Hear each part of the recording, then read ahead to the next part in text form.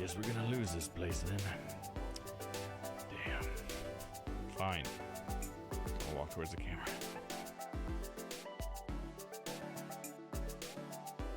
Wednesday. Because Crispy dreamed about this last night, so I made it come true. Because we were talking about. Oh, there we go. Oh, that's hot. That's hot.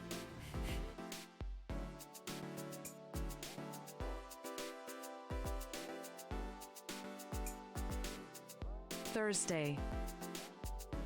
Big bucks. Sacks of cash found in the store. A big deal went down here. Hold on. A big deal went down and then they left all the money here? And it's like the money is just the leftover shit. That's just the paraphernalia that just gets left over after the deal. They don't...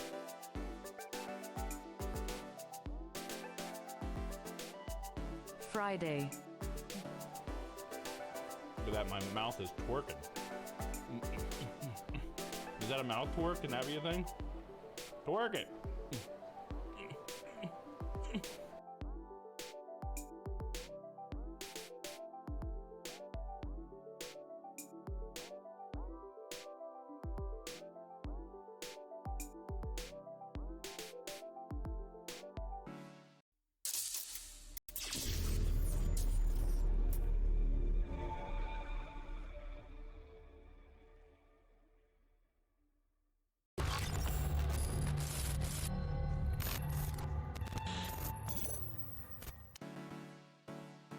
Monday.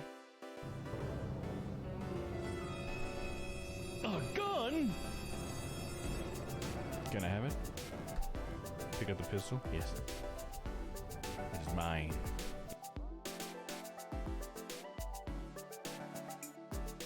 Tuesday. Oh, just stand and look out the window. Guess we're gonna lose this place then. Damn. Fine. I'll walk towards the camera.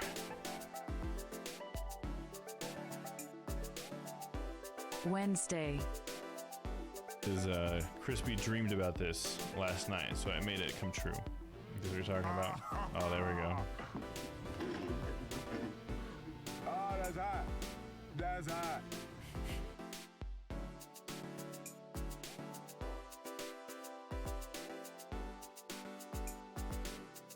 Thursday. Big bucks. Sacks of cash found in the store. A big deal went down here. Hold on. A big deal went down and then they left all the money here? And it's like the money is just the leftover shit. That's just the paraphernalia that just gets left over after the deal. They don't...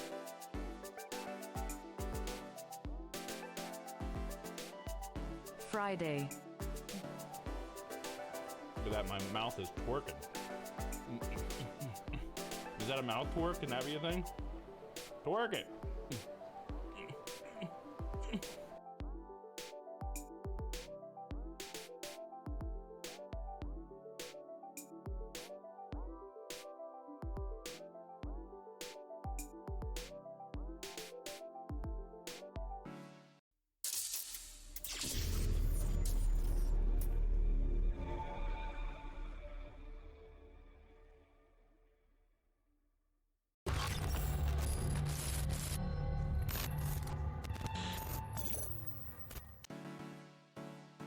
Monday. A gun? Can I have it? Pick up the pistol? Yes. It is mine.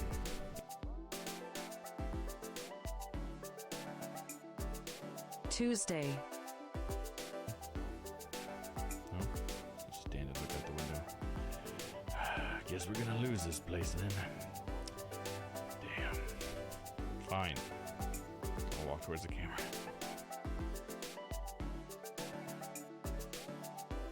Wednesday.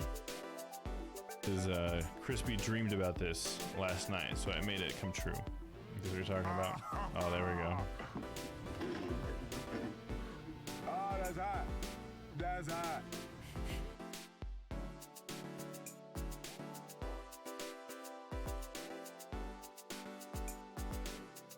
Thursday. Big bucks. Sacks of cash found in the store. A big deal went down here. Hold on. a big deal went down and then they left all the money here? It's like the money is just the leftover shit. That's just the paraphernalia that just gets left over after the deal. They don't.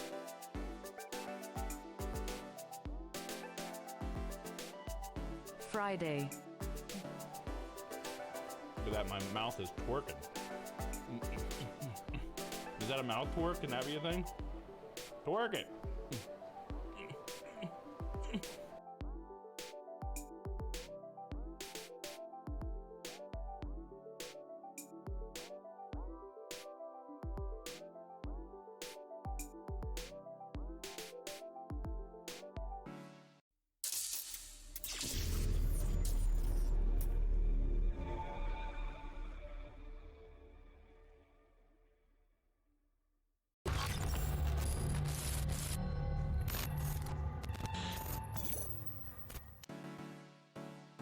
Monday, A gun? Can I have it? Pick up the pistol? Yes. It is mine.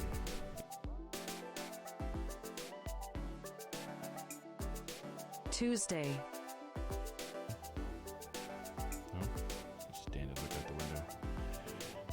Guess we're gonna lose this place then. All right, I think we're all ready. Fine. You little cutie. Welcome in, welcome in. How are you all? Oh, I forgot to do my background. Fuck. I knew there was something. How are you guys?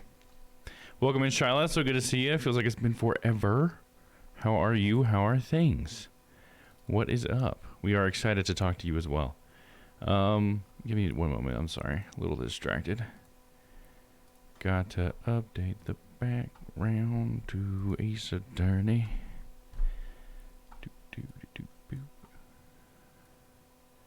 There's Noah. You had a good stream today, bud. How you feeling? How are them allergies, dude? Getting a handle on them? Looks like I got a little bit of something weird here. Is that chairs here? Chairs showing up?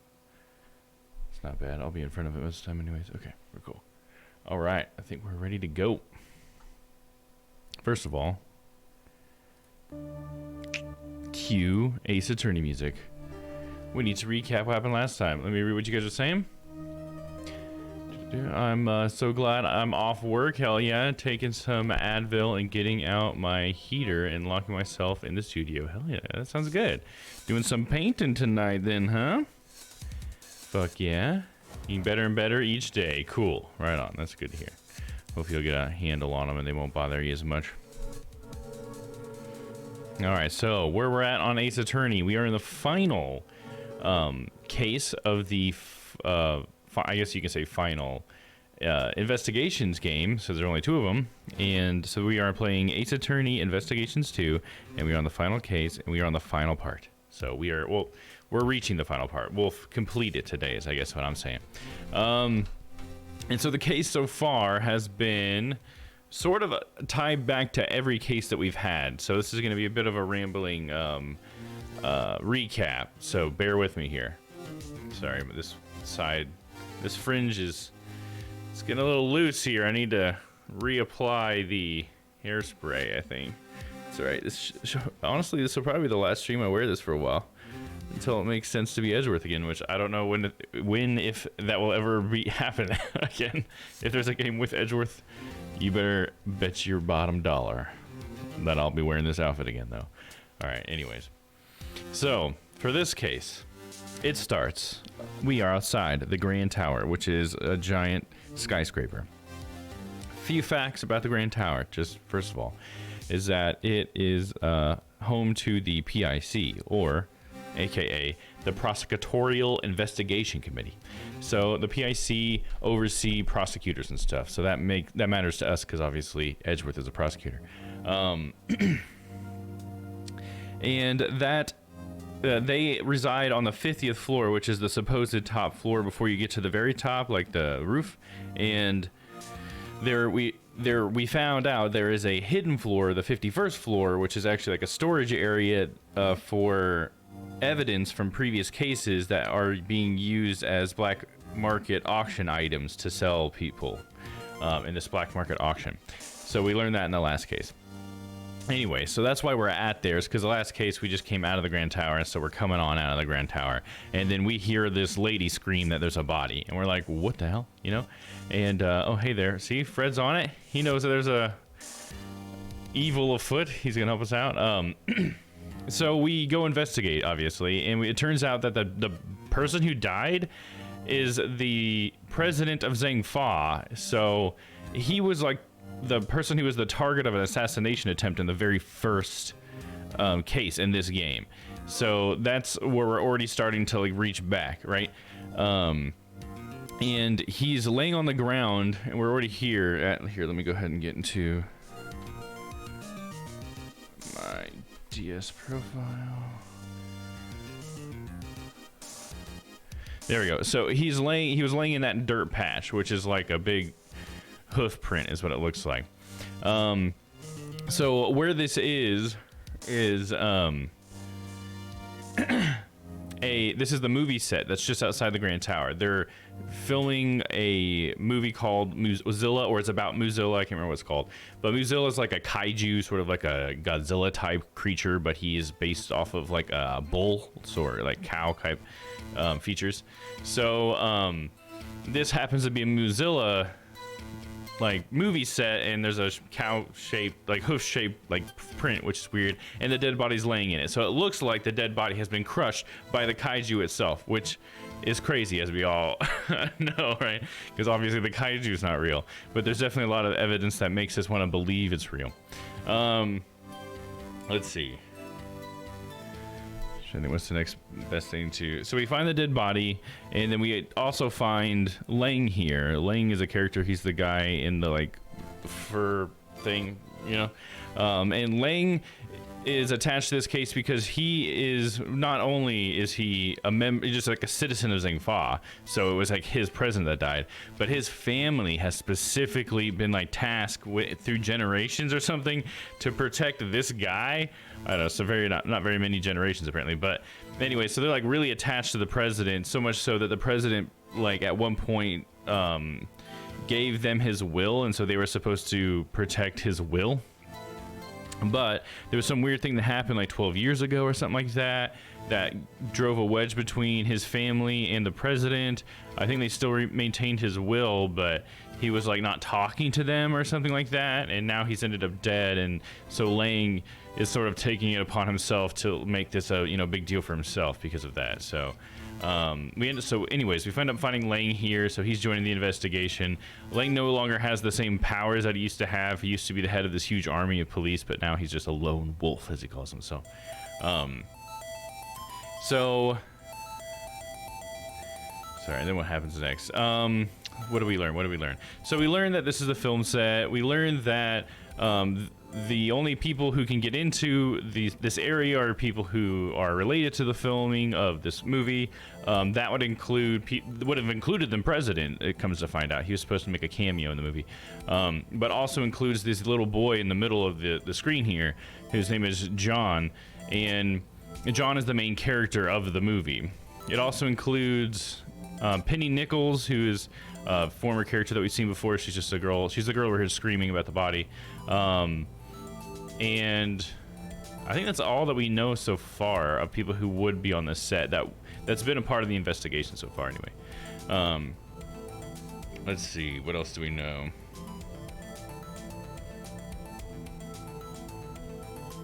Sorry, it's a bit of a rambling case here. I'm trying to make sure I go in order to make it make sense. Do I need to mention Lotta? We have Lotta and her like I don't know, her Padawan here as well, her student. Okay, yeah, what we need to talk about is Judge Courtney. That's what we need to talk about. I was like, there's a key thing we're missing here. Okay, so meanwhile, while we're doing this investigation, trying to figure out how the president died, this is like the last game. No, not the last game in like the series. No, it's not. It's far from that. This is just the last. Okay, so there's a bunch of different like sub genres of the game or whatever. Like we played Phoenix Wright Ace Attorney is what we originally played when we started this, which has 3 games. When you play as Phoenix Wright, and it's like this certain sequence of the story. And now we're playing Ace Attorney Investigations Miles Edgeworth or whatever. So that's why we're playing as Miles, who was like the bad guy in the first Phoenix Wright game. And so there's 2 of those games, and we're in the last of those 2. And we're in the last case of that last game, so that's why it's sort of like a last situation.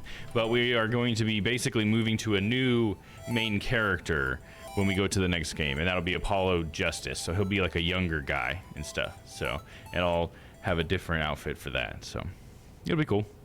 And we'll be back in the courtroom.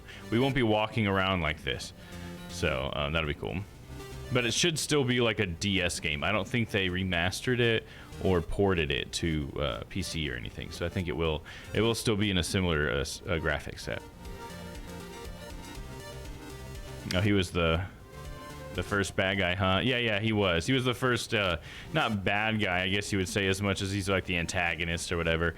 Because like Phoenix, when we played as Phoenix, we taught Edgeworth that it wasn't the most important thing about being in the law is about finding the truth and not about winning, you know, the case, like getting the guilty verdict, because he's a prosecutor, and we were the defense attorney, and we were trying to say, like, we just need to find the truth. We don't care if our person is guilty in the end, as long as we find the truth, you know, because the truth is what matters more than anything. And so this game series is sort of continuing that message, where now Edgeworth values the truth more than anything, and that's what he keeps talking about throughout this entire game. So it's kind of a pretty cool, like, message, I think. I think it's really nice. Kind of cheesy, but, you know, I think that's part of its charm. I just recognized the Boone-ass lady with the fro. Oh, hell yeah. She's, that's a lot of heart. She's from the earlier games. The prosecution, so he looked like the bad guy. Exactly. Because we were the defense, so he's prosecution. Obviously, he looked like the bad guy. But he was actually, like, the lore is that was like Phoenix's best friend growing up, so they were like super close. It was like Larry, Miles, and Phoenix, and we see that in the anime a lot more. The anime has certain episodes that go back in time, and you get to see them as kids, so it's pretty cool. If you're ever interested, definitely check out the anime if you want to see that kind of stuff. Definitely some tear-jerker stuff happens. Do you watch the anime? Yeah, we watched it in Discord for a while, yeah. Every Sunday for a little bit after we finished the original Phoenix Wright series, because the anime follows the first 3 games, but it has like, additional content that adds more to the story, like those things. But yeah, we watched it in Discord. Unfortunately, they only made like the first 2 games into animes. They didn't make all 3 of the Phoenix games, and they've never made any of them else into animes, I think, as far as I know. So welcome in, Stella. Welcome in. Good to see you. Good to see you. How you feeling? How's your day? We are talking. I'm still going over the recap, if you can believe it. Let me see. So we were getting ready to talk about Courtney, anyways, and then we got a little sidetracked. Screams, Stella! Welcome in, Stella. So Judge Courtney, her whole thing in this. So at the beginning of this, so Judge Courtney in this game, just for a little backstory in this game, is she's always been sort of the antagonist. She comes in and says, like, Miles, I'm taking your badge away because, yeah, I think you're a shitty prosecutor, and I have the goddess of law in my hand, and she says you're a bad guy, and all this stuff, you know? So she's been the antagonist for us. But that kind of shifted the last case, where she ended up joining our side, and we all took down Blaze DeBest, who was the chairman of the PIC, or Prosecutorial Investigation Committee. Yes, PIC.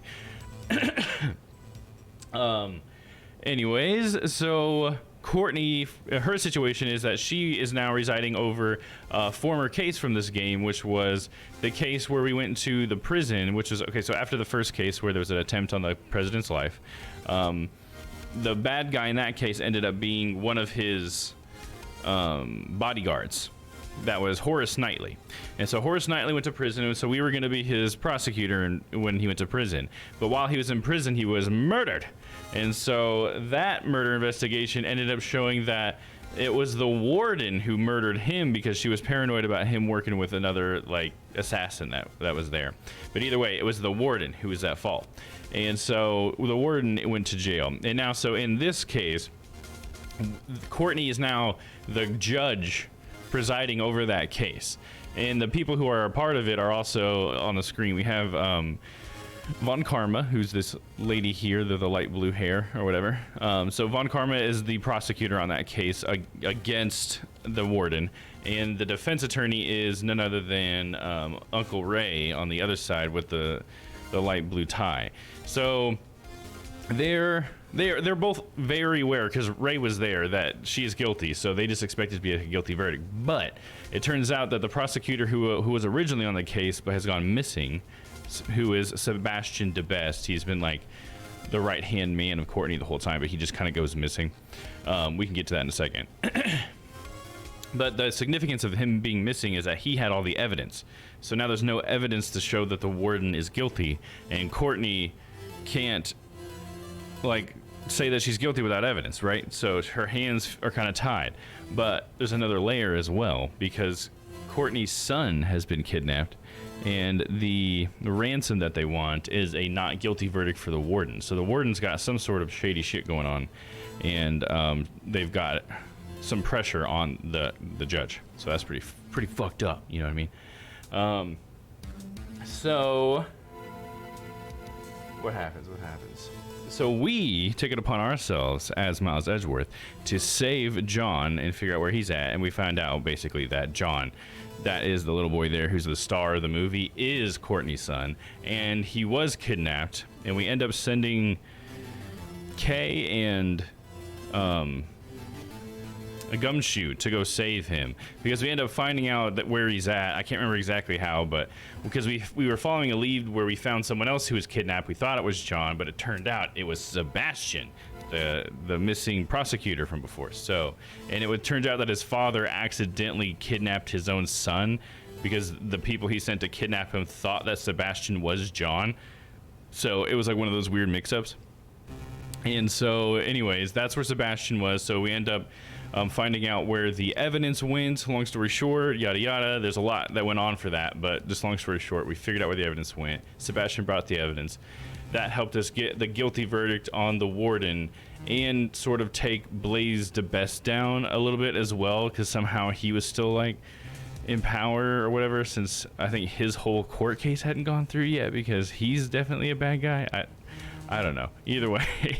The significance was that we got John back, we got the evidence back, the warden got her guilty verdict, and now we're turning our attention back to the situation with the president of Zhengfa. And let's watch a little bit of last week's to see if we can't get any more evidence of exactly what's going on. I have it pulled up. Anyways, let me catch up. Stella said something. Charlotte, oh my god, was thinking about you so much yesterday. Hell yeah, not today, because work was so tough. I'm just breathing easy for the first time. Oh, really? And of course, hello, Domworth. Hello. How are you?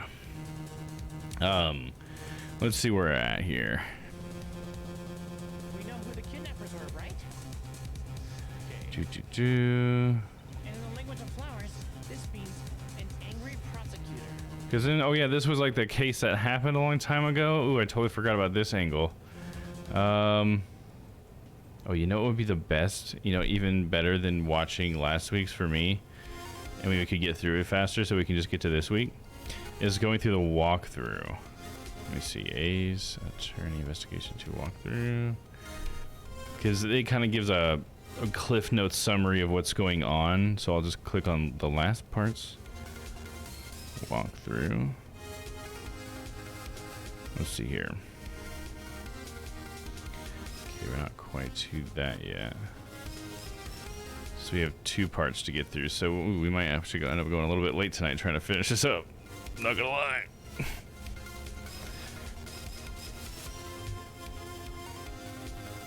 There we go. Yeah, John was there. We went over that.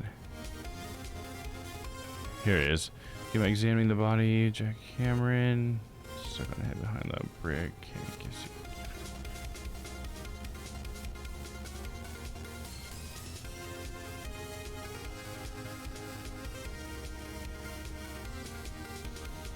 Okay, so it was like, yeah, okay. So the significance was that 12 years ago, there was a situation where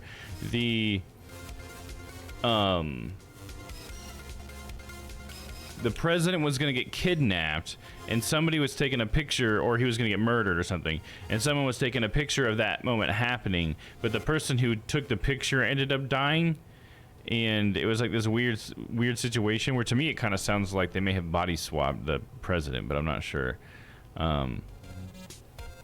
It suggests the camera was murdered while on the phone. The woman camera was calling was Jill Crane. That's right. And Jill Crane, who was the victim in the last case, was married to the guy who was the victim in this case 12 years ago. The incident was what she was seeking revenge for. Gotcha. Cameron's testimony.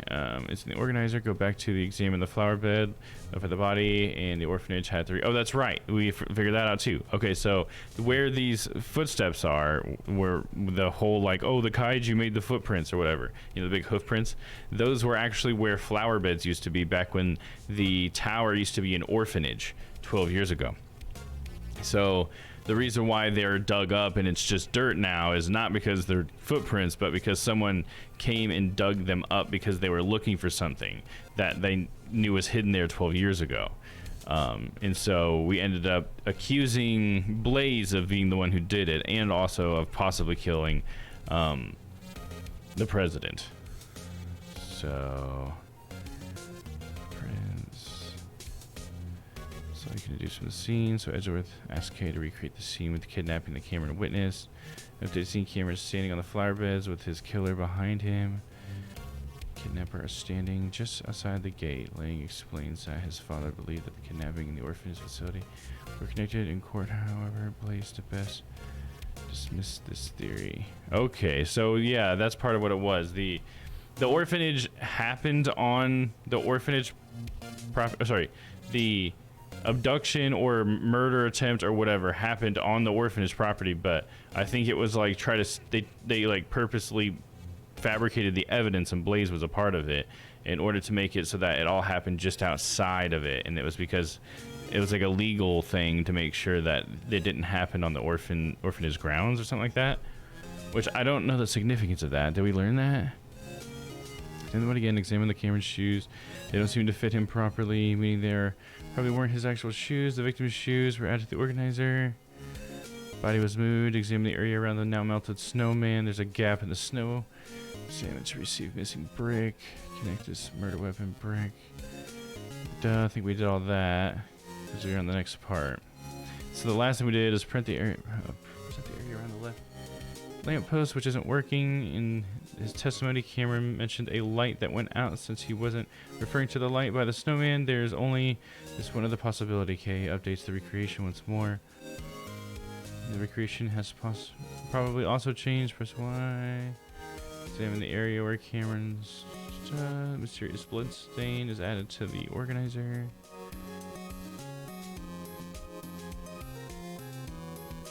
When there was a fire that happened nearby, we deduced that the fire happened after the incident and not before, so it was probably to hide evidence or something. As was reported in the case files, if the fire occurred after the murder, then the child who started it would have seen the body and blood stain. Ling orders his ex-subordinate to bring him case files for the fire and the evidence his father had collected on the SS5 incident. Lang has just remembered where he recognizes the scene from, a drawing his father had collected as evidence. Outside the tower, Kay shuts down the recreation, and shortly after Lang's subordinate returns, he shows you a photo of the child's drawing. Was exactly what Lang was thinking about. Edgeworth is certain that the child who drew this is the child who started the fire. Edgeworth, who reads the files on the fire incident. They state that the child who started the fire snuck out of bed on the night of the incident and went missing a few days later. He probably saw too much. The boy left behind some pieces of evidence, including one familiar object. When asked what it's connected to, present the Muzilla doll. The object the boy left behind is the missing horn from Hong's Muzilla toy. Edgeworth inserts the horn into the Muzilla doll and plays back the recording. Mr. Hong, it's Amy. It's been a while. I saw the news that you would be coming to this country. I was really nervous about doing this, but I decided to send you a message. Corny demands that you stop the playback, but you let it play on anyway. It's a boy, your son. Oh yeah, we find out, that's right, that John's dad is the president of Zhang Fa. So Courtney was in love or with the president of Zhengfa. So, because she was being accused of being the killer because she was the last one seen with him in private, and they didn't leave together. But it's because they have a secret relationship or whatever. But and John is their son, and I think John had just figured that out, and so it was like a big moment for him. I think that's what we ended on. Let's see. Hung knowledge of John as a son. On hearing this, John runs off in the direction of the film lot, and that's where we're at. I think we're looking for John. And so we found him, obviously, in the middle of the film lot here. Oh, sorry, we aren't even seeing the whole screen. My bad, guys. Let me just go back over here. So here we are. Down for a late night. Nice, nice. You were thinking about me yesterday? Yes, Stella. What were you thinking about, Were you thinking about, PG stuff, or? All right, let's get to it, shall we? Let me go ahead and pause this music. All right, April 6th, 4:51 p.m. outside Grand Tower temporary film lot.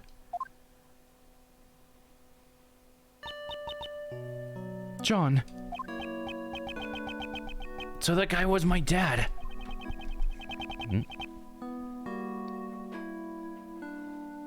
Did not have that pedal ready. Come on, switch to the inner voice. There it is. He found out about his own birth so suddenly. And furthermore, his newfound father is no longer in this world. I'd always been searching for my dad. John. I get it, all right. He's the president. I know it's a complicated situation. But we even met face to face during the filming. So then why, huh? Why didn't he tell me who he really was? I'm sorry, John. Mom, you don't need to apologize. No matter how you look at it, it's all my fault. Yesterday I broke my promise with you and I didn't even notice the fire on the roof. So I destroyed everything. I crushed it all. My dad, and those flowers that my mom carefully grew. John! Please, for now, just don't think about, please, for now, just don't think about anything. Just stay like this for a little while. Just for a little while, okay? The bond between a parent and a child. That's the meaning behind lion lilies. I know it's not my style, but that flower is from Zhengfa. However, we have no means of protecting that bond. Agent Lang, allow me to say this. The case won't be solved by sentimentality alone. Therefore, shouldn't we do all that we can to solve it? Yeah, you're right. The recreation of the past has finished. Were your father's deductions correct?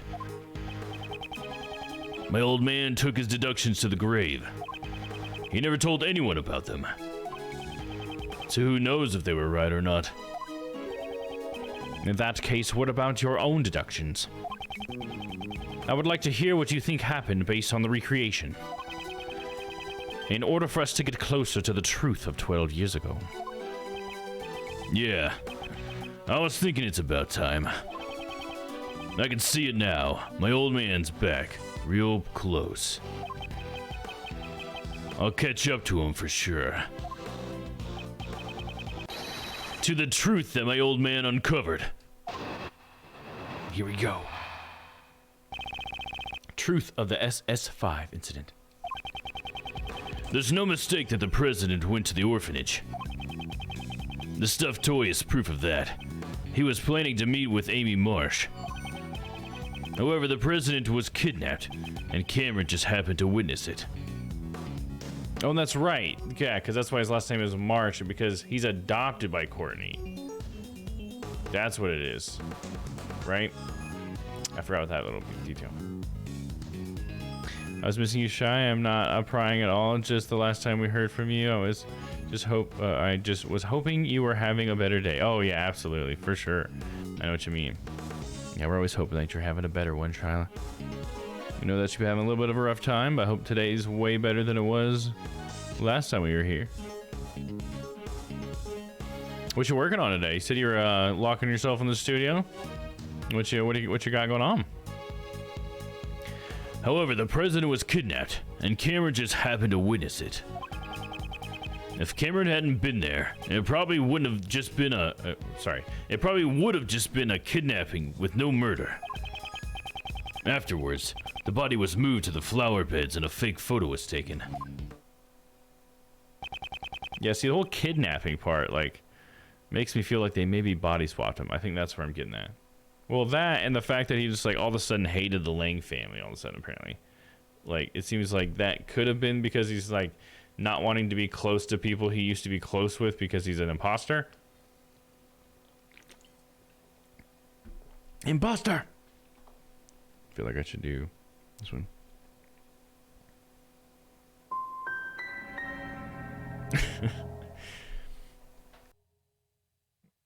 Was that what really happened 12 years ago?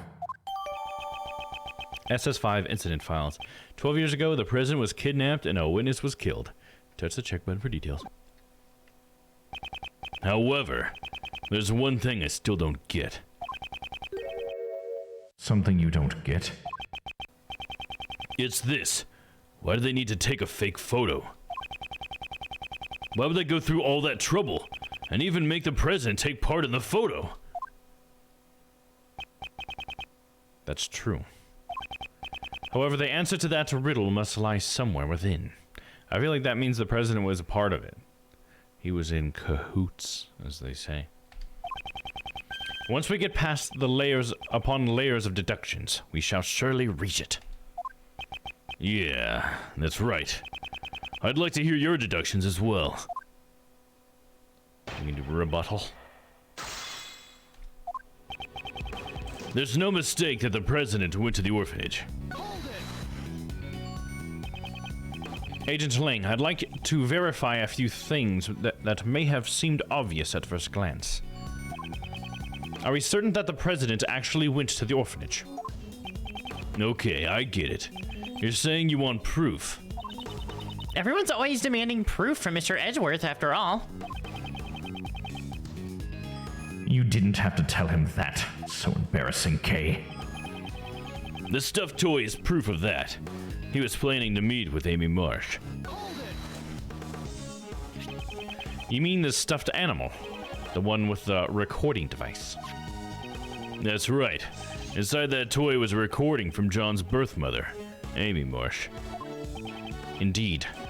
She said that she would meet him at midnight. Wow! You two are perfectly in sync. The truth is becoming clear, like you're peeling off the layers of a scallion. Okay, a scallion doesn't have anything on the inside. Please don't make such foreboding analogies. The truth is becoming clear, like you're peeling off the skin of a wolf. Can you stop making those foreboding analogies? Let's get back on track. However, the president was kidnapped, and Cameron just happened to witness it. I'd also like to verify the details of this point as much as possible. Mr. Cameron witnessed the president and his kidnapper near the orphanage. And Mr. Cameron was standing by the snowman near the road. Then the murderer picked up a brick, snuck up on him, and from behind, and wham! Ah! Okay, we are simply verifying what actually transpired. There's no need to be scared. That was so intense. Half of the details of this case just vanished from my brain. She said it.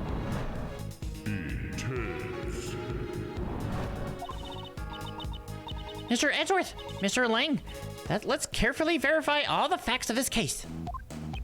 Yeesh. Well, if you're gonna listen, I'll talk as much as you want.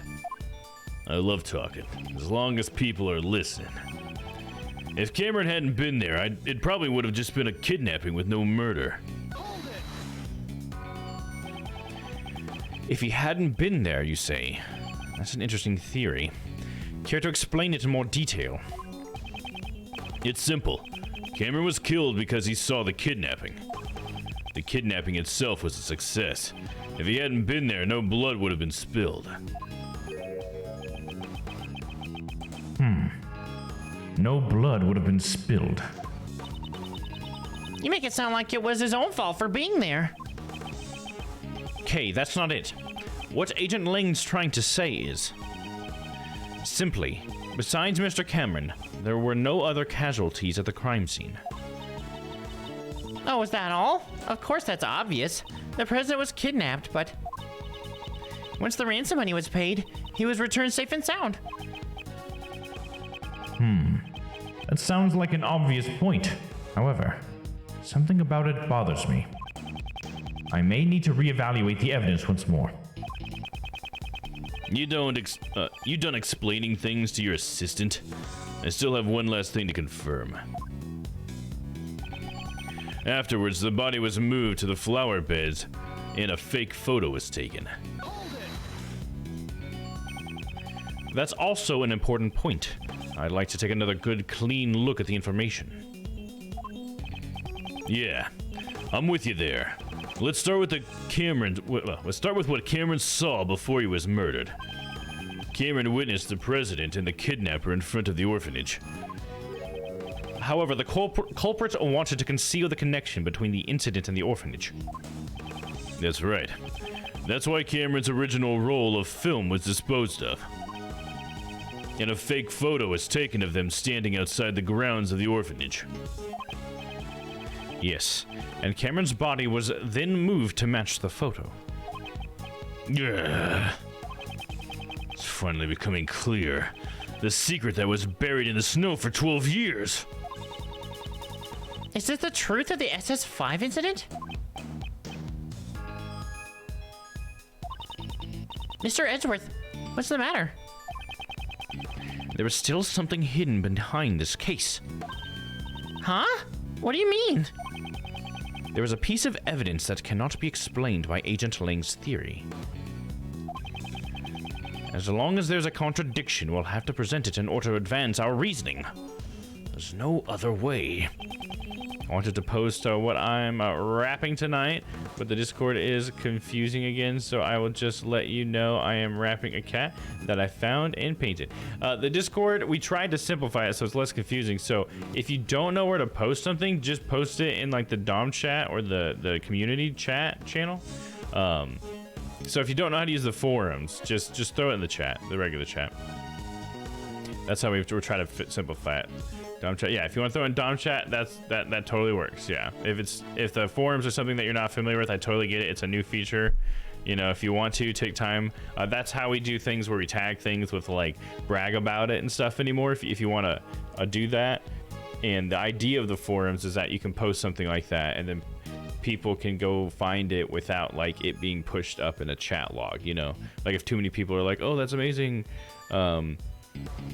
You know, Shyla, that's so cool or whatever, and it's pushing your picture up and up, so now new people don't get to see it. The forums would be one of those things where it's like a post that people will still see. It will still be something that should, you know, come into their notifications or whatever. That's the idea of it if you want to get familiar with it. But yeah, the rule of thumb is if you don't know where to post it, just throw it in the general chat. That's fine. Just let me know that you threw it in there. We'll take a look at it. No, you must use all the new features always. Right, I'm just kidding. Happy Thursday, everybody. Hey, Charlotte. Yeah, exactly. We're not trying to be super sticklers. Like, I think it's cool when you guys want to engage with it that way because it's nice to be able to go back and, you know, like see all the artwork that like Charlotte's done or all the fan art or all the funny posts or whatever. But yeah, if it's ever too confusing, I just want you guys to feel free to post whatever you want in the general chat. You're not going to get reprimanded for it or whatever. If we ever like suggest using the forums, it's simply because we just think it's a cool feature and we like using it, and so we're just encouraging people to use it. But it's not like a reprimand or like a slap on the wrist if we're ever suggesting that. I just want to put that out there. We just want you guys to engage. Just figure it. If you're willing to post something, please post it wherever you want. We'll figure it out later. And the thing is, if you post it in the forums too and you don't put a tag on it that like I think should have been on it as a mod, I can just attach the tag to it, so that's cool too. That's something that the old channels wouldn't let us do.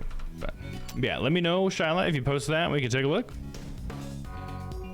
There's no mistake that the president went to the orphanage, right? We read that. So now we need to look at our evidence. There's something in here that we really need to look at. Got the autopsy report. Let's check this out. Victim Jack Cameron. Time of death, February 10th, 12 years ago, around 1 a.m. Cause of death, died instantly after being hit on the head with a brick. Remarks he was likely killed just after leaving a message from his cell phone.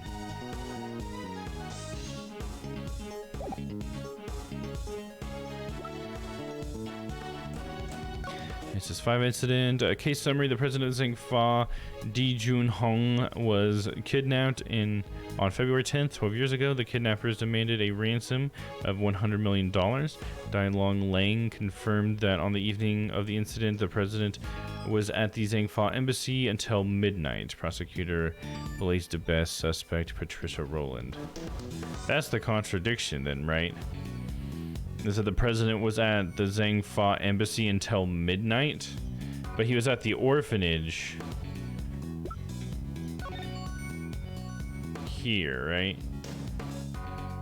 Because the time of death was around, oh, it was around 1 a.m. Never mind. So after midnight, I guess he could have made it to the orphanage. Okay, so that doesn't really contradict that. Never mind. Get my timelines mixed up. Oh my god, Crispy spider photos are so cute. There you go, Crispy. Oh, yeah, is Crispy here? She's probably playing Pokemon, huh? She would probably be happy to hear you say that. Did you post in there yet? I think I heard a post. I need to turn on streamer mode. Let's see. Where's Discord at in here? There it is.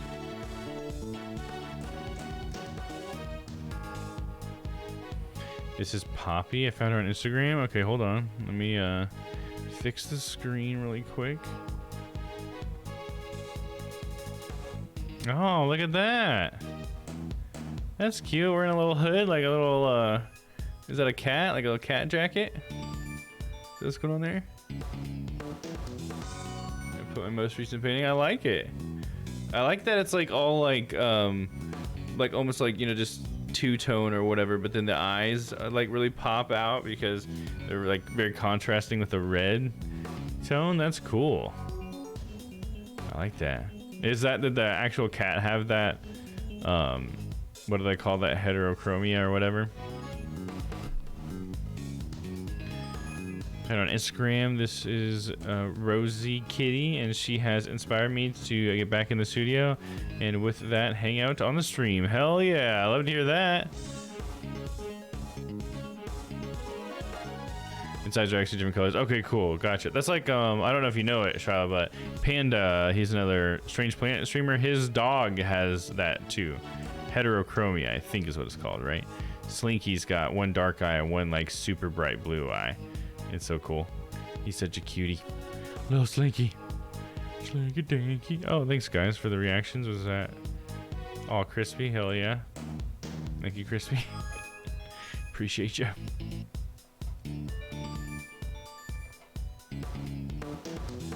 think that's what it's called. Yeah, something like that. Can we post links? You can because you're a VIP. Yeah. VIPs and mods can post links, but newbies and stuff can't. I think regulars can too, which I think if you're around enough, you're a regular. Actually, I don't know if that's true because it didn't let Yuna post until I made her a VIP, and she's gotta be a regular. So I don't know, maybe that's not true.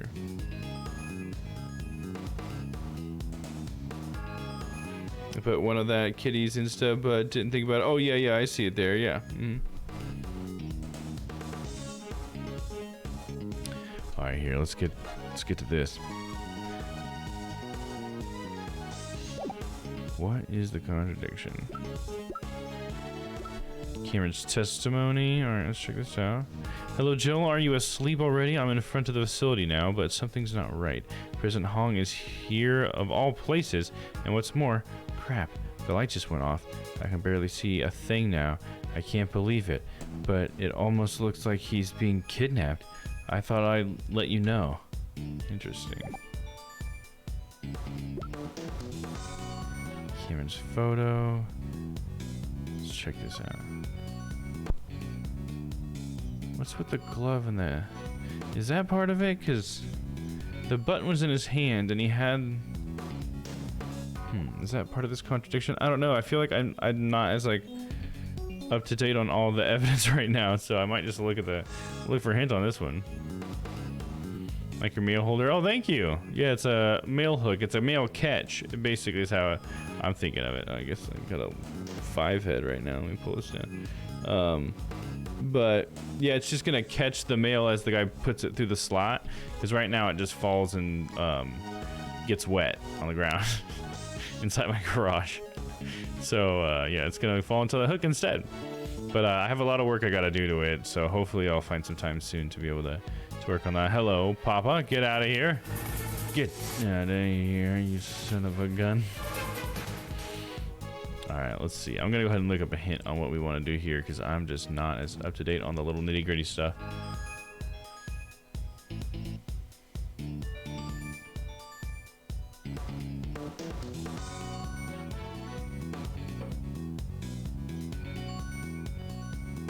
Present the mysterious bloodstain on the 4th statement. Mysterious bloodstain. See, I wouldn't have thought of that. Left at the crime scene 12 years ago, belonging to someone other than the victim, Cameron. Okay, yeah, that is a weird thing. But what did that contradict in what Lang said? Let me check here. I think it said it was the 4th statement. If Cameron hadn't been there, it probably would have just been a kidnapping with no murder. Oh, gotcha, with no murder. But like, well, how could it be no murder if there was someone else's blood besides Cameron's there, and he was supposedly the only one murdered? I get it, I get it, I get it. We're gonna present this. Good morning, people. I just got home. Welcome home, Crispy, with your Pokemon. And I found a "you tried" bird's nest on the way back. Oh, really? Like a really shitty bird's nest?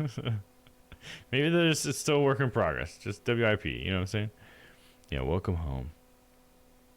If the eyewitness Cameron had not been there, no murder would have taken place. Is that really the case?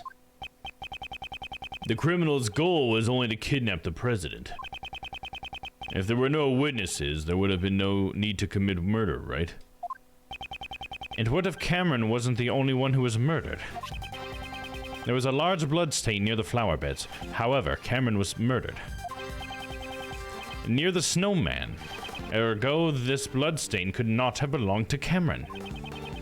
Someone else's blood was spilled, and quite a vast amount at that.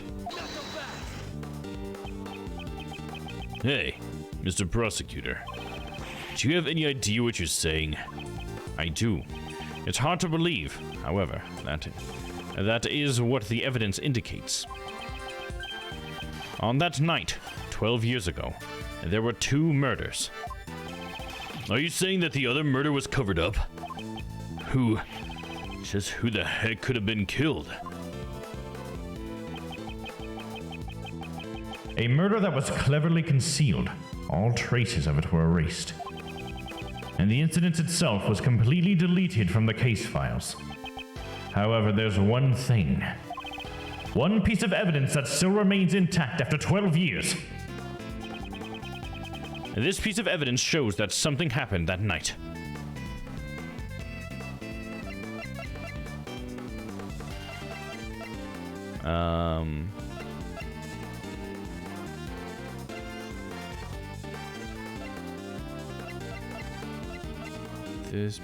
The child's drawing? A drawing by a child. He's trying to depicting the night of the incident.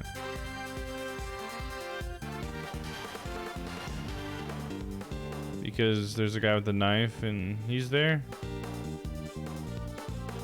I don't know, dude. We're gonna be here for a while tonight, so let's just try to... we're gonna lean on the walkthrough a little bit more than normal, right? Hey, look, there it is. Present the child's drawing. The boy who drew the picture and who set the fire disappeared because he saw something he wasn't supposed to see.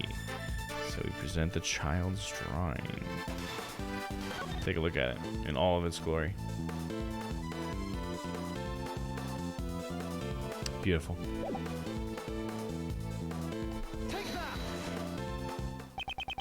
The other murder incident was buried in the dark by Blaze de Best. However, there is still one piece of evidence that remains. Agent Lang, it survived by your father's hands. My old man, you say? Please recall. There was one more thing that was hidden along with the traces of the murder. And that is the existence of the boy who caused the fire. Why did Blaze make the boy disappear? It's because he saw something that he wasn't supposed to see. What was the thing he wasn't supposed to see? Everything is drawn in this picture. The drawing my old man had. The person drawn on the right is most likely the president. The Mozilla doll is also drawn near him. And the person standing opposite him is... Oh, shit.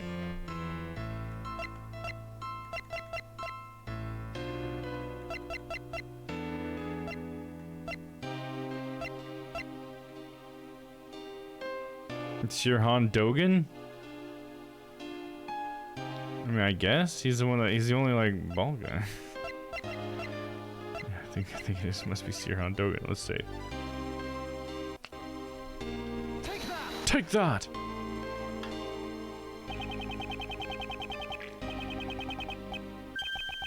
Oh, I missed the dog or anything about that. A man with a knife and a large black dog. He is none other than Sirhan Dogan. What? The assassin? Why would an assassin appear before a president? The answer is clear. Indeed, what occurred that night on the orphanage grounds 12 years ago was not a kidnapping. It was a presidential assassination. So that's when the president was actually assassinated, and then he was a body double. Oh! Then Miss Roland and Mr. Blaze were... Yes, the two were likely partners in crime. One furnished the orphanage to use as the scene of the incident, and the other covered up the young boy's testimony. It's likely that Mr. Cameron was murdered because he witnessed the assassination itself. After all, the kidnapping never actually happened. Stop messing around. You're saying that the president was assassinated 12 years ago? We just found his body today. He's been alive up until now. That's right. I mean, we met him ourselves. If the president was assassinated 12 years ago, and the president's body was found today, that would imply there were two presidents. Yeah, and that can't be right. Are you sure about that? There is the possibility that there were two presidents. There is the possibility. So, what do you say to that? I don't know. I still think you're wrong. Well, I think I'm right. That's right. Up until now, I've been getting a strange feeling from the president. Even so, I still respect the man. Zhengfa's a small country, but he carried the nation with his strength. The image of President Hong that Agent Lang described. You are wrong, He revealed his true form. Differs far too greatly from the President Hong we knew. The one we knew was fat and flabby. It's as if they were two entirely different people. If there were, in fact, two Zhengfa presidents, exactly how would such a scenario be possible? What would make the existence of two presidents possible? I'm just gonna say this to the peanut gallery. It was half okay, then they just decided, fuck it, I took it home since it was in the gutter. Wait, what was that? The bird's nest? You took the bird's nest home? Alright, bird's nest in Discord. Okay, we'll check it out. Thank you for the love, Stella. We love you too. Oh, I don't have the bleep on it. We bleep and love you too. Alright, let's check this bird's nest out. Where is it at? Oh, in the community chat. All right, hold on. Let me show it to all you guys. The glory that is this bird's nest. I mean, it looks all right. Maybe something happened? It almost looks like something damaged it. Like this part looks like it was, you know, like they were working on it really well. It's got some good packed in there, and this is just real loose, like something pulled at it or something. Oh, there's a lot of stuff in Australia, right? Trying to eat the eggs? Oh, there you go. Could have been blown out of the tree recently. Yeah, maybe that's what it is. Because, I mean, part of it looks like it's packed pretty well, so maybe it was doing a good job. First said screw it halfway through making it. It fell on the ground and it was just like, damn it. I guess I'll just start over. I think that's what happened. Bada bing, bada bing, bong, bong. Bing, bong. All right, let me turn stream remote off. There we go. So what would make it exist of two presidents possible? The president had a twin brother. One of them was a body double. The victim looked like the president. Let me save. The president had a twin brother. I guess that could be one, or one of them was a body double is what I immediately thought. I assume it was a body double.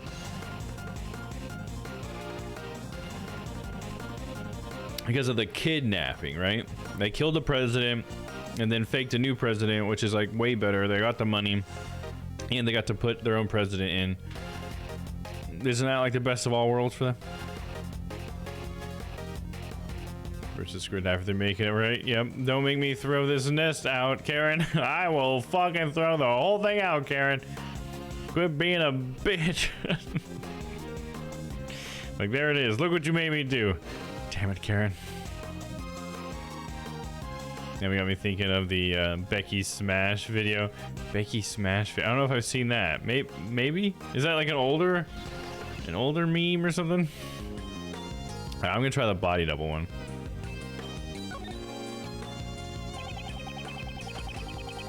If we were to assume that one of them was a body double, would it be possible then?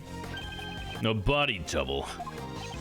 President Hong possessed immense power and authority in Zhengfa. I'm sure there were those who envied his position and made attempts on his life. Yes, just as he was attacked a few days ago at Gourd Lake. It's true. There were those who sought Hong's life from time to time. But I can't easily believe there were two presidents. At least not without any evidence. Do I have any evidence that proves there were two presidents? That proves there were two presidents? Fuck, dude. No, I don't know. That proves there are two presidents.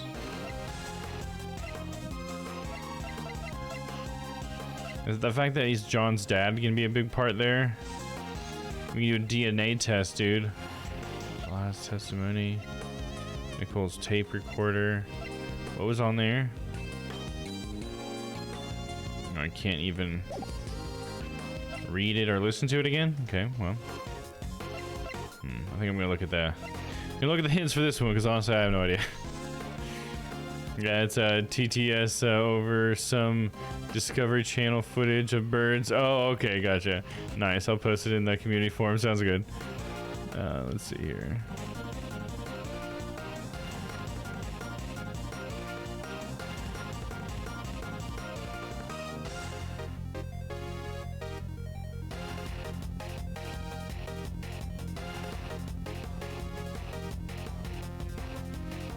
Oh, so I was onto something. Huh, okay. So it was like the fact that it says he was there at midnight, but he was also at the orphanage was something. It's now that we have to make that connection with the SS5 incident files. Okay.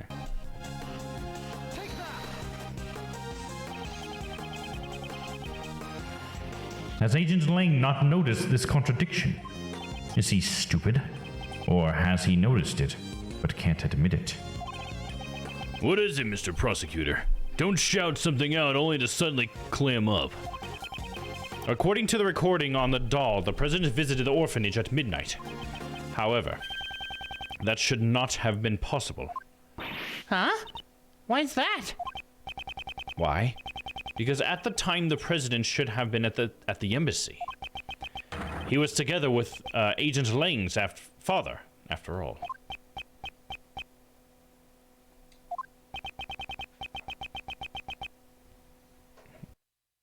So, Agent Lang, you really did notice.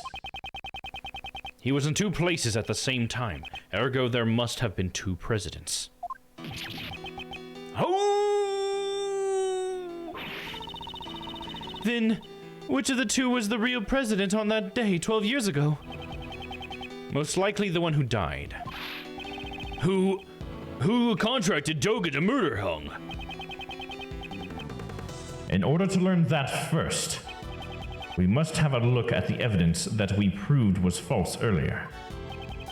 And that piece of evidence we know to be false is... I have no clue. I don't remember. But it's false. I do know that now. I'm going to jump into the game. It needs my full hearing attention, or I get stressed out these days. Have fun, friends. Sounds good, Crispy. Enjoy the game. Post the vid. I'm gonna get that bitch a stick. Bitches love sticks. Nice. Let's see here.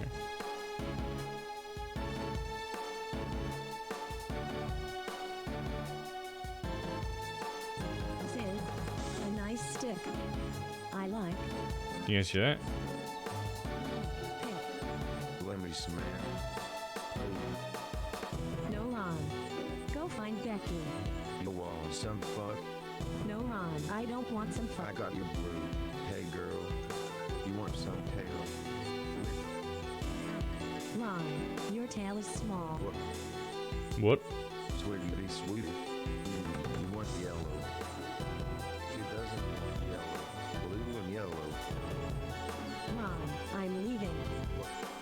No, wait, let me smash. What's my life come to? Becky thought my tail was big. Becky used the let me smash, but Becky is smashing Ben. Ben is a hoe.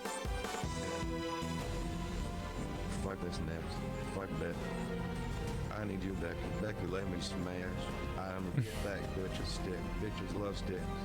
Wrong stick, stick, stick. Bitches love sticks. Stick, stick, stick. Nice. Stick. Becky, I got stick, let me smash. Let me smash. I did not expect it to be like a country accent. Let me smash. That's funny. Oh, I'm sorry. I keep forgetting that I have the cropped view up. My bad, guys. I'm so sorry. I should at least go to this view, for fuck's sake, dude. Oh, man. Freaking ace stream over here, huh? Alright, let me see. What are we doing? And the piece of evidence we know is false is... I have no idea, so we're going to consult the guide. Oh, okay. Yeah, it was the most obvious thing. I would have definitely overthought that. It's the footprints from the monsters, from the monster. We'll go ahead and save just because I'm paranoid. Agent Lang, take a look at this. Have you seen this before? What about it? This is the evidence that shows who planned the assassination plot against President Hong. Agent Lang, I know it's hard to believe, but this is the truth. No, Mr. Prosecutor. I was just speechless because your reasoning was so crazy. Oh, that's not it? How about I looked at the guide? Well, I must have got the wrong one. He sure doesn't hold back.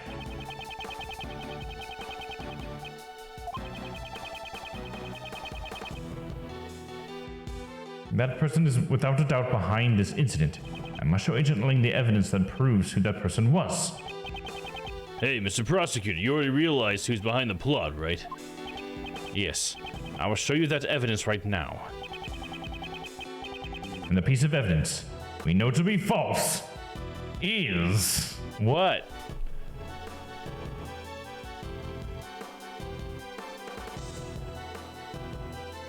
Oh. Okay. Yeah, I definitely just looked at the wrong one. It's the photo. The Cameron's photo that was like staged because the president actually died. It was the other guy. The not president guy. My bad. The photo taken with Cameron's camera was taken after he was murdered. And he was murdered because he witnessed the presidential assassination. In other words, the photo must have been taken following the assassination. Given that, who is the president pictured in the fake photo? We must consider him to be the body double. In other words, the body double had the real president murdered and then took his place. Papa, get out of here! Patricia Rowland and Blaze must have cooperated in that plan. Hold it! Hong's body was never found. Just where could it have disappeared to? The answer to that is already quite apparent. This is where the real prisoner's body was. It was...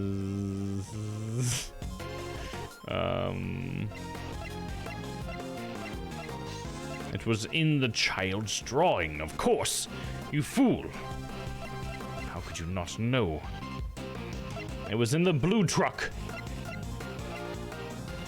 Oh, it's in the monster's footprints. This is when we show that. Right, because I just looked ahead. Duh. So, the president's body is in one of these patches, or it was, and Blaze dug it up? Oh, what the fuck?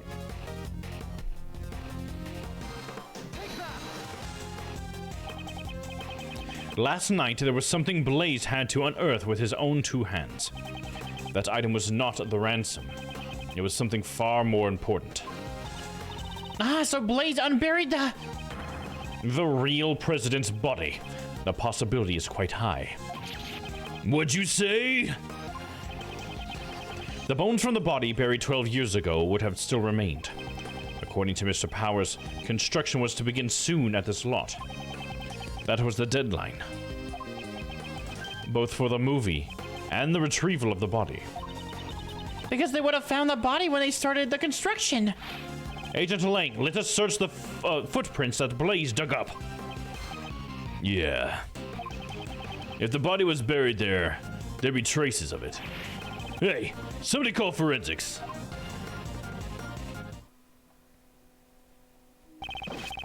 I have the results of the search. We found traces in the dirt that suggest a body was buried there. So, it was Hong after all. We also recovered the skeletal remains of that Blaze DeBest dug up. They were in his home. In addition to the bone structure, the dental records and the bone fractures all match up. We can confirm that it was indeed President Hong. So the real President Hong was indeed killed 12 years ago. The SS5 incident was a murder. Monster's footprints. The concrete is broken and the ground beneath them is exposed. Dug by Blaze to retrieve the body. Alright, 1 second. I'm going to seeded mode real quick.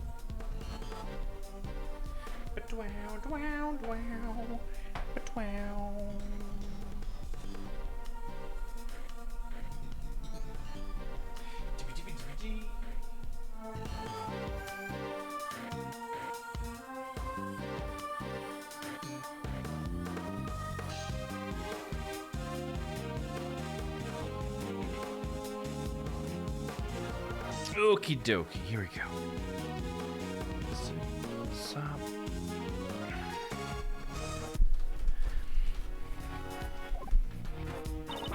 So the SS5 incident was actually a murder incident.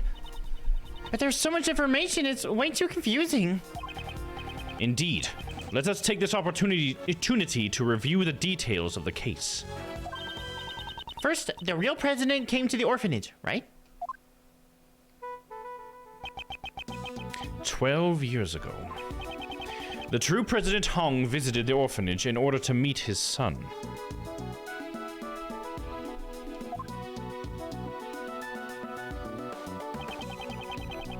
The footsteps in the snow that we thought belonged to Mr. Cameron. were most likely made by the president at that time. President Hong was supposed to meet his son here. However, the one who actually showed up was the assassin, Shirhan Dogan.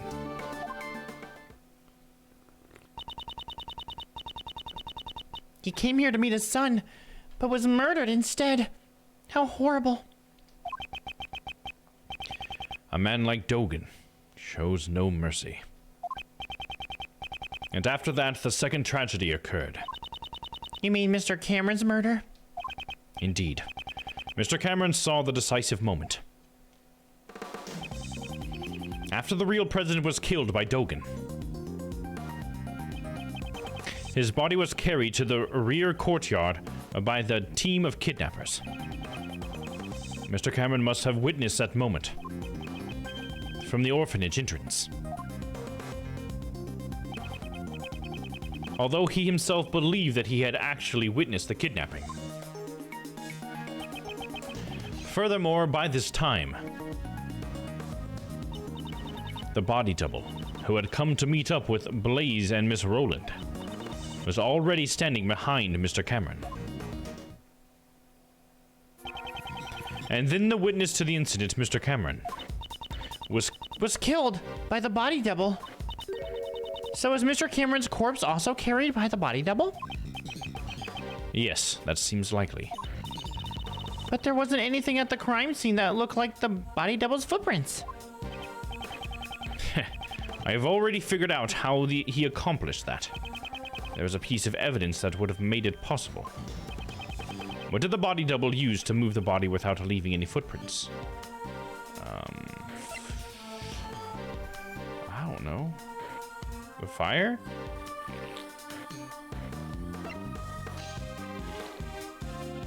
But the fire didn't go all the way out there.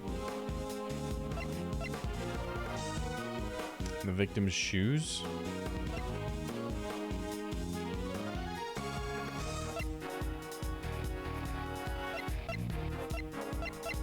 He used sleeping drugs. That's what he used. All I can think is the victim's shoes. I don't really understand how that works, but that seems like the only thing that's really tied to the situation. Let's take a look. And it was the victim's shoes. It was the victim's shoes.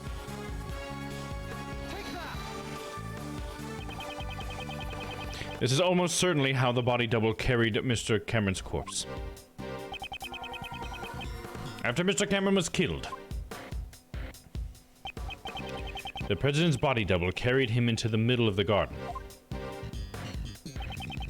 I suspect the body double was wearing the same shoes as the real president at the time.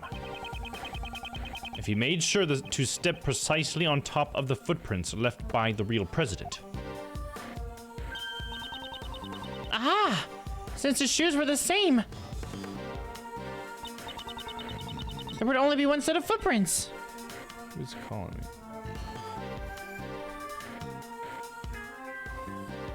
Well, leave a message and I'll call you back. How's that? There would only be one set of footprints left behind in the snow. I think I've got a pretty good grasp on the SS5 incident now. But there's still one thing I don't get. What's that? Why do they need to stage the abduction? Because Mr. Cameron witnessed the incident. He saw the president at the orphanage. He left behind witness testimony on Miss Crane's answering machine. Even Blaze couldn't make that disappear.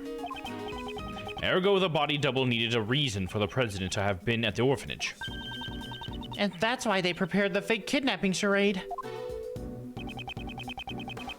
The people in the fake photo are the body... the people in the fake photo are the body double. Most likely Patricia Rowland.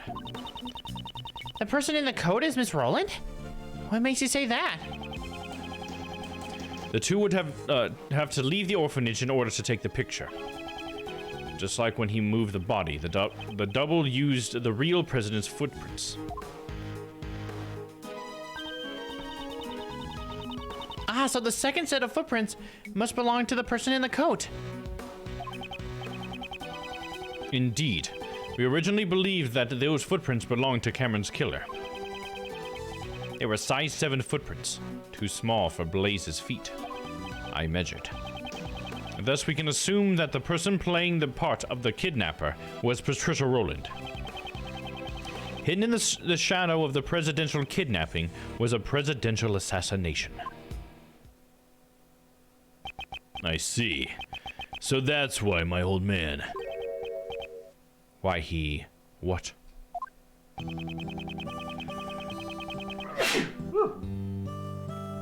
Oh, get those demons out of me. Frederick! We don't need your services at the moment. Thank you. The old man must have realized that a murder had taken place. Blushies. After all, he had the kid's drawing. However, that picture was never presented as evidence. Your father likely took it from the young witness during the investigation and hid it. He had to have known that Hong was dead. And what if he had revealed that back then? Reveal the death of the president, the backbone of Zhengfa? It would have caused chaos. And that's why my old man took the secret to his grave. He even took the blame for the kidnapping, knowing that he would fall knowing that it would fall on the House of Ling. So this is the truth that Agent Ling's father hid 12 years ago. And now, it's all become clear. SS5 incident files. 12 years ago, the president was kidnapped and a witness was killed.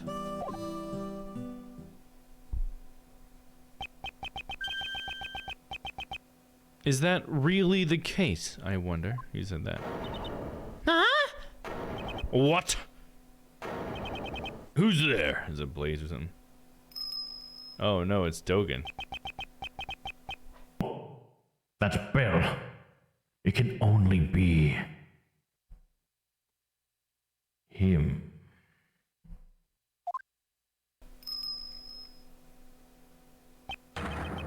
Sirhan Dogen! You son of a bitch. Look how his number is 055, so it says boss. He's the final boss, dude.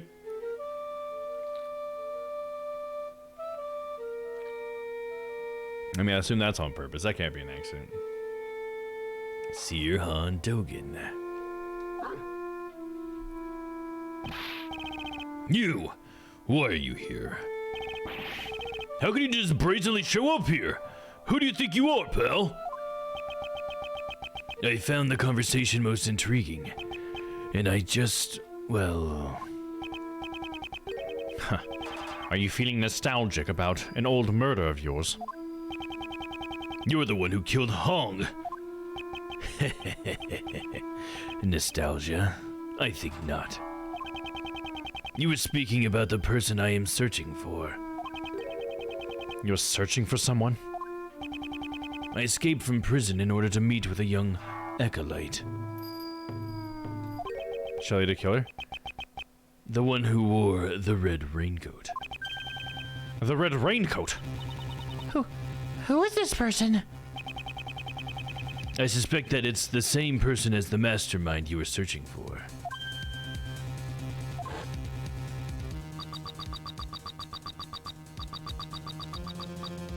Someone you've been searching for. The one in the red hood. The red hood? I think that was Shelley they were talking to back then. Don't they seem surprised, Anubis? Yes, they are, my boy. 12 years ago, this young acolyte saved my life. No, now we're gonna do a testimony with him. Dogen's savior. Certainly, it was I who killed President Hong. However, my life was also targeted on that day. The body double, Blaze, and Patricia all sought to seal my lips. Had I not been reunited with the young acolyte back then, I would have been in danger. But alas, even to this day, I do not know what has become of the young acolyte. So your client was indeed the body double. who was the main perpetrator of the crime. It was a long time ago, but I remember his words even now.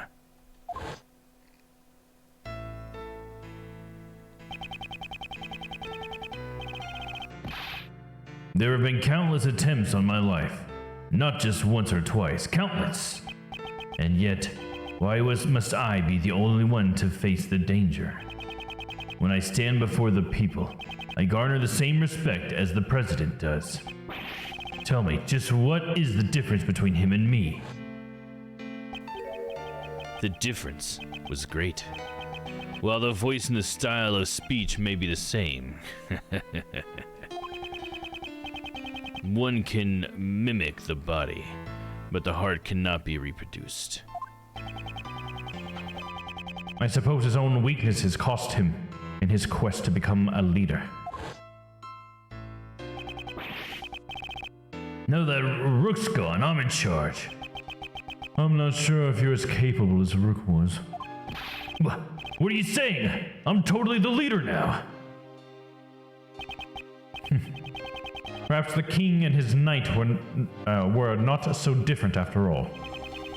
The double believed that the president's only weakness was a woman called Amy. To find the woman, he needed the assistance of someone from his country.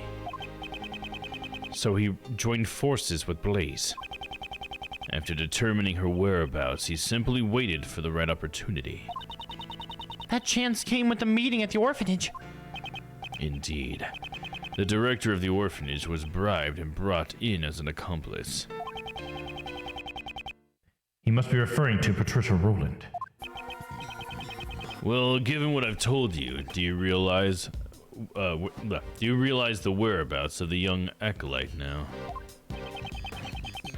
You mean the boy who saved you?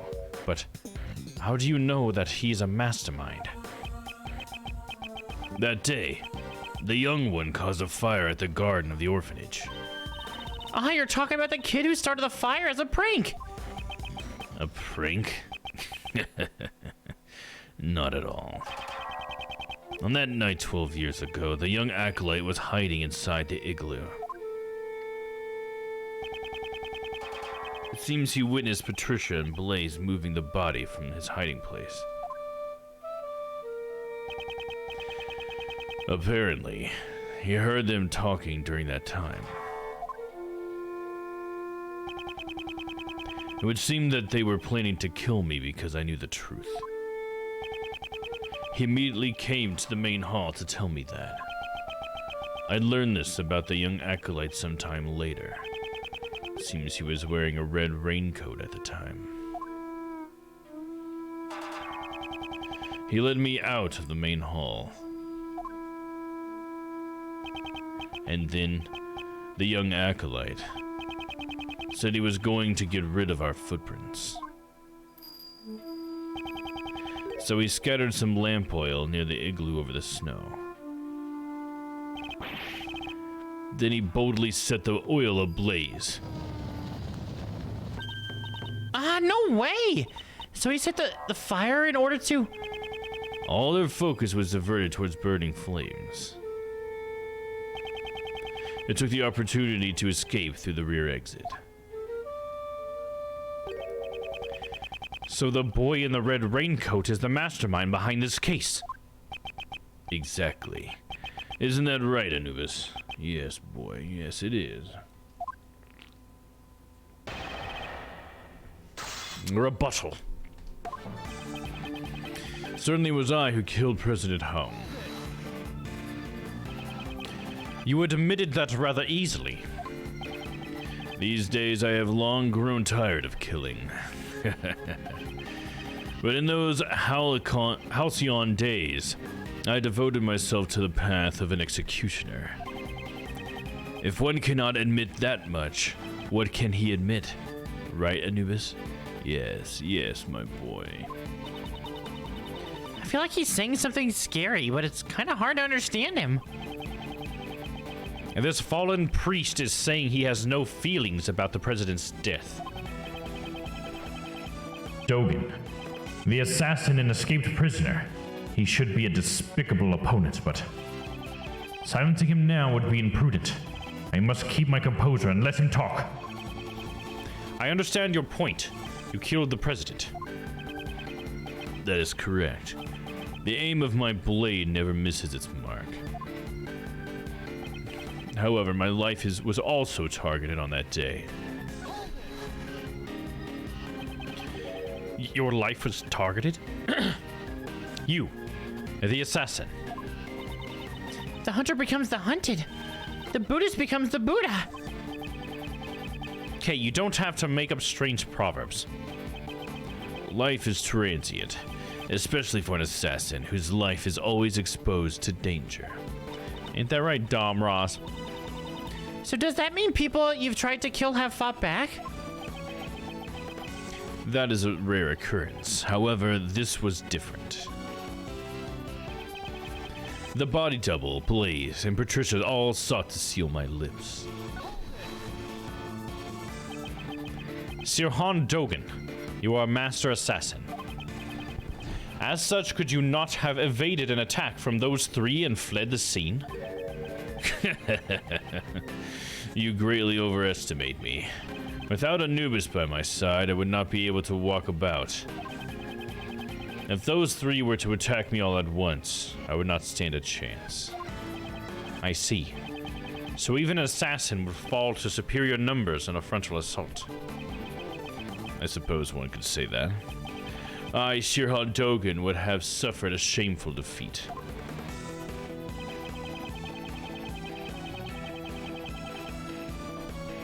Had I not been reunited with a young acolyte back then, I would have been in danger. Reunited? So, when did you first meet with him? That would be 18 years ago on the 24th of December.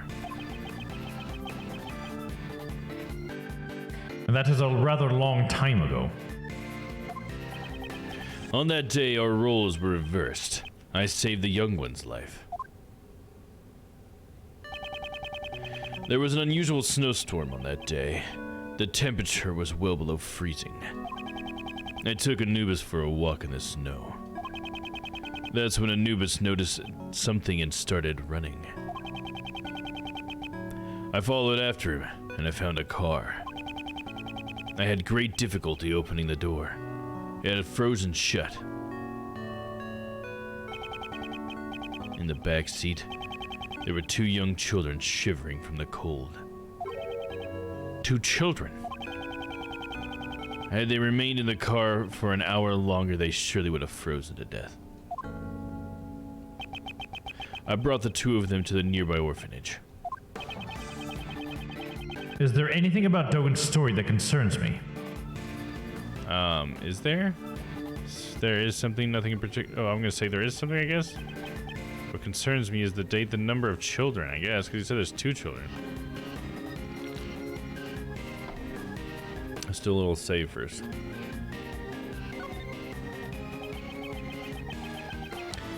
There were 2 children in the car. You're sure of that? May have been 18 years ago, but I remember it clearly. There were 2 children in the car. There is no mistaking it. Does the good prosecutor have a problem with that number? Right now, the number of children isn't what I have a problem with. Are we done talking about this subject yet? What concerns me is... it's not the model of the car, so it wasn't the number of children. It must be the date. It must be. The 24th of December, 18 years ago. Are you sure about that? There is no mistake. Could that mean? Oh, okay. I just now got the significance of it. Okay, I forgot there were 2 young boys that were in a previous case. Okay, so this is my prediction if he's not already saying it. I know the significance behind that date. Okay, so it was 18 years ago, right? So 18 years ago, there was a case that Gregory Edgeworth, defense attorney, was a part of, and it took place in Jeff Masters' mansion And that case involved two contestants within that during the dessert competition that both had sons. Both had sons that were involved with them being in the competition, I believe. But one of the sons went missing, or maybe both of them. At least one of them did. And I think that's how this is going to connect it back to that case. And that was the third case, I think, something like that, second or third in the game. No, it wasn't the second. The second was, yeah, it was definitely the third one then, I think. Yeah, that sounds right. All right, anyways. I know the significance behind that date. What shows the significance of the date when Dogen found the children?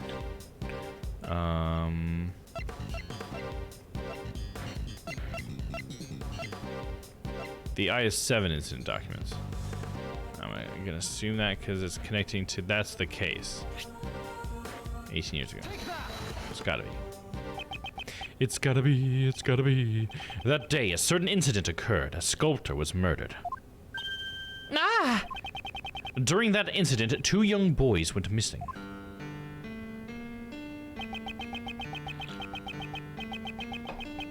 The sons of the victim, Isaac Dover, and the culprit, Dane Gustavia.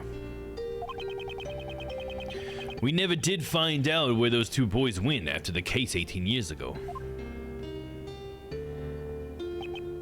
No. They were the sons of the victim and a culprit. It all makes sense now. What makes sense? One of the youths was bound so that he could not move. Mr. Dover did it so that Mr. Gustavia's son couldn't come to the contest venue. Indeed.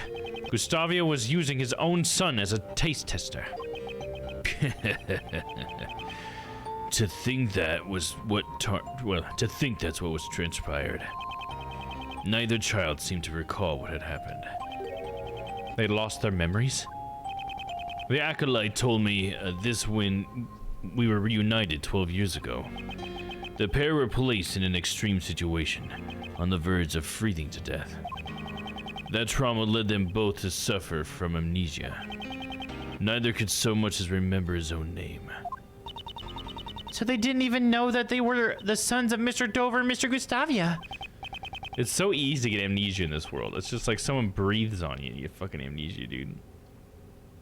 Indeed, while we cannot say it conclusively, the probability is quite high. However, we still don't have enough information to deduce the mastermind's identity. Dogen, would you please continue your story? Very well. Dogen and the Acolyte. I continued my correspondence with the young Acolyte even after entering prison. Recently, that was all come to an abrupt halt, however. It left me quite concerned. Furthermore, those involved in that crime 12 years ago were all drawn into incidents one by one.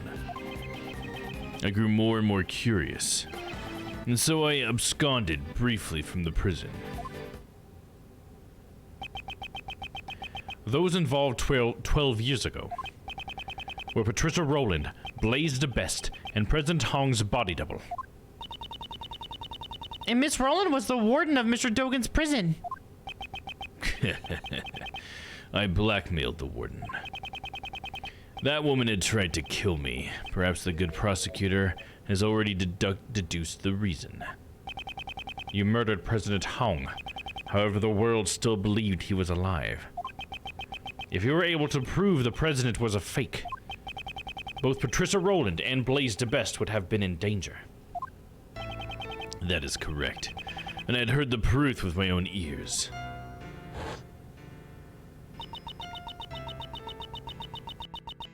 I'll be waiting in the courtyard of the orphanage at midnight on February 9th. Even if it's just once, I want John to be able to meet you. I'm sorry if I'm being selfish, but I'll be waiting.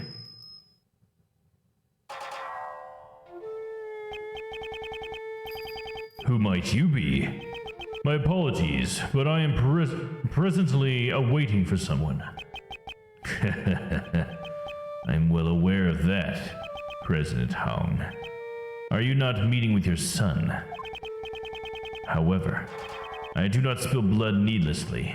You may relax. Seek only the President's life. It can't be. Please wait. I'm just about to meet my son for the first time. I'm sure this will be the first and the last time. Please, at least wait until we are finished. I had thought the president would beg for his life, but he was of a different sort. Officially, the president had no son. However, he shook his head and said, this legitimate son was his, and he intended to recognize him publicly. Furthermore, he claimed that he had already made preparations towards that end. Would that son of his be the boy with horns over there by chance? Boy? With the horns? Wait, you can see John's horns? There's no need to see them.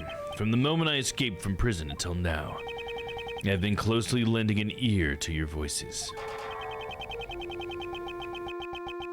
He said that the president made preparations towards recognizing his son.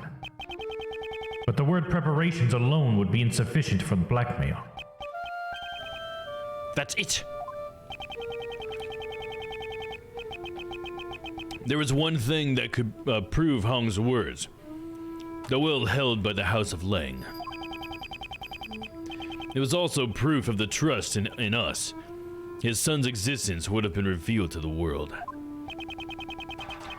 The name on the recording and the mention in preparations and the will in Zhengfa. Together they suffice to make the warden bow to my words. With those 3 pieces of information, one could prove the identity of the double. By using John. The president blocked the first strike of my knife with something soft. As pieces of it fell atop the snow, I struck once more. This time the blow proved fatal. So Dogen cut off the Muzilla doll's horn. None but I heard its final words. Only myself and that child knew the president's secret son. Rebuttal. Dogen in the Acolyte. I continue my correspondence with the young acolyte even after entering prison. In other words, you contacted him from prison. That is correct. A post office box was used. A post office box? It would allow one to send and receive letters without revealing the recipient's location. I could not use a form of correspondence that would reveal the acolyte's location. There was someone keeping watch over my correspondences, after all. This game should be called, how many times can we say Acolyte in one convo? JK, oh, has it really been that much? I didn't notice. He must mean the prison warden, Patricia Rowland. Could you be more specific about the nature of your correspondence? Well, they were mainly moves for my correspondence chess matches. Correspondence chess? If I recall, the person you were playing chess against. Was it Horace Knightley who's gonna be the person? That'd be interesting if it was Horace Knightley. Then he would have been the one, but how would he have been the one in the red raincoat? Because he died. I don't know. This might be hard to believe, but Dogen's chess opponent was... Are you saying he was playing against Mr. Knightley? Wasn't it Horace Knightley? We certainly found the correspondence chess memo in Knightley's cell. Correspondence chess memo sent from Dogen to Knightley, typed on a word processor. Does that mean Knightley boy was the kid from the IS-7 incident? Could that really be true? Is there any evidence connecting Knightley to the IS-7 incident? The correspondence chest? To the IS-7 incident. Knightley to the IS-7 incident? Knightley's mementos. A ring and a chessboard found inside the safe at the 51st floor storeroom.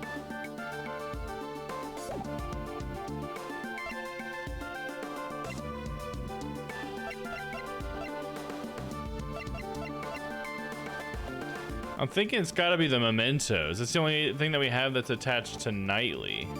Let me save and try that really quick before we look at the guide.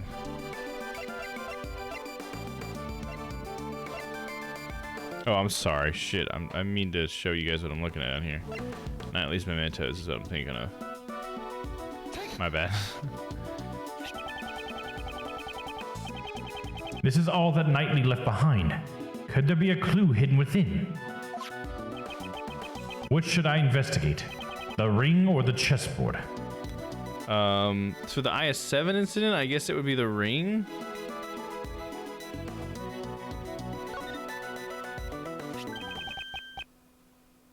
Oh yeah, it's got the PH thing. This ring is... that's the thing that connects it. Mr. Edgeworth, what is it? Mr. Shields, please take a look at this ring.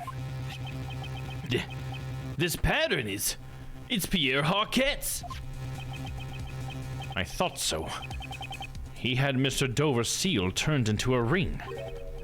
However, why would he have... wait, why would he have this? Shouldn't have been held by the police as evidence from the IS-7 incident. After the incident, the seal was returned to the victim's next of kin. And Mr. Dover's only family was his son. But since no one knew where the son had gone to, it took a while to get it to him. I'd heard that the police had finally found him and delivered his inheritance, but... so the seal was thereby safely delivered to his son. And then, he turned the seal into a ring and wore it on his person. Okay, interesting, interesting. So, Mr. Knightley was Mr. Dover's son. The police aren't fools. I'm sure they did a thorough check before handing over the seal. If someone involved in the IS-7 incident was his chess opponent... Knightley, huh?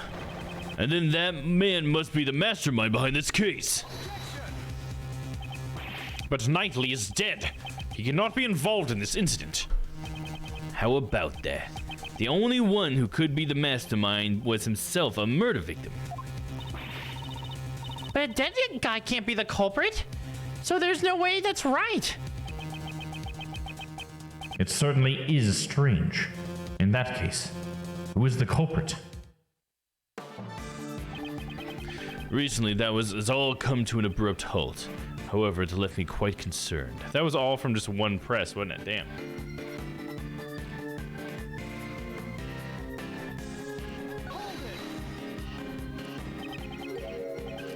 It came to a halt.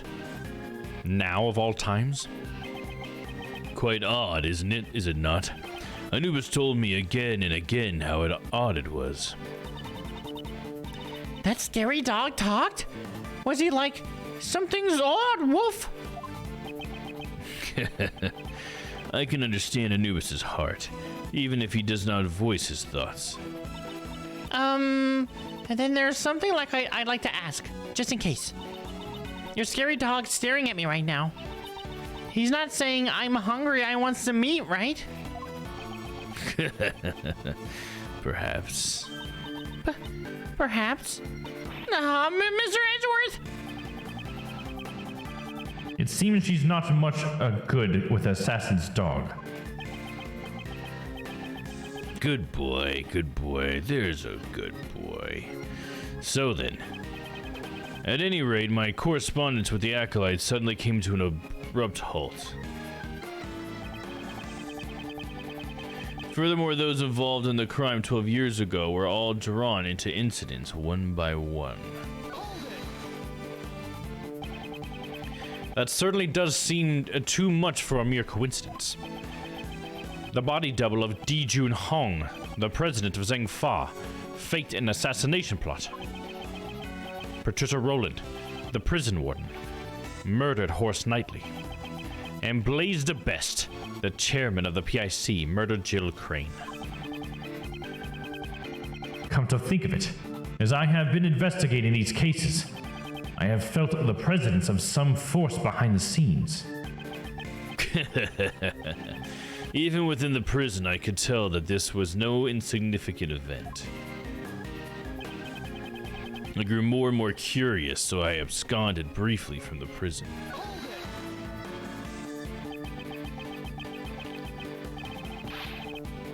You absconded briefly from prison. I cannot forgive such a criminal act. You stole your way out of prison? I cannot forgive such a thieving act. Relax, no one was hurt. I merely have connections that allow me to set foot outside. But even so, you can't just escape from prison, pal. Arrest him, arrest him! No, it won't be necessary. Once my business is done, I shall return to my cell. You trying to make fools of us? The prison isn't the kind of place you can just enter and leave at will. The wolf may say that. But one can see that the wolf and his pack also share an interest in the tales of my past. Agent Ling, Detective Gumshoe. There are still a few things I must ask Dogen. Please postpone matters until then. Yes, sir. I knew you'd say that, Mr. Edgeworth. Damn it all. And I'm not taking my eye off him for a second. Writing letters in Braille can be a rather enjoyable pastime. Excuse me, but you wrote your letters in Braille. Indeed, for I possess the tools necessary to write in Braille. Wow. So you need to use tools to write in Braille? I never knew. Then would you please tell us what you wrote? Everything. Letters, of course. And also the movements of the chess pieces.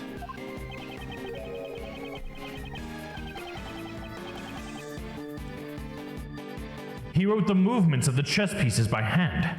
That statement is intriguing. So then how does your handmade dog piece move? Your handmade dog piece, oh yeah. So how does your handmade dog piece move? Okay, that question can wait. So then, what did you do when the letters stopped coming? Within the prison, I grew increasingly concerned about the acolyte's whereabouts. Okay, but even so, I don't really get it. Who exactly is this acolyte? Indeed, Dogen himself has not yet made that clear. What's important is the thread connecting Dogen and this acolyte, their correspondence. And not just the letters. We should pay attention to the means that was used as well.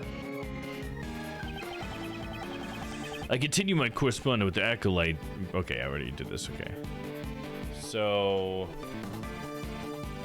continue correspondence.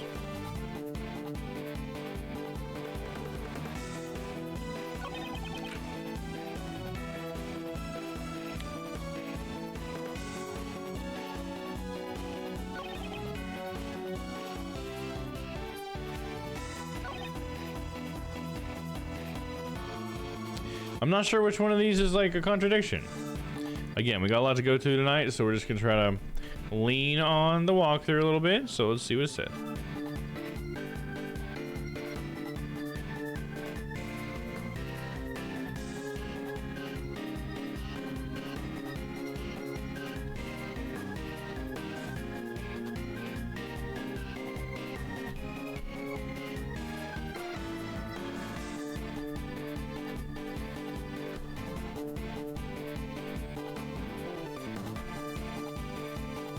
Okay, I've already done all that. Sorry, I'm just trying to catch up here.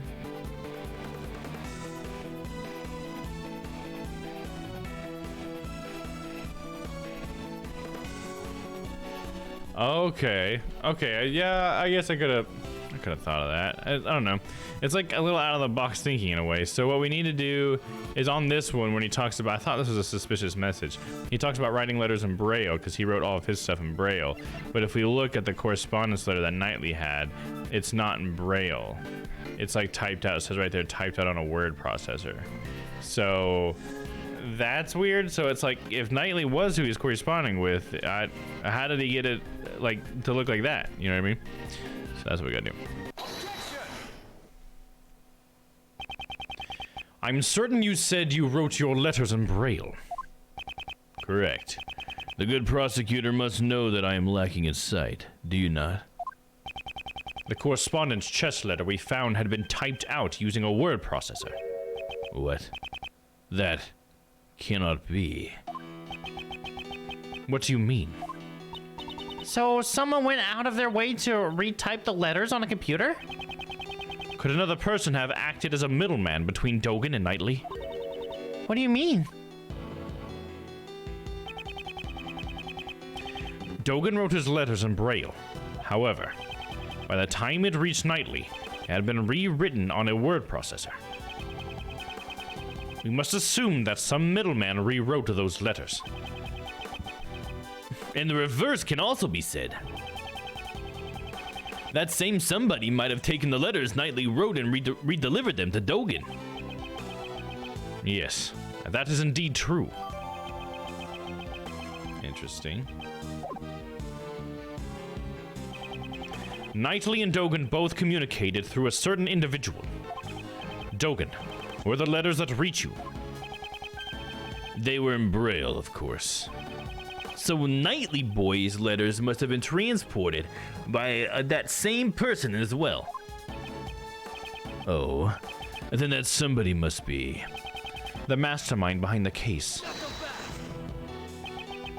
You're saying there's someone else who's the mastermind behind the case?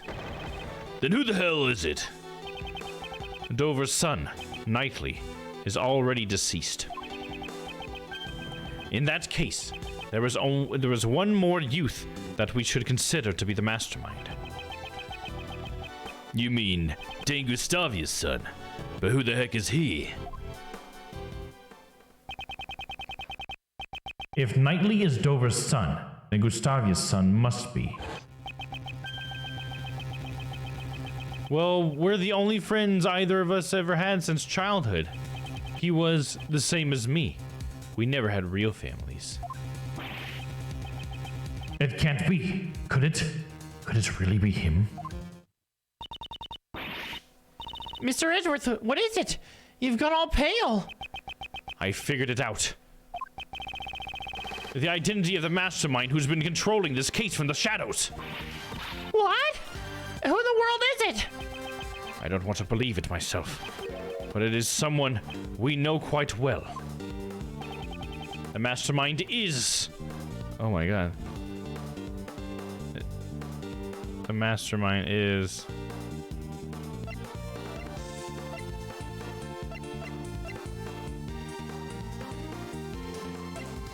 Is it Nicole Swift? Nicole Power special... dude, I don't fucking know. Someone we know quite well. The mastermind is...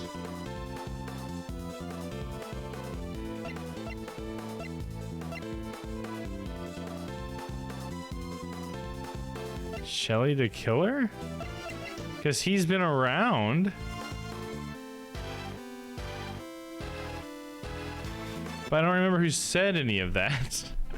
Alright, we're just gonna look really quick. I want to make sure I get it right, but I guess Shelly the Killer is the only thing I can think of. Oh, wait, what?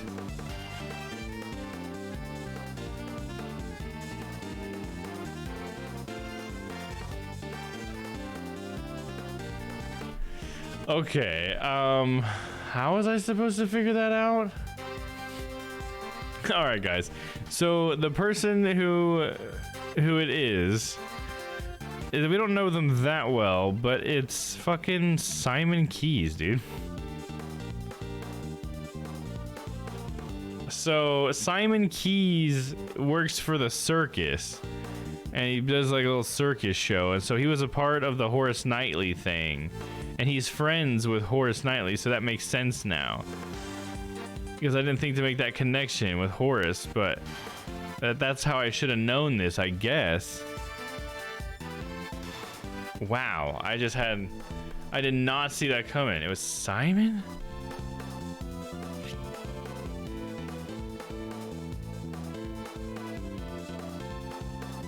All right, I guess this is what, here, let me save it real quick. I did not expect Simon. The mastermind behind this case sent a letter to Jill Crane. All right, yeah, whatever. We'll take a break for a second.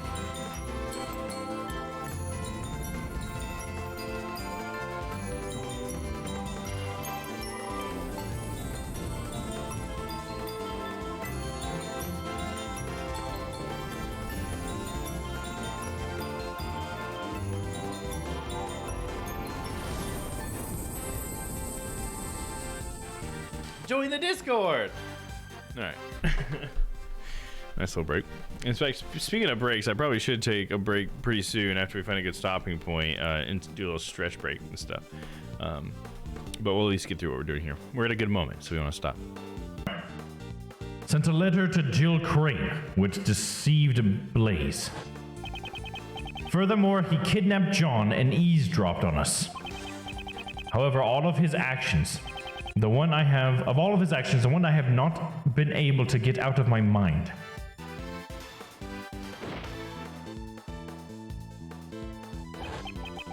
Is how he brought an unconscious Kay to the roof.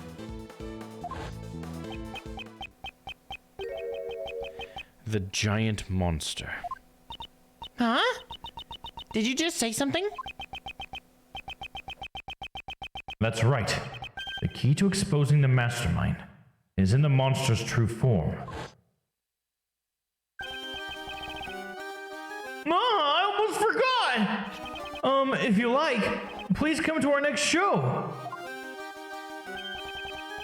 I'll also be performing in it. The Berry Big Circus is always fabulous and fun for all ages. Miss Swift, there was something I would like to ask of you. What? You mean me? You said that you recorded a sound of Mozilla spewing flames. Would this decisive evidence of yours be something you recorded on that tape recorder? That's Mr. Edgeworth for you. You're good at figuring things out, aren't you? It's the sound of Mozilla spewing out fire, and this place nearly became a sea of flames. That's right. I ain't actually seen it with my own eyes, though. Could you let us listen to the tape? Sure thing. There we go.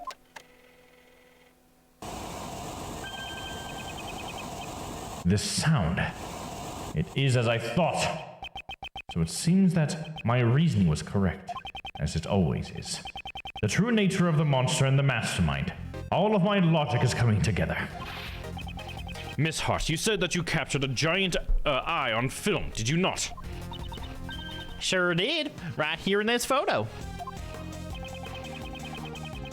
Though we cannot confirm it like this. Detective Gumshoe. Yes, sir. Lend us your film analysis device.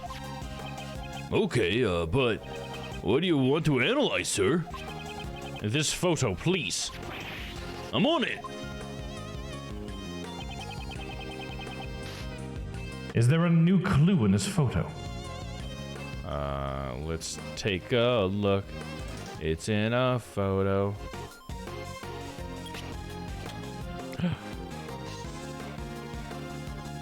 Present. Eureka! This is... See, ain't that Mozilla's eye right there as I said it would be? I see. I have finally grasped the true form of the giant monster that was being controlled by the mastermind. Is it like a lift or something?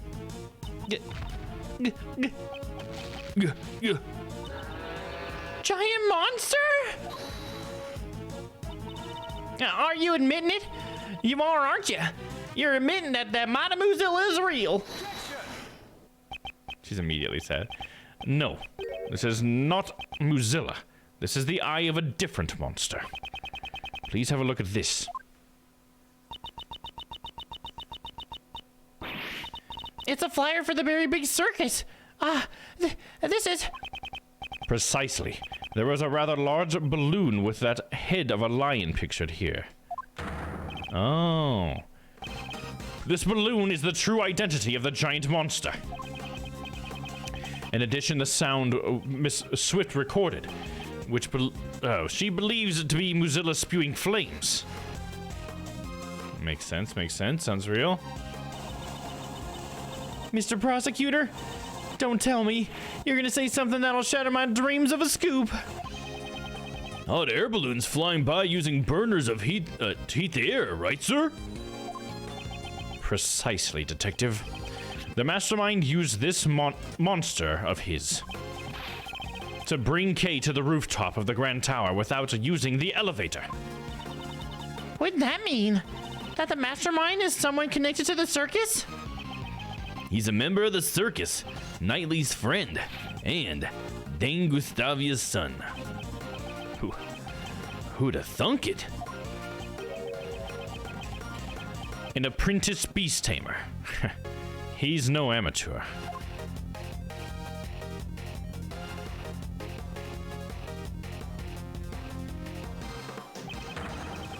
For the beast he has tamed is none other than this entire case. Simon Keyes. He is the mastermind behind this whole incident. Mr. Keyes? What's really behind it all? No way. I don't believe it. I mean, we trusted him. How could it have all been a lie? That's just heartbreaking. Kay.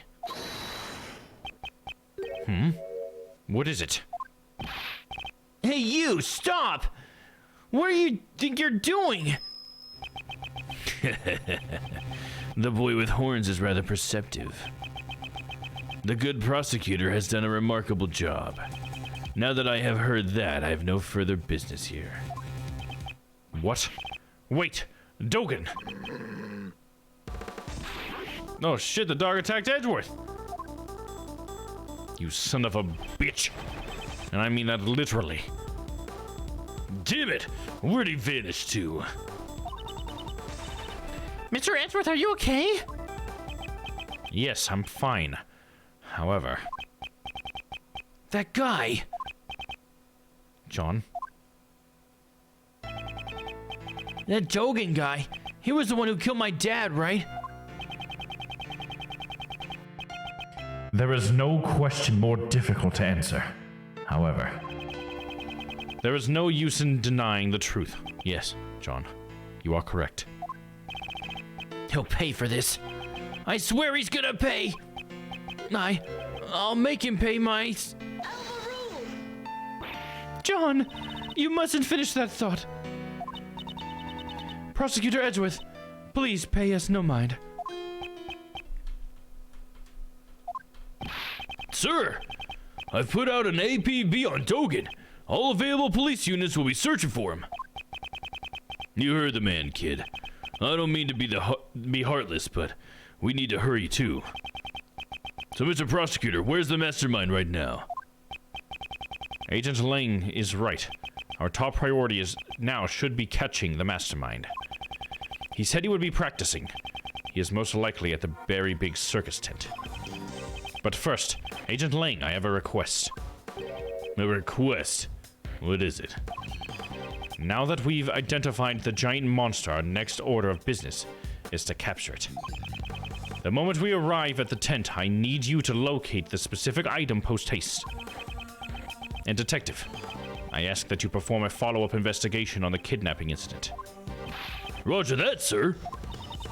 Mr. Edgeworth, I want to help out too. In that case, you'll be in charge of calling for backup. If he is truly the mastermind, he may require assistance from a certain someone. From them. Whoever they are.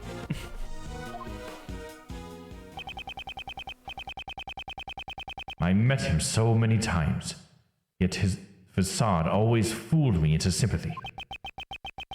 He may have got the better of me in the past, but this time, I'll settle it once and for all. That son of a bitch. It's go time. Ba-ra-ba-ba-ba-ba, we're saving.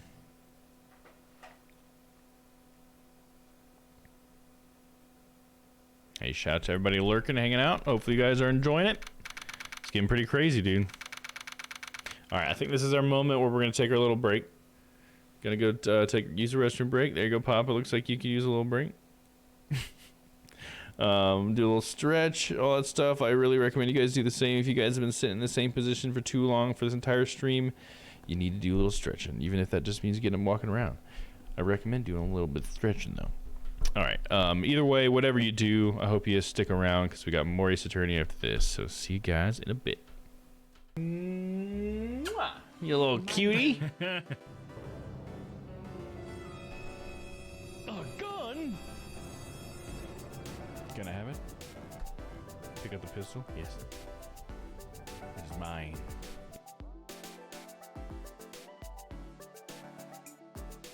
Tuesday,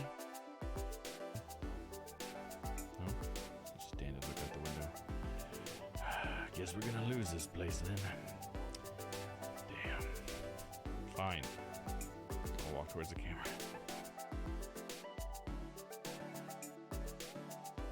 Wednesday, Because Crispy dreamed about this last night, so I made it come true. Because we were talking about. Oh, there we go. Oh, that's hot. That's hot.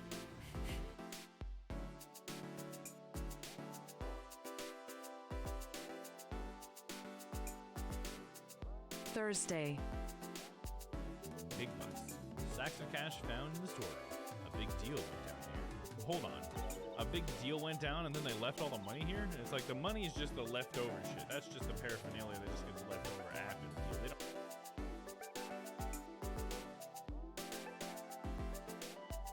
Friday, Look at that, my mouth is twerking. Is that a mouth twerk? Can that be a thing? Twerk it.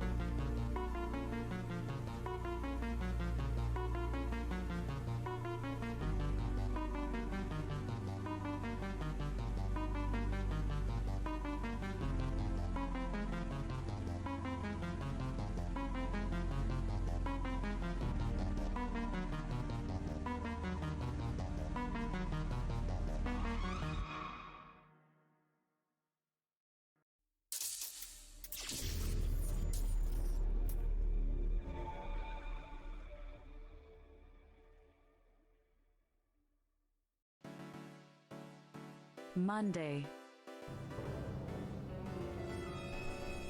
A gun? Can I have it? Pick up the pistol? Yes. It is mine.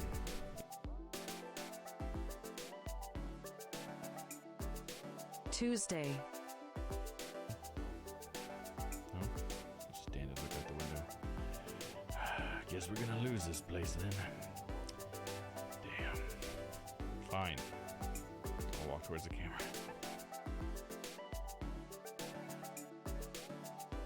Wednesday. Crispy dreamed about this last night, so I made it come true.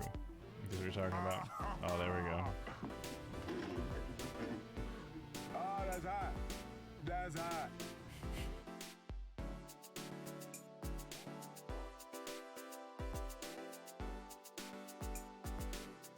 Thursday. Big bucks. Sacks of cash found in the storeroom. A big deal went down here. Hold on. A big deal went down and then they left all the money here? And it's like the money is just the leftover shit. That's just the paraphernalia that just gets left over after the deal. They don't... Alright, thanks for sticking around. Those of you who are still with us. You little cutie. You little cuties. Appreciate you guys for still being here. I'm all stretched up, ready to go. You know, still yawning a little bit, but hopefully that'll go away. Back. Oh yeah, welcome back, Shyla. All right, let's do it. Now on for the final part of Ace Attorney Investigations 2. The final part of the final case in the final game.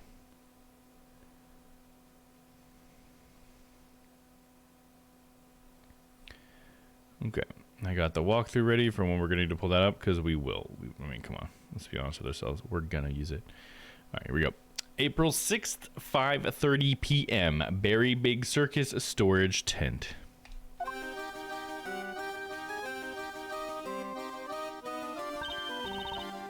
Ah, Mr. Edgeworth. Are you guys here for the show? Mr. Keys, Miss Berry. They're a little early. I'm sorry, but we're still getting ready. Hey there, Freddy. Freddy's ready to unmask this dude. But I'm so happy you came. You remembered our promise. Yes, I remembered. You asked us to come and see the show when you gave me this. I'm so happy you came. Please enjoy yourselves. I'm sure my performance will surprise you, Mr. Edgeworth. Your performance has already surprised me, Mr. Keys.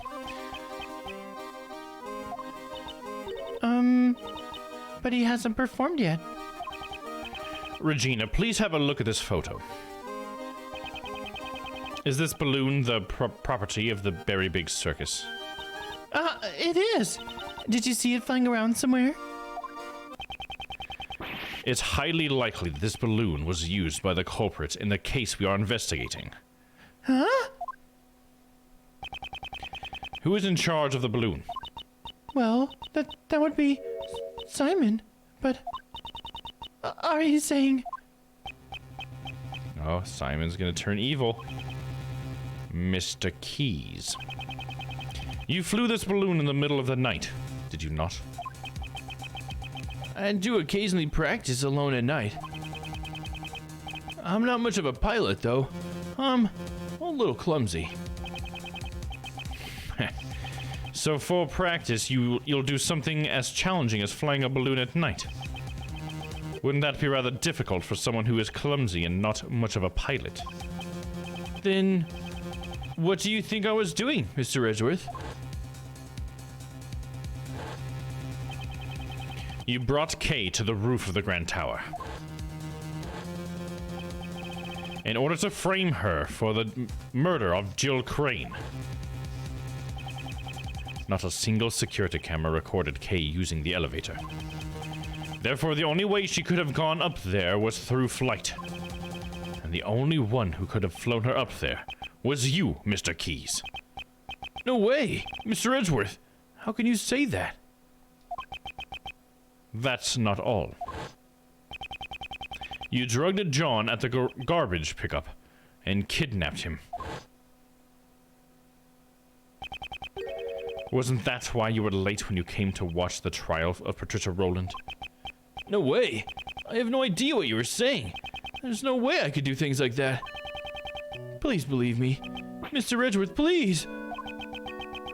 I wanted to believe you. However, you have broken that trust yourself. That's horrible. Why would you say that? Didn't you once say that you would trust me? That you'd believe in me? Don't you worry about that. We're your allies. And that's because we're like birds of a feather. Right, Mr. Edgeworth? Birds of a feather, huh? I suppose that's true. We have sufficient information about your past. I doubt you had a motive to kill Knightley. Rather, you are probably the most affected... Oh, you're probably the most affected by his death. And I doubt someone as timid as you could work up the courage to murder someone. All right, I'll get you out of here. We'll believe in you. I'm so sad. Those words were all lies. I wasn't lying. We really did trust you. Kay, even you? You said we were like birds of a feather, and yet... I'm hurt, Kay. You've hurt me deeply. Oh. Hey, Mr. Edgeworth, maybe Simon isn't a bad guy after all. No, fuck that. I see, so that's how you operate. I understand now, all too well. No matter who you face, you find an emotional weakness and exploit it. You guide each person towards the outcome you desire, without them even noticing it. That is how you were able to mastermind the entire case. I may have fallen for your tricks before, but not this time. Simon Keyes, I indict you. So it's come to this after all. You were always so full of confidence, Mr. Edgeworth. But I rather like that, because now I can rip that confidence to shreds. Now here he goes. And repaint his face. Oh, and pull his hair down. What the fuck? He's got little chipmunks. Ooh, he's evil confident Simon now, dude. Oh, and what is going on? He's got a pig holding up a squirrel slash chipmunk thing, holding up a cat, and he's leaning on that. He is supposed to be an animal tamer. Wow. Simon's interesting. That's cool. Good work, everyone. His personality has completely changed. He's become sexier. So the animal tamer who could not tame animals, that was all a facade. This is the real Simon Keyes. Or, this is the real Simon Keyes. Simon, that's not true, is it? Truth or lie? What difference does it make? Huh? Mr. Edgeworth just made me a little upset, that's all. Look at that, he's got his little chipmunks doing little flips. Woo, woo, woo, woo. He laughs like Dogen, dude. You'll take responsibility for upsetting me, right? Balloon practice. It's true. I practiced with the balloon 2 nights ago. That photo must have been taken when the balloon and I passed near the building. I often fly around that area for advertising purposes. There's nothing unusual about that, right? You often fly around the Grand Tower in the balloon. Yeah, even the circus needs to advertise. Regina, is that true? Yep. It was Simon's job to advertise using the balloon. Most people who live around here should have seen it. That balloon was used in the crime we are investigating. Like I said, it's just a coincidence. I simply happened to pass by the Grand Tower when that photo was taken. I shall determine whether or not it was a coincidence after I hear your full story. A rebuttal. Balloon practice.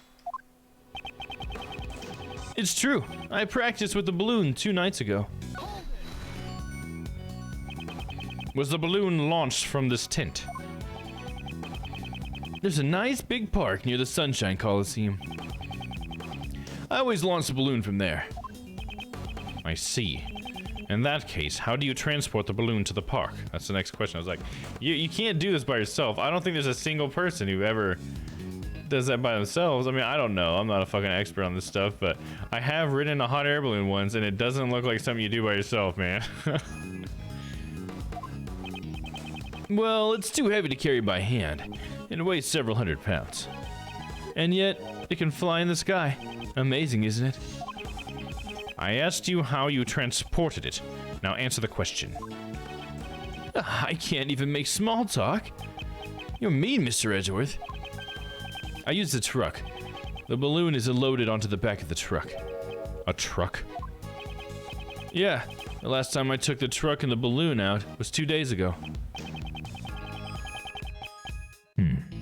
I cannot overlook that piece of testimony. The last time I took the truck out and the balloon was 2 days ago. Pressing that shit now. Allow me to confirm you haven't driven the truck since then. Do you really need to confirm that? I mean, I just said it 5 seconds ago. Answer the question, or would it be inconvenient for you to do so? That's a pretty weak provocation coming from you, Mr. Edgeworth. What could be inconvenient about something I've already said? Fine, I get it.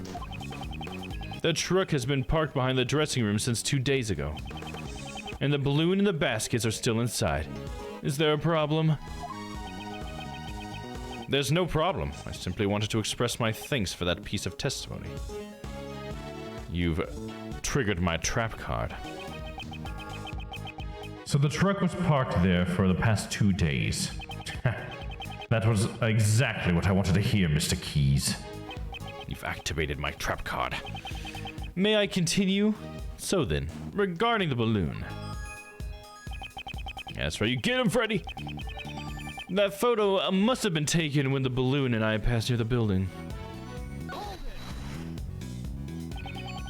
You're saying it was simply a coincidence that you were photographed near the tower. I get it. I know how you operate now, Mr. Edgeworth. You'll insist that a coincidence is impossible until you get your way. When you say it like that, everything will inevitably go your way. How scary! You're wrong. Mr. Edgeworth isn't like that. Okay, calm down. He's only trying to provoke an emotional response. Quit being emotional. He intends to goad us into losing our focus in order to derail the topic at hand. Now, why do you think he would do that? Because he's a clown? No, I mean, because he's trying to hide something, I guess. Exactly, Kay. We must not let up on him. However, we must continue to keep our composure. Understand? Yep. So, Simon, allow me as the assistant to ask you a question.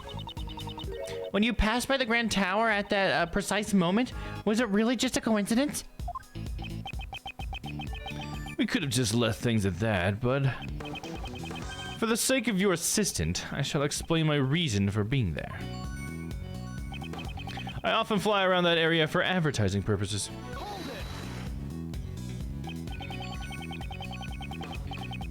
So in addition to advertising with the balloon, maintaining the balloon is also your job. Am I wrong? You're a real stickler for the details, you know? Yeah, that's right. Ask the boss if you want. Right, boss? Yep. Simon's in charge of cleaning and fixing and all that stuff with the balloon. I don't think anyone besides Simon has used the balloon for a while now. That confirms he was the one riding the balloon in the photo taken 2 days ago. However, if he is the mastermind, he must have used it today as well. Am I able to prove that? Looks like you're deep in thought. Is it really that hard to comprehend? Hot air balloons fly in the sky. And in other words, the sky is blue and the grass is green. There's nothing unusual about that, right? I wonder about that. You flew the balloon in the middle of the night, eerily close to a certain other incident. Would you say there's nothing strange about that as well? Mr. Edgeworth, isn't that like a really leading question? He's using the hear no evil face thing. Won't you please stop being such a naughty prosecutor? It's kind of a downer. It's a clown's job to put smiles on people's faces after all. Just ask Mo. He ducks and weaves around my questions skillfully. Very well. In that case, I will simply have to make use of a more direct attack. Still don't know much about the balloon. In any case, I must draw out more information. Okay. Consult the guide. Consult the guide.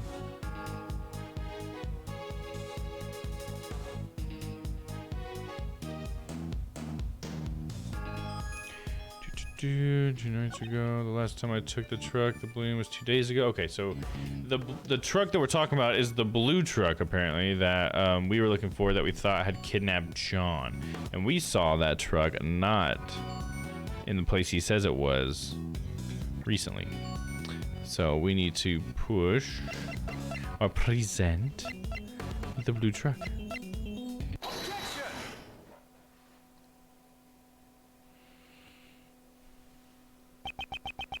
The truck you put the balloon into, was it blue by any chance? Blue? So what if it is? Today we saw a blue truck carrying a large basket. If that truck just so happened to be yours, then your claim that you last used it 2 days ago becomes a lie.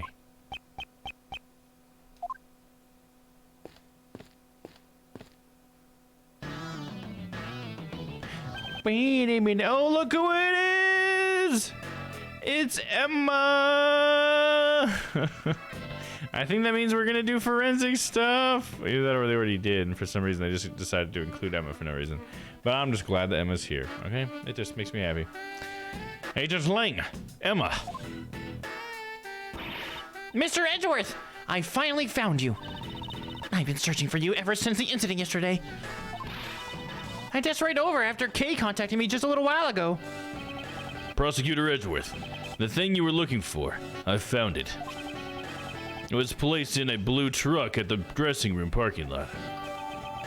The lion balloon. Small hot air balloon used for advertising. Simon Keyes is in charge of it, placed in the truck. A blue truck, as I suspected. That truck is, without a doubt, the one I saw today. Objection. There are a number of blue trucks out there, you know. Who's to say you're not mistaking it for a different one?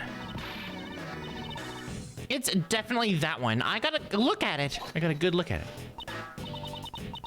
Huh? Mr. Edgeworth, was that? It wasn't me.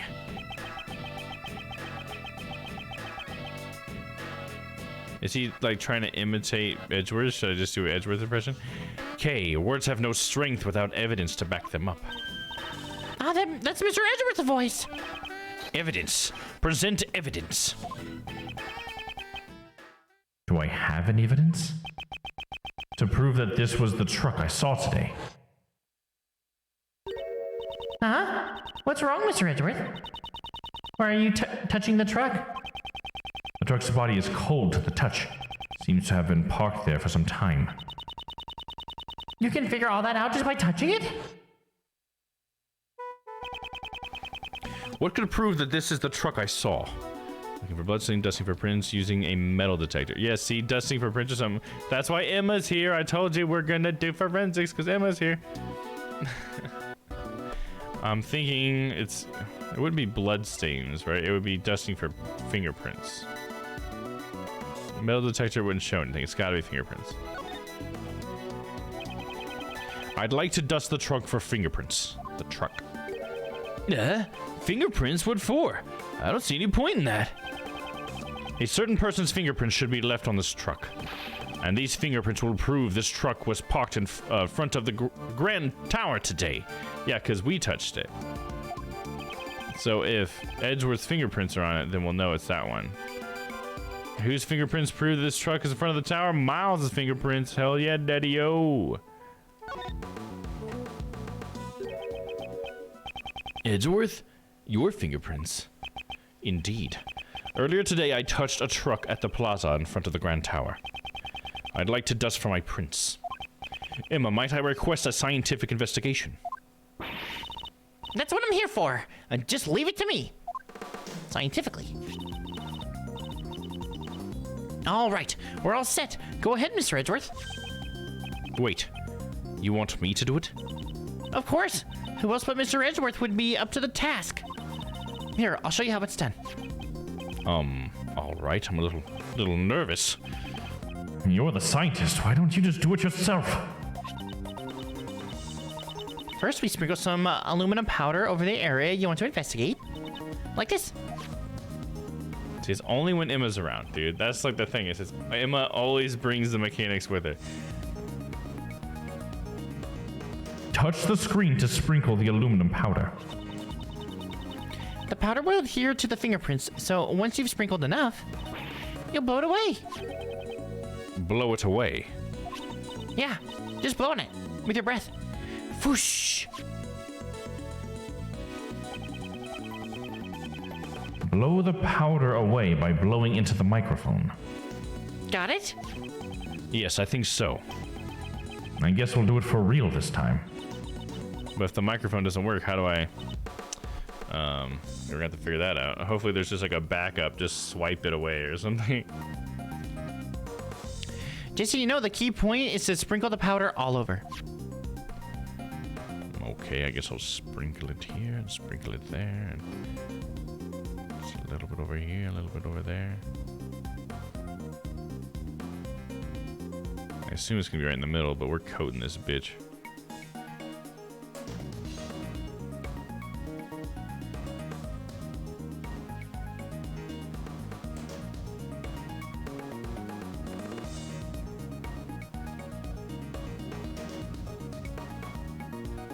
Gotta be good enough. Of course it's not gonna work. Any of the buttons do anything? L, R, directional key, buttons, nothing. Okay, I'm probably gonna have to figure out some way of simulating a microphone. Oh, there's something. It worked for a second. Hello? Did they hear my voice?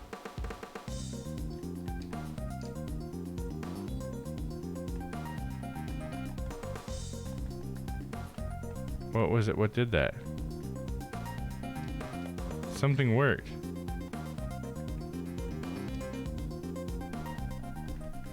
Didn't it? Didn't we get a little bit to blow away just now? Something to do with the sticks, I thought. Starting to select, don't do anything. Get out of here. I don't understand. All right, let's see. That was weird. I swear, some of it moved. What's the default microphone? Because it should still sense the microphone, right? Sound.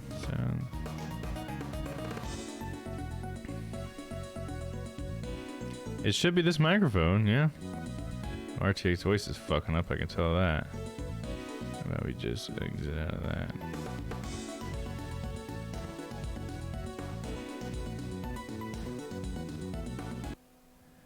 Close out of some of these apps. Sorry, distracted. Alright, let me just try shouting. Ah! There it is. It worked! Whoosh! I really gotta use my vocal cords. I can't just blow. We got one! That's a nice clean fingerprint. Let's run the prince against mine post haste. All right, just leave it to me.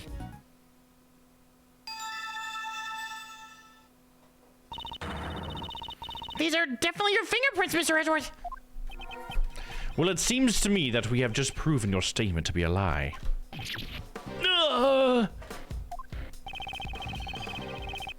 What were you doing when you were driving this truck around?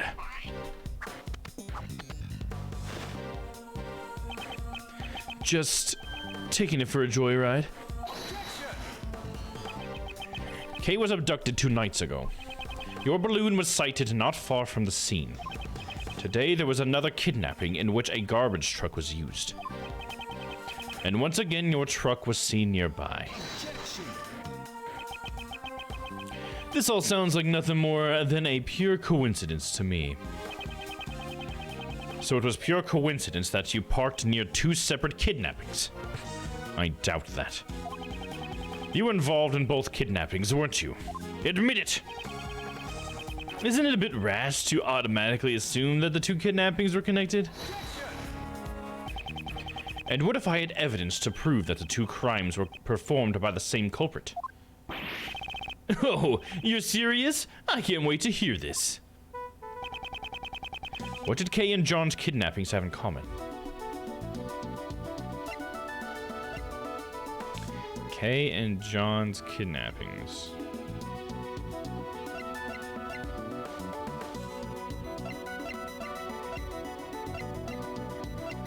The sleeping drugs? Because it was the same method of getting them? I think it was sleeping drugs, let's see.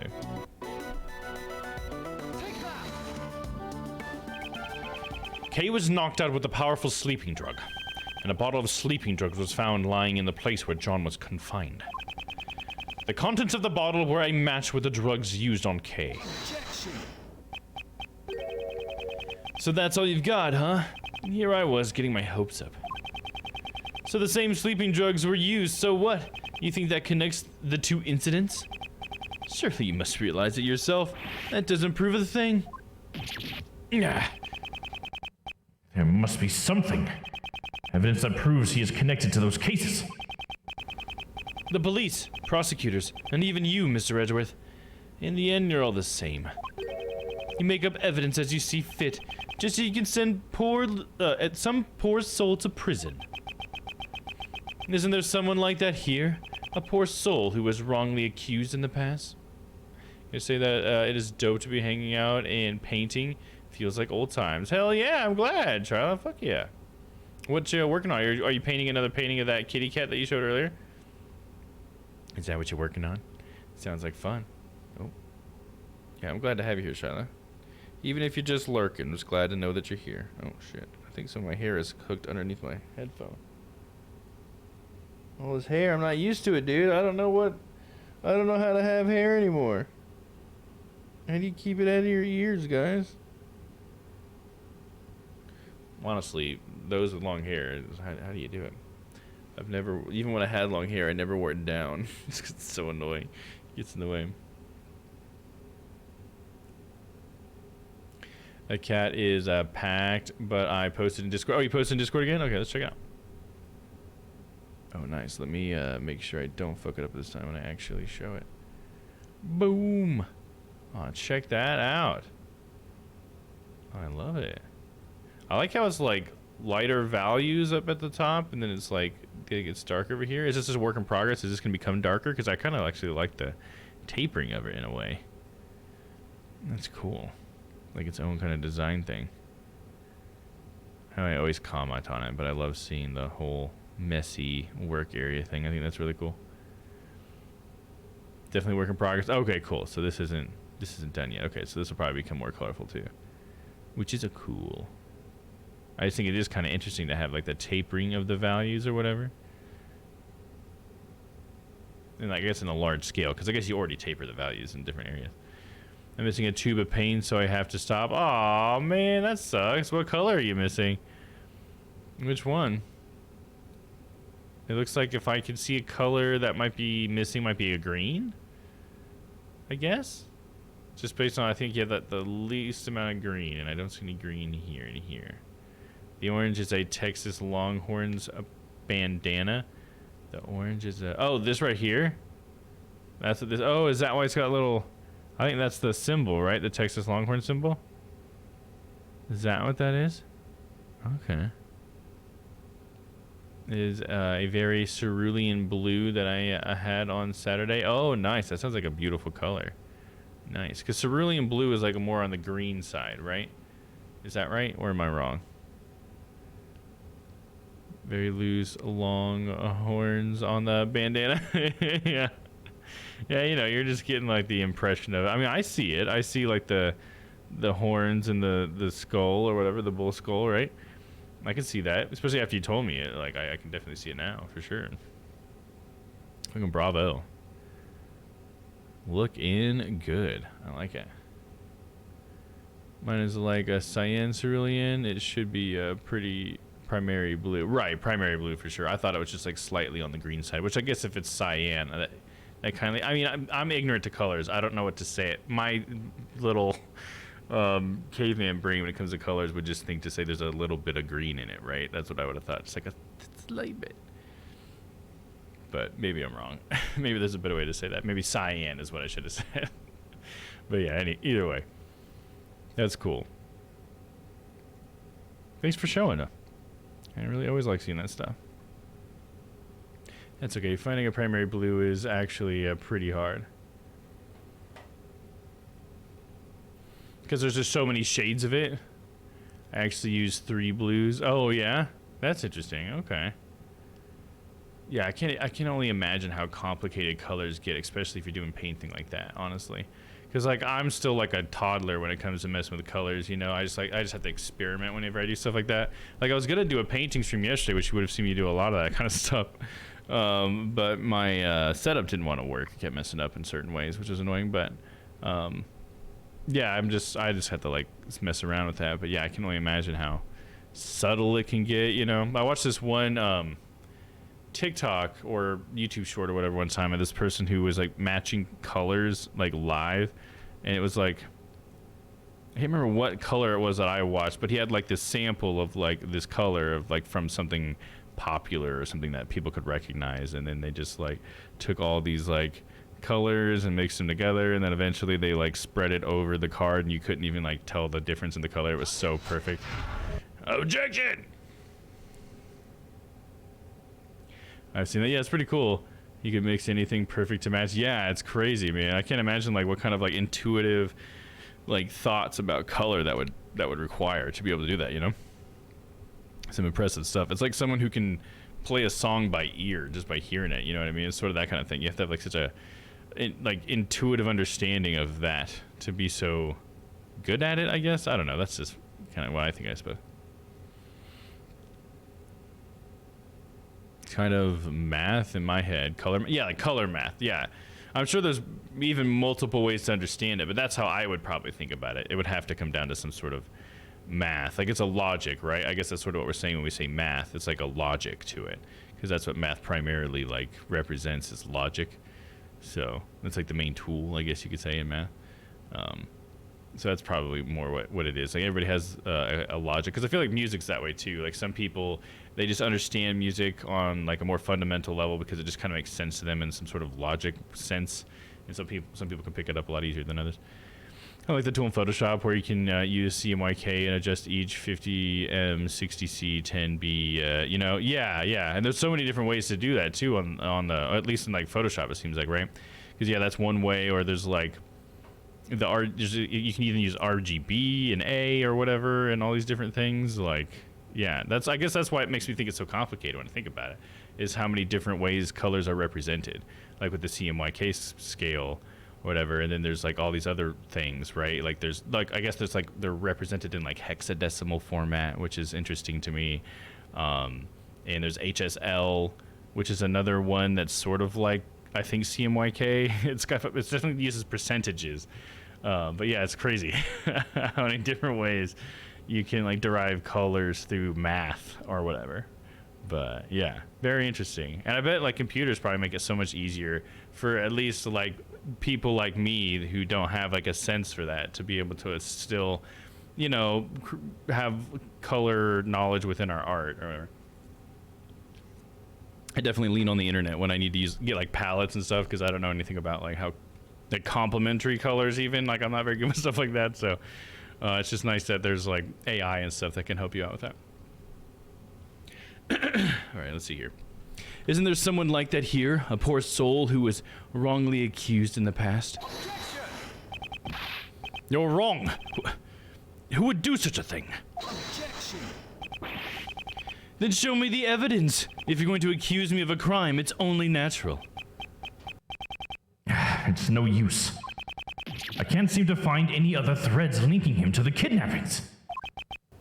Now then, have you finally run out of ammo, Mr. Edgeworth?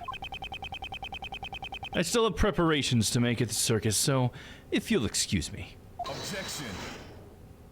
Old Uncle Ray's here to save the day. Now, you two. No need to get so heated. And Simon, you're looking good in that clown makeup. Clown makeup, you fucking clown. Hey, what's your deal? Don't just butt in like that. Uncle Ray's not so good in such a stiff environment. I mean, why so serious, right? That's definitely a Joker joke, right? Because he's a clown. Is that what we're doing? Hey, Kay, how about a little trick? Come over here and wrap your arms around old Uncle Ray. I'll show you a trick. And then she hugs him and he's like, ah, there we go, tricked ya. At last, my moment has arrived. The great Kay Faraday presents a Simon impression. Objection.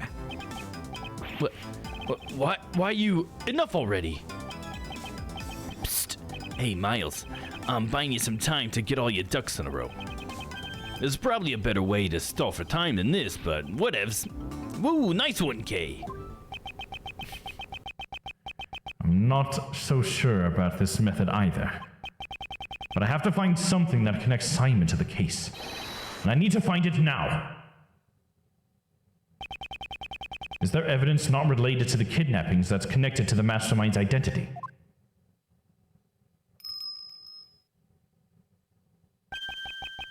That's it! The mastermind is the same person as the young acolyte Dogen was looking for. If I can just connect the young acolyte to Simon. Which piece of evidence could be connected with the mastermind's true identity? The letters? I don't know, dude. What have we not used? It's like the letters we haven't used the whole time. That's why I went straight to it. I'm like, that's my first assumption because we've not used it.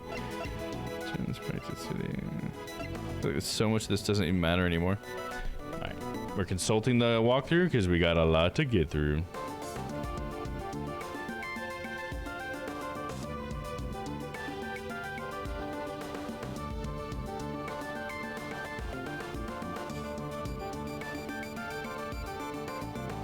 Oh, okay. This is going back to the whole middleman thing. So they must have had a middleman between Knightley and Dogen for the correspondence chess memo to have been translated. And so we're pulling that back into the conversation by presenting the correspondence chess memo.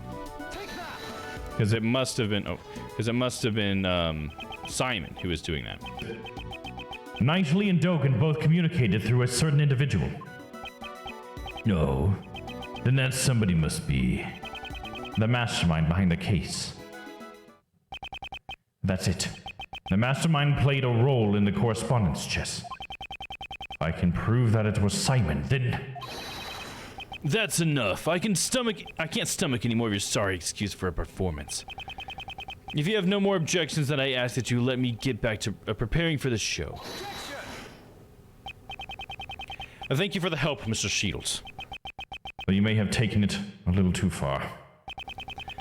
You sure look happy. I take it you found something? Look at me, I'm Simon. Simon's a clown. He's a funny clown. Okay, you can stop now.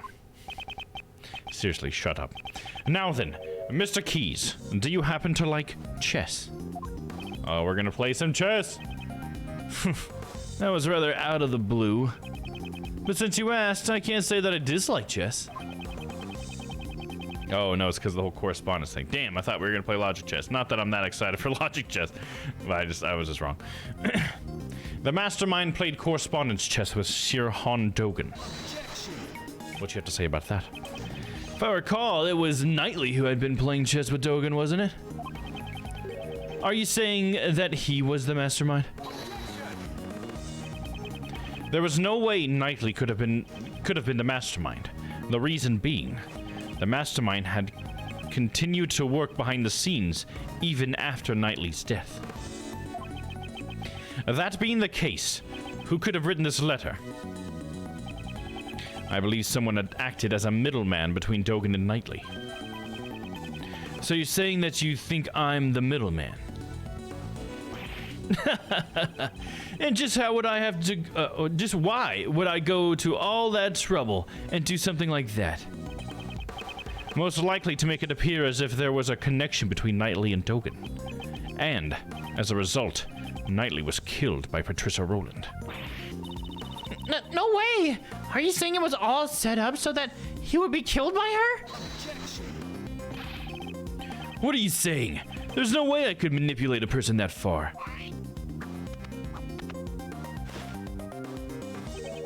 Look at me. It takes all I have just to get the animals to perform tricks.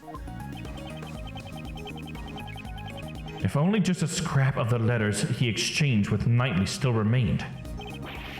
It'd be decisive evidence. I'd like to investigate your room. It could be decisive. If it's the letters you're looking for, you won't find any in there. What? I'm the type of guy who throws his letters away as soon as he's done reading them. Where's the point in living in the past? Ah, damn it. Does that mean he's already gotten rid of the evidence?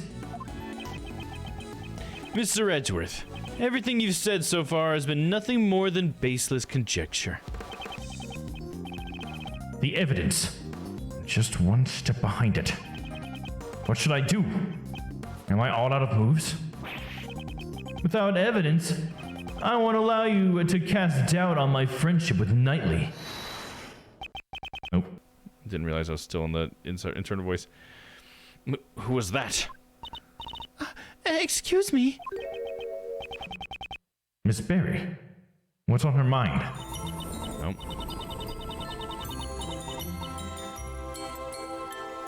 Hello, Papa. Movie nights, community gaming events. We're gonna play some Mario Kart. Collab streams. We'll be playing some more Grounded this Sunday. Should at least be 3 of us. Happy holidays from the Strange Planet community. Join the Discord. We might watch a movie this Saturday. I should probably pick one, though. Anyways, back to this. I've been listening in on what you all were saying, and when you say Mr. Knightley, you mean Simon's friend, Mr. Knightley, right? Yes, that's correct. Does she know something? This morning, a letter arrived from Mr. Knightley. It was for Simon. What? What did you say? But that's impossible. Knightley's already dead. Miss Berry, please let me see that letter. Okay, here you go. Quick, open it! This is a correspondence chess letter.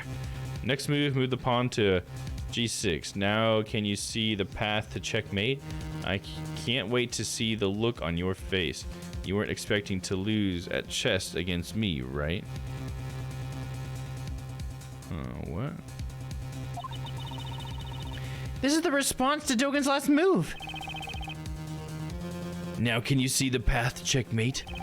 I can't wait to see the look on your face. You weren't expecting to lose at chess against me, right? That's what Knightley said. I probably should have made that echoey. The postmark says March 26th, the day before Knightley's death. It seems the letter arrived late. Since the circus moves around so much, a lot of the mail people send us, arrive late. Now, why was this letter addressed to you?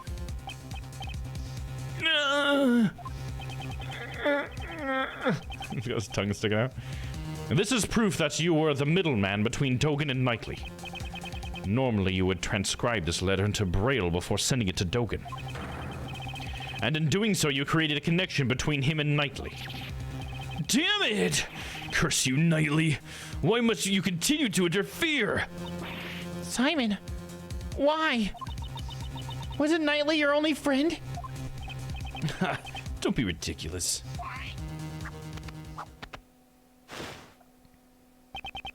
I stopped thinking of him as a friend 18 years ago. 18 years ago? Would that have been the day of the IS-7 incident? Thanks to Knightley, I nearly died that day in the snowstorm. While I was on my way to the contest venue, where my father was waiting, Knightley suddenly appeared. He held me down, tied up my hands and feet, and with tears streaming down his face. He kept apologizing. My dad's too scary, I can't disobey him. Please forgive me, I'm sorry.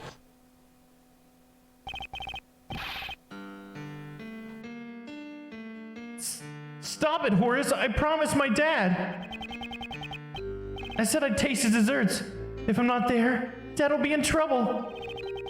I'm gonna let everyone know my dad's desserts are the best in the world. After that, he locked us inside the car. It was so cold I could see my own breath. Before we knew it, the doors had frozen shut, and not even he could get them open. And then, I lost my father. What? Your father? Horace Knightley was the son of the murderer who killed my father. What could this mean? His confession runs contrary to the information we have. But the name of the victim in IS-7 incident is Isaac Dover. Isaac Dover was my father's name. 18 years ago, my memories were muddled from the shock of my near-death experience. So it wasn't until later that I learned the truth. On that day, my father was murdered. The culprit of the IS-7 incident was the confectioner, by the name of Dane Gustavia. So that was the name of Knightley's father. That low-life scum of the earth killed my father. Just the thought of him makes me sick. So you knew who the culprit was all along? Ha! Of course not. Had I known, I would have tipped off the police a long time ago. All I knew was that Knightley's father was trying to set up my own father. That's why I immediately knew that the one who died that day was my dad. Knightley had a hand in my father's murder. That traitor. He was the son of that killer. It's only natural that he ended up dead. It would appear that you are a victim of a very serious misunderstanding. Misunderstanding? Just what are you talking about? Isaac Dover. At the time, he was actively working as a sculptor in France. Under the name Pierre Hockett. Is that right? Well, I'm sorry to say I don't remember that at all. It's only natural you don't remember. After all, he's not your real father. Huh? What is that supposed to... Is that supposed to be a joke? I'm not amused.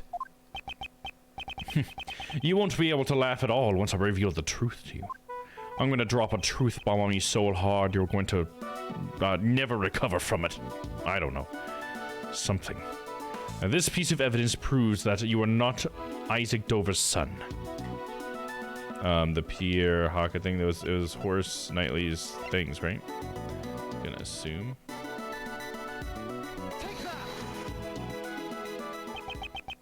What's that? Isn't that Knightley's chessboard and his ring? I want you to take a good look at this ring's design. There are 2 letters inscribed on it. That is the seal Pierre Hockett used as his signature. 18 years ago, it was found lying near the body of Isaac Dover. Why would Knightley have my father's memento with him? The police had found Isaac Dover's son and gave it to him. Isaac Dover's real son, Horace Knightley. What? But that means I'm... In other words, you are Dane Gustavius' son. That's a lie. After all, my father is... My memories are...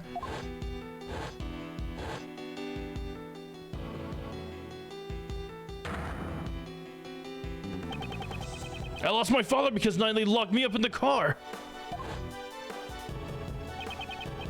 That's why I thought it would be fitting if we were killed as well, or if he were killed as well. Really? I'll be able to see a circus show, even in prison? I guess I should put this. I enjoy playing chess with you, but I'm looking forward to your performance as well. Yes, please look forward to it. All right, you better drop by again. I'll be thinking about my next move. I'll move it over here. Over there. Oh, yeah. I left something special inside that chessboard for you. You should check it out later. Something special? I'm not quite sure what you mean, but thanks. I owe you one, Simon. If only you hadn't stopped me 18 years ago. It wouldn't have had to come to this. Huh? Did you say something? Nope, not a word. Goodbye, Horace.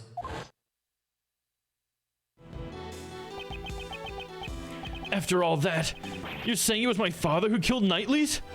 Then that means... Was it all for nothing? I didn't want to become some weakling who could be killed by anyone. That's why I thought I'd follow in Mr. Dogan's footsteps. This finally proves it.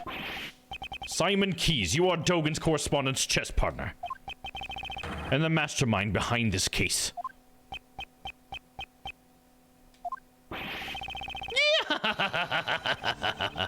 That's right, it was me. I'm the mastermind behind it all. He's finally showing his true colors. As you all know, I witnessed the incident 12 years ago. President Hong's assassination. So the child who drew that picture was Simon Keyes. When I was found out, I was subjected to horrible interrogations over and over by that heartless Patricia. I'd spend the nights trembling in my bed, terrified of what the next day would bring. I'm sure you can understand why I'd want to sneak out of there, right? However, Blaze would have likely sent pursuers after you. Exactly. I was on the run from I was on the run from them every waking moment, 24 hours a day, 365 days a year. I couldn't even sleep at night. I'd jump at the slightest noise. And that's why I became a circus performer. Blaze DeBesch was the chief prosecutor, and Patricia Rowland was the warden of the prison. No ordinary person would be a match for those two. And there were no adults I could rely on. Furthermore, behind the scenes was the body double who had set those two in motion. Though he was a fake, I was up against a nation's president. Talk about utter despair, right? My only ally was Mr. Dogan. He saved my life after all. He actually helped me out, unlike Knightley. If this story is true, it's ironic. Dogan, the fiendish assassin, was idolized by the child he saved. If I followed in his footsteps, I'd no longer have to worry about being eaten alive. That's right, and now it's my turn. My turn to devour those who feed upon me. And I suppose you never thought to seek help from the police. No way, no way, no way! As long as Blaze was around, any evidence would be destroyed by him. Actually, didn't something like that almost happen today during Patricia's trial? I knew from the very beginning that things would turn out like this. The evidence from Patricia Rowland's trial. So he's saying that he expected the evidence would be destroyed. I see. So that's why you kidnapped John. To force a guilty verdict, even in the absence of evidence. But he wasn't, but wait, to force a guilty, didn't he want to force a not guilty verdict though? Wasn't that the thing? Who's to say? But in order to expose the crimes of 12 years ago, there was no other choice. That's according to you. However, Blaze also attempted to kidnap John in order to manipulate the trial in his favor. Your methods are no different than those people. Those are the people you so despise. Okay, so that's what I'm talking about then. Blaze was coercing her to the not guilty, and that's the one she was actually falling for. That's only if I were actually the kidnapper. But I would never do anything so evil. No way, no way, no way. I just simply couldn't. Besides, Mr. Edgeworth, I'm actually quite thankful to the real criminals for giving me the opportunity to extract such sweet revenge.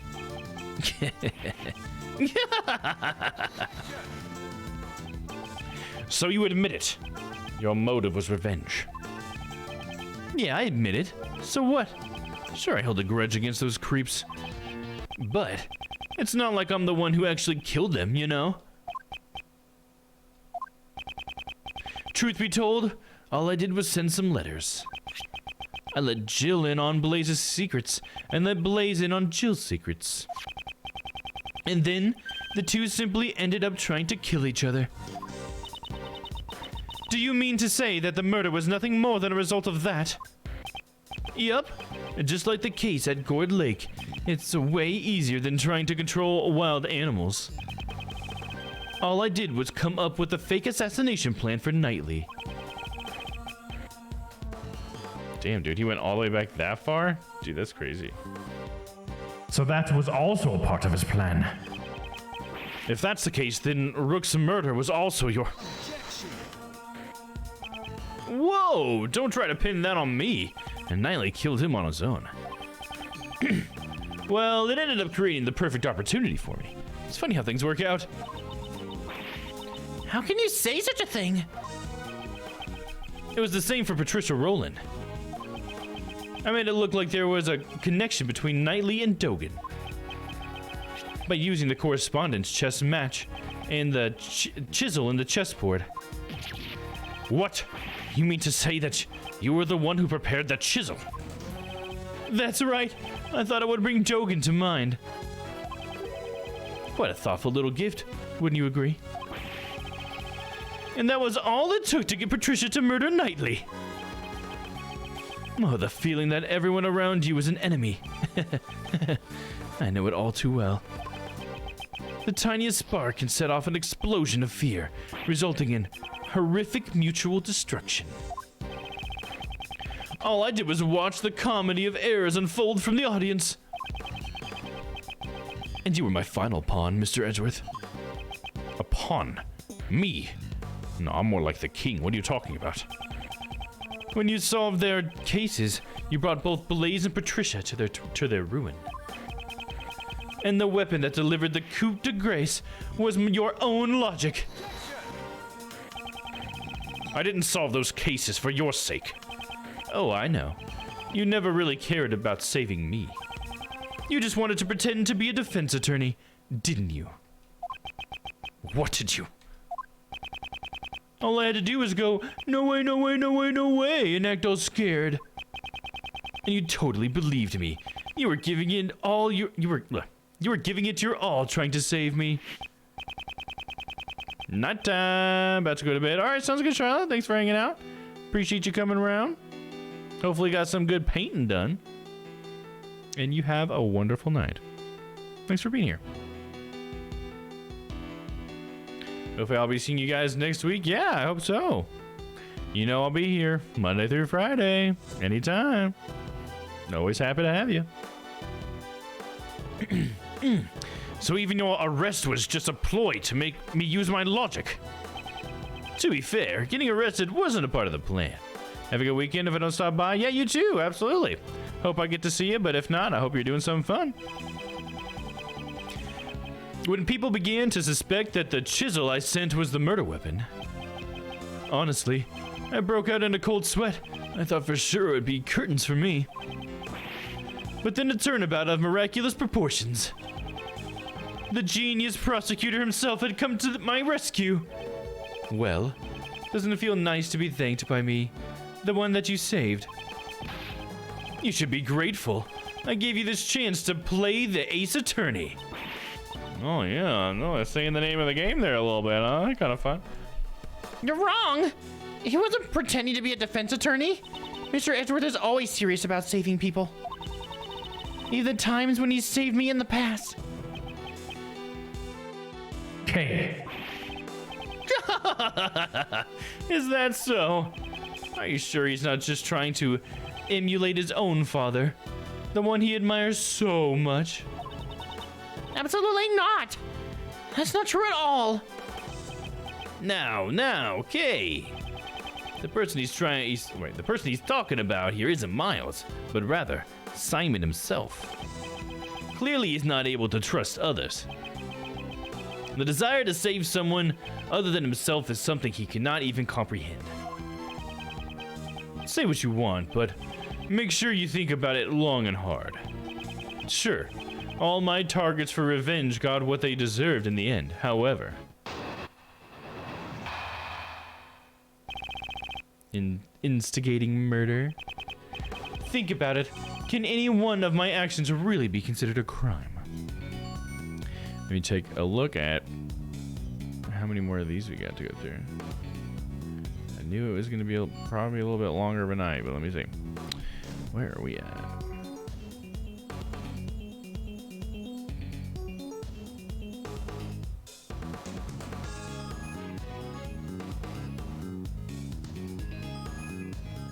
Okay, I got an idea. Think about it. Can any one of my actions really be considered a crime? I instigated murder? There's not a single word about that in the letter, is there? If I had said the word kill even once, I guess it could be considered an instigation. Well, maybe I did say it, but there's no way for you to prove it. What are you saying? You kidnapped me.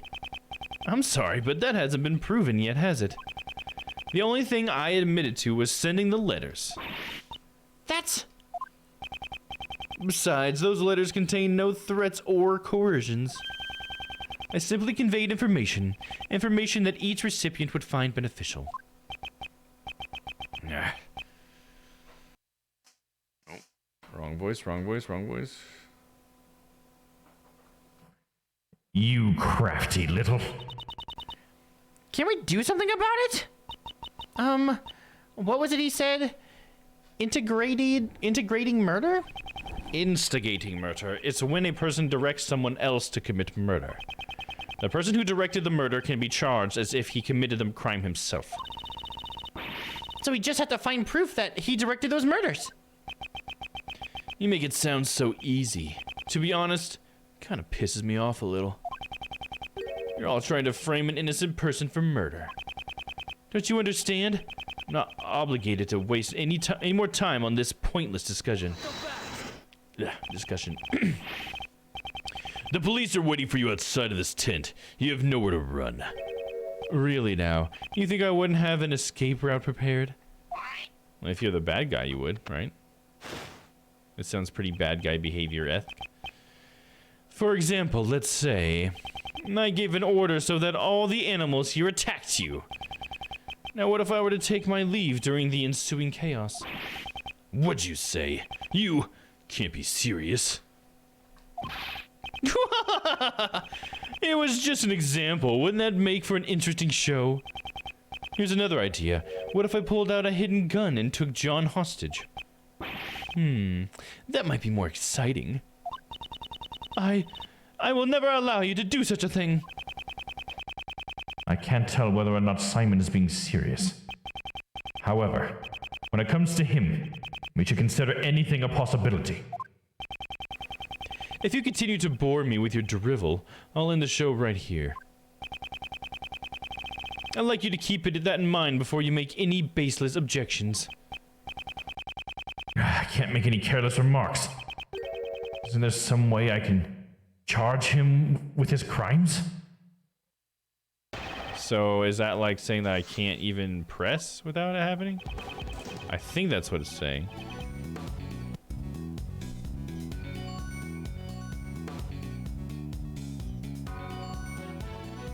So what does it say here? So he decides to liven things up with a little extra punishment for presenting incorrect evidence. You'll now list 30%. Oh, it's just incorrect evidence. Okay.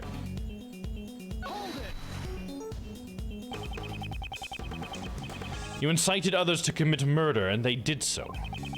If proof of that is established, you would be charged as if you committed the murders yourself. I know I heard it just a little while ago, but what's the technical term again? It's instigating murder. Okay. Blaze, Patricia Rowland, and Knightley. Their crimes are unforgivable, of course.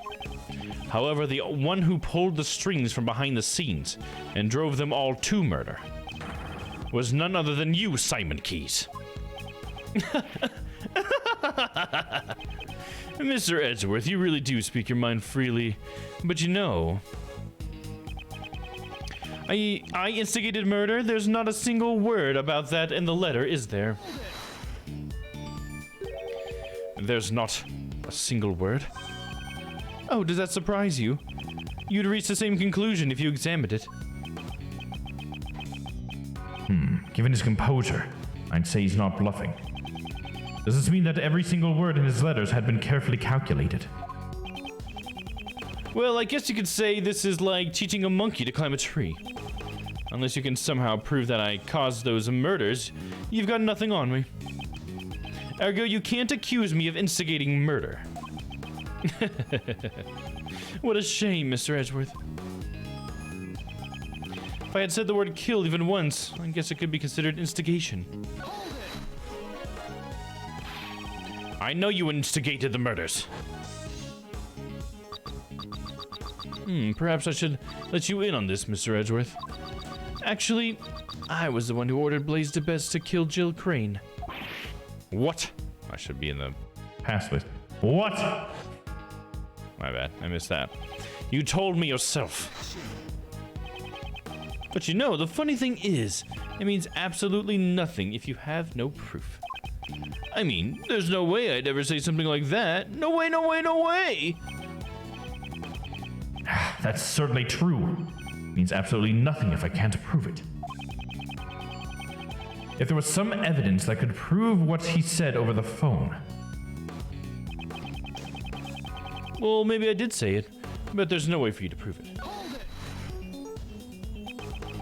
Maybe you did say it. Did you or didn't you? It doesn't really matter whether I did or didn't. That's not what's important.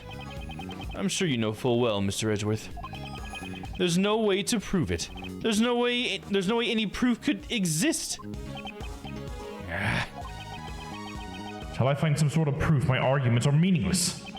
Should I press him to draw out more information or review the evidence? At any rate, I must find some way to break through his defense. He confessed to me over the phone. He told me he had Blaze kill Miss Crane. Only there was some evidence that could prove that he said what he said over the phone. And there probably is. On the fourth statement, present Nicole's tape recorder. Maybe I did say it, but there's no way to prove it. It must be on the tape recorder.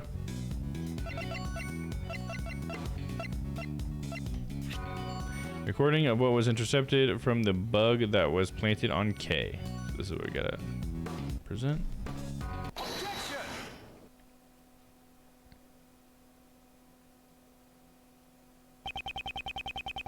It is my firm conviction that you instigated the murders. After all, you told me yourself.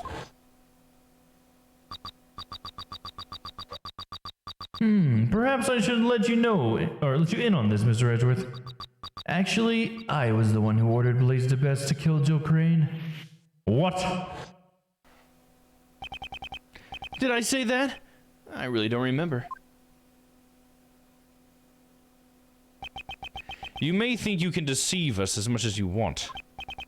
But unfortunately for you, you used a bug to eavesdrop on our conversations. But there was someone else who wiretapped that bug of yours and recorded the whole thing. It was recorded. In other words, the conversation between you and that clown is recorded on that tape. Like Z says, A schemer drowns in his own schemes. And this is what he meant. Miss Swift, I'd like to listen to your tape. Roger! Ah, it's right about here.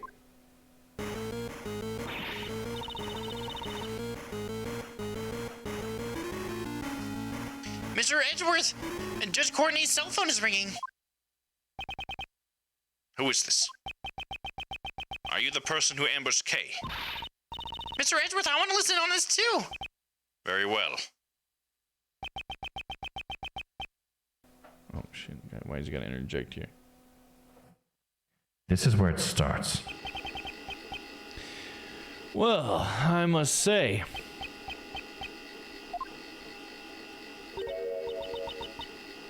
Huh? That's odd. what's wrong? Well, there ain't nothing recorded past this point. What? Why? Why wasn't it recorded?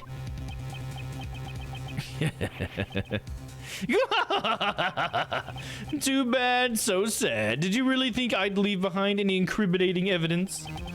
The bug I planted has a special feature. It can be turned on and off with a remote control.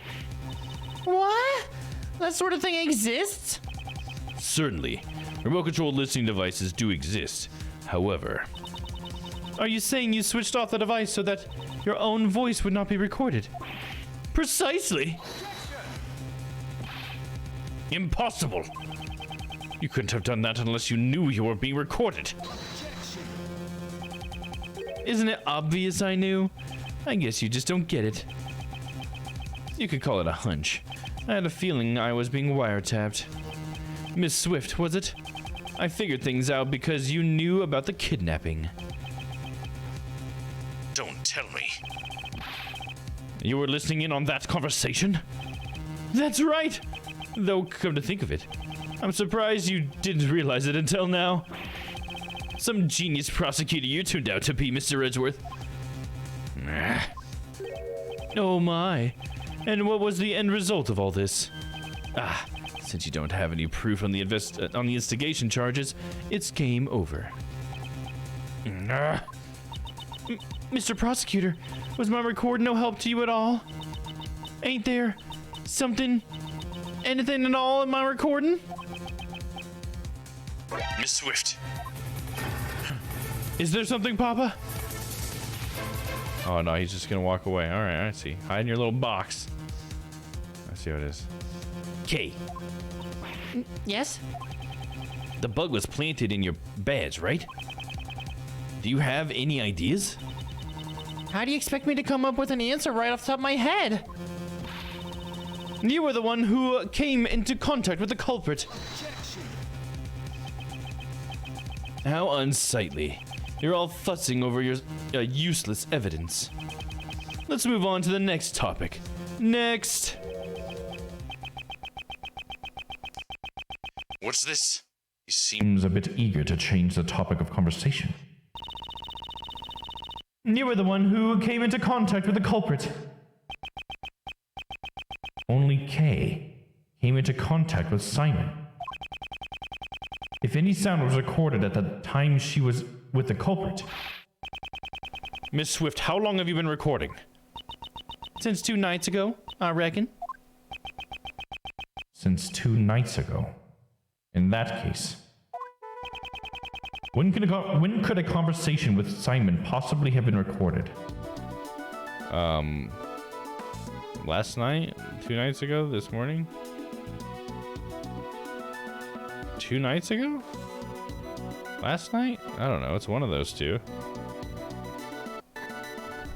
It's 2 nights ago, last night, or this morning. I'm gonna go with 2 nights ago. I'll try that first, I guess. Should just read it. Oh, that is 2. Okay, I got it right. 2 nights ago.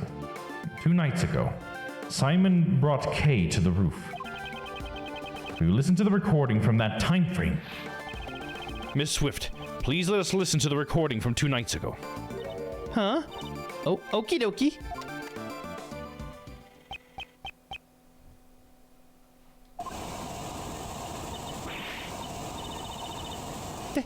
This is the sound of a hot air balloon.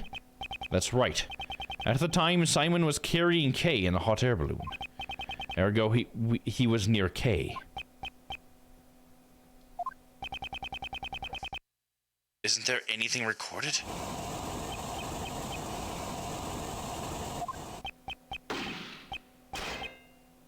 Bang clang.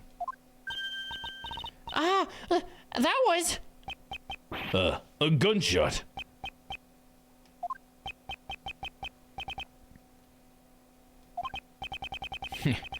It seems you were quick to deactivate the bug. However, you were a little too late. You can't run anymore. That gunshot ties you to the case. Huh? What are you saying? There's no gun involved in this case, is there? No.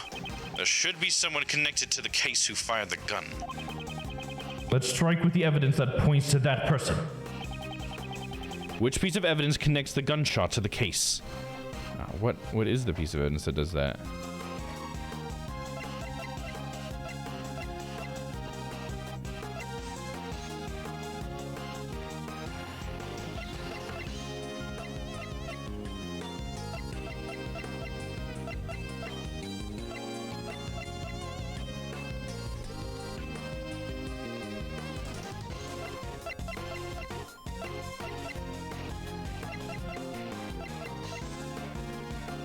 It's a lot of testimony.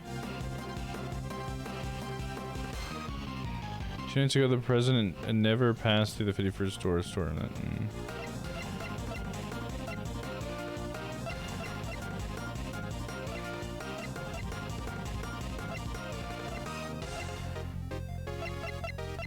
I have no idea. What is it? It's the crime scene notes.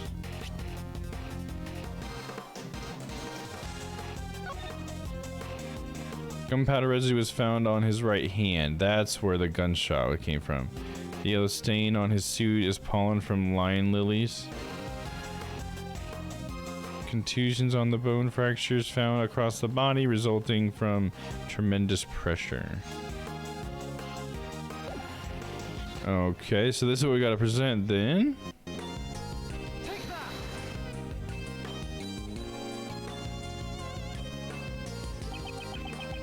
It's written right here in the body double's autopsy report.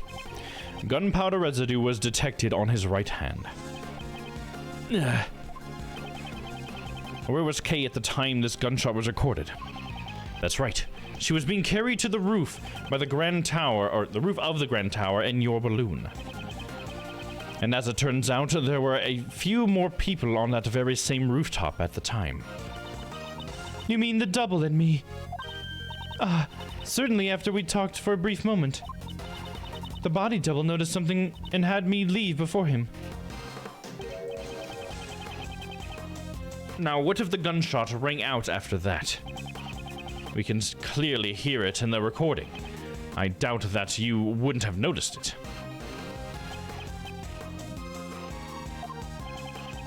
Do you intend to feign ignorance until the very end? It's nothing more than mere conjecture. What we heard in the recording was not just a gunshot.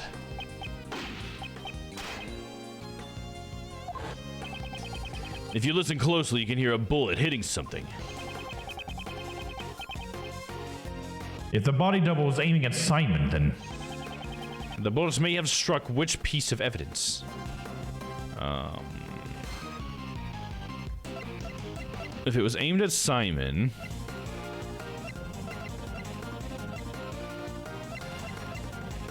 The balloon? I mean, wasn't he aiming at the balloon? Wouldn't that just make sense?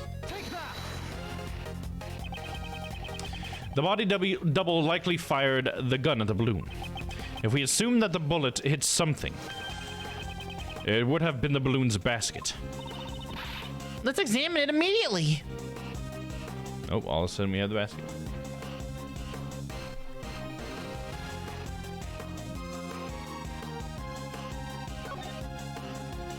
Could have hurt Kay, dude.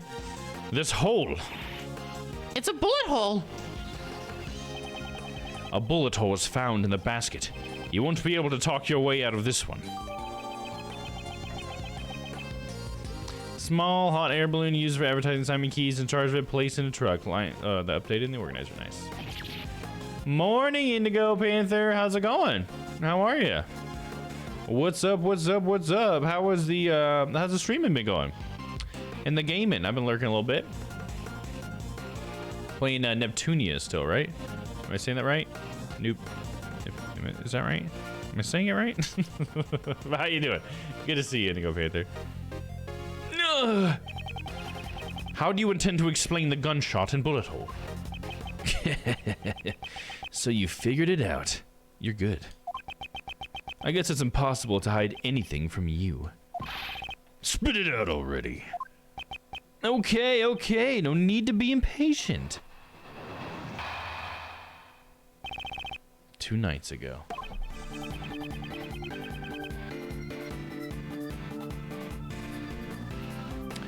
Look at this illustration, it's kind of cool. It happened when I was riding the balloon to the rooftop. I saw the body double and you, Miss Courtney, on the rooftop. Talk about a surprise. Only the double noticed me. He told Miss Courtney to leave ahead of him.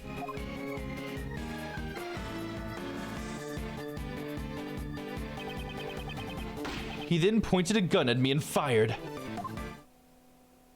Very sleepy, I had problems, but I think it's my hardware. Today was better. Oh, okay, gotcha. Like, is it like a CPU hardware thing, or just curious? I know we are always dealing with troubleshooting stuff all the time, so I know how that feels. I know, like, for instance, Panda just had to recently, he just upgraded his CPU a little bit because he's getting a new streaming PC in like January, but he made like a purchase just to slightly upgrade his CPU because he's been having some issues too, so I know how that is.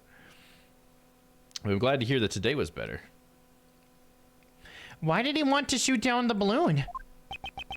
It's simple. The body double had intended to kill Miss Courtney. Kill me? That's right.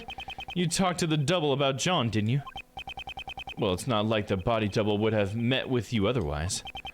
From his point of view, it was like showing him evidence that he was a fake. You mean, he was afraid of Judge Courtney because she knew about John's past? Afraid? That's exactly right. That body double was a coward after all. I even remember how his hands were trembling when he fired the gun at my balloon. Are we all clear now? I was only there by chance. Just a friendly witness who was passing by. Encoding, it quit on me. Oh, I'm sorry to hear that. That's so annoying when stuff like that happens. Encoding is one of those things that's just such a bitch, you know? I finally got mine tuned up, but I think, you know, at any point something can happen, it feels like. And maybe it's on Twitch end, maybe it's on my end, you know, I don't know. I am sorry to hear that. Hopefully it'll continue to be better. How are you doing? It's been a while, but it seems I wake up at 3 a.m. at the moment. Oh, yeah. Circadian rhythm's a little bit jacked up, it sounds like, maybe. I'm doing good, though. We're doing good. Hanging out, you know. Getting used to my new house and doing some fun projects and stuff. I think you may have missed it a little bit recently, Panther, but we're doing some 3D printing again recently. It's been a lot of fun. I don't know if you got to see it, but we recently, in Blender, made a 3D model of Dolus. And let me see, am I pointing at the right camera? Yeah, right here. And we printed them out. Pretty cool, right? I don't know, maybe you got the chance to see it. It's been a little bit, but in case you missed it, thought I'd mention it.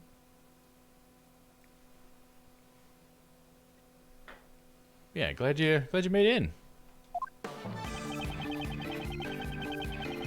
It happened when I was riding the balloon on the rooftop. Around what time was that? I think it was around 11 p.m. Awesome, I'm into that. Okay, so a lot. Oh yeah, cool. Yeah, yeah. On Wednesdays, I've been trying to do some 3D modeling and stuff. This last Wednesday, we 3D modeled Dom-chan. I made a 3D version of Dom-chan, which I'm gonna paint to make it look like Dom-chan, and I might try 3D printing it. I think I'll probably try 3D printing. It should coincide with the time Miss Courtney and company were on the roof, right? Yes, it was indeed around that time. There doesn't seem to be any contradictions. However, the time frame is important. And it was at that moment I saw the body double and you, Miss Courtney, on the rooftop. Talk about a surprise. Are you saying this rooftop rendezvous was beyond your expectations? There's no way I could have known about that beforehand. Well, once the dust settled, I could guess what would have happened, though. The double had intended to kill Miss Courtney. Hey, did you realize that? No, I did not realize it. It's because you were babbling on about that kid. How did he know about like what they were talking about? He's flying this hot air balloon. He's got that giant or the really loud going on, you know, but he's hearing Judge Courtney talk about her son. What? How, dude? What kind of mother are you?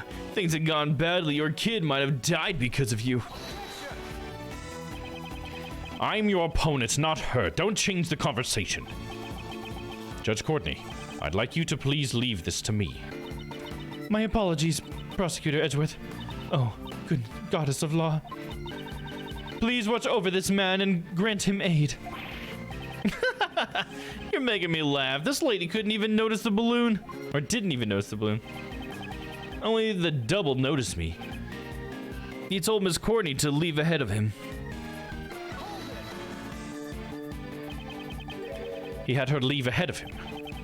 Didn't you say the body double had planned to kill her? Maybe thought it would be bad if someone saw the scene of the murder.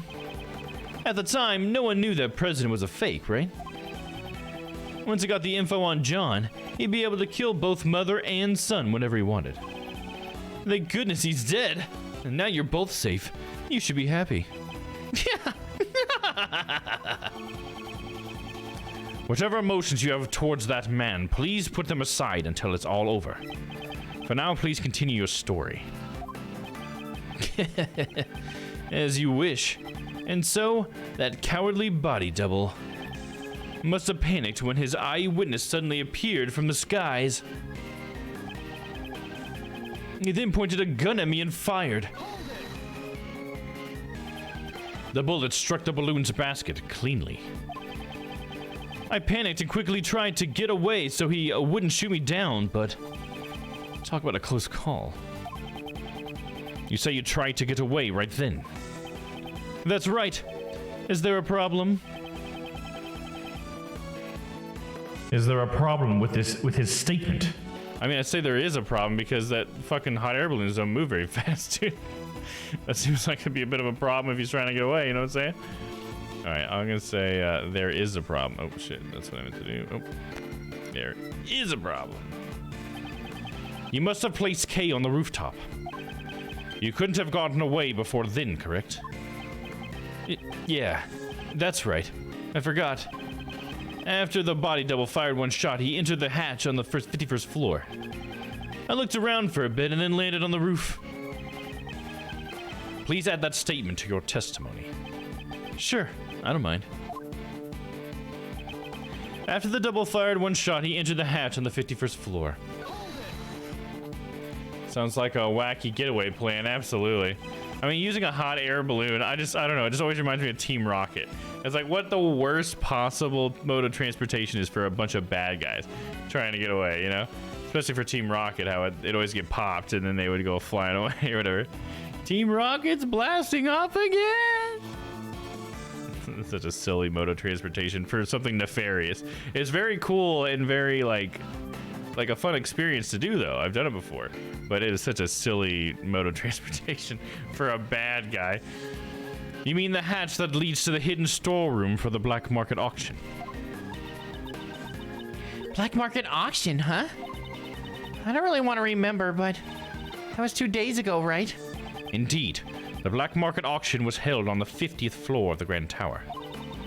A lot of people must have been coming and going through the storeroom during the incident. Indeed.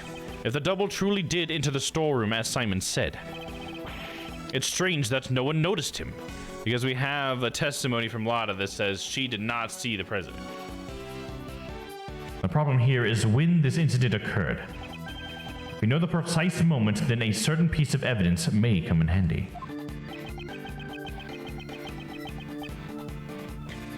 Eyewitness testimony from the balloon. Wait, what was that? He just said that? So that means if Simon hadn't come... Judge Courtney would probably have been in danger. So wouldn't that mean he saved her life? The motive behind Mr. Keys' action was probably not so noble.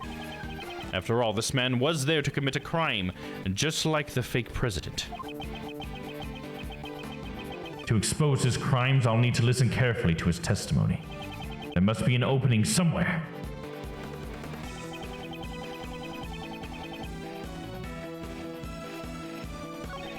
Okay, Oh, shit. Nope, damn it.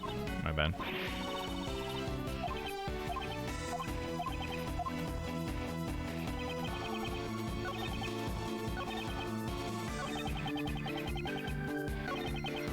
Here we go. So here on this one, after the double fire the shot, he entered the hatch on the 51st floor. We are going to present Alada's testimony, because Alada said she never saw the president enter. As we can see here, it says 2 nights ago, the president never passed through the 51st floor storeroom. So that cannot be true.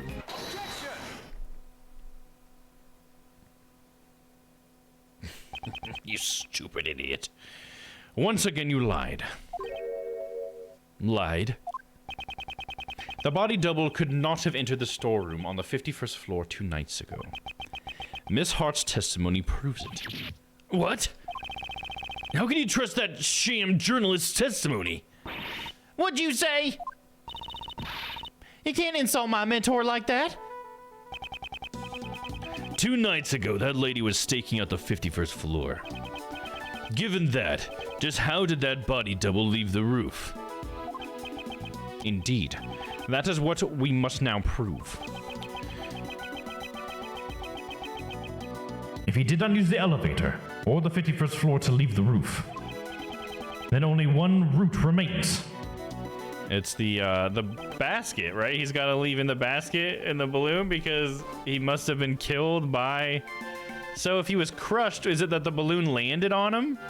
You think that's how it was? Because his body supposedly was crushed, right? So I'm thinking he lands the balloon on the guy and crushes him to death, lays her body there, and then takes his body in the basket and takes it down. Like, I don't know. That's the only thing I can think. All right, how did the body double leave the roof without using the elevator? That's gonna be the balloon. It's gotta be. It's gotta be. It's gotta be. It's gotta be that big lion balloon.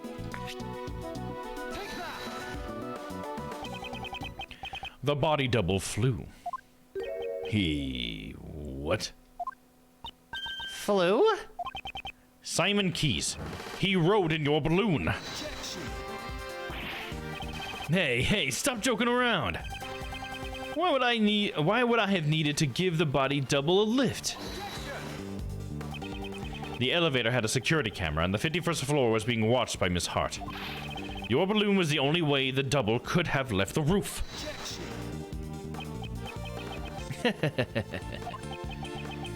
At the circus, we often perform dangerous stunts in order to surprise the audience. You think you've got me cornered? Sorry, but the show ends here. What? Hey, you. Alada, was it? I'd like to ask you something. Are you saying you stood watch on the 51st floor the entire time without any breaks? Well, reckon course. There ain't no mistakes in my testimony. Really now? But didn't the sound of Mr. Edgeworth's assistant falling into the storeroom cause you to faint?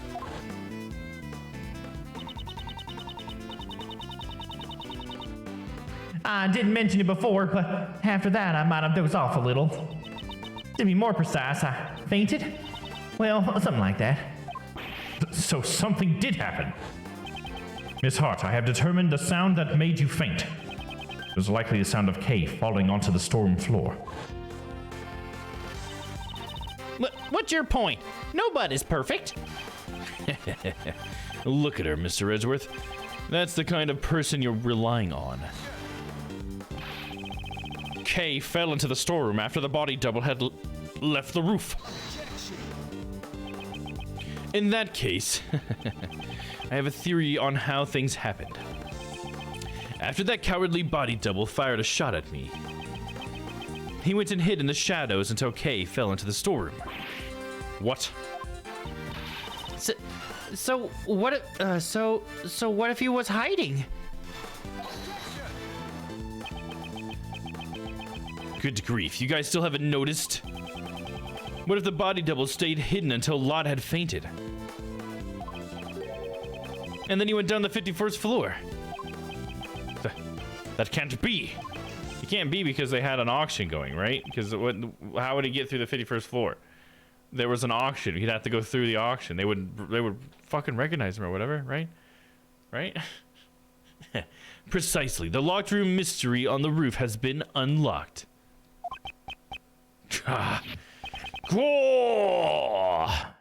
He even said it in my voice. Oh, I forgot when he does the green. It's Edgeworth's voice. My bad. But wait, there's more. I told the hidden boy double about John Marsh. Or the hidden body double, my bad.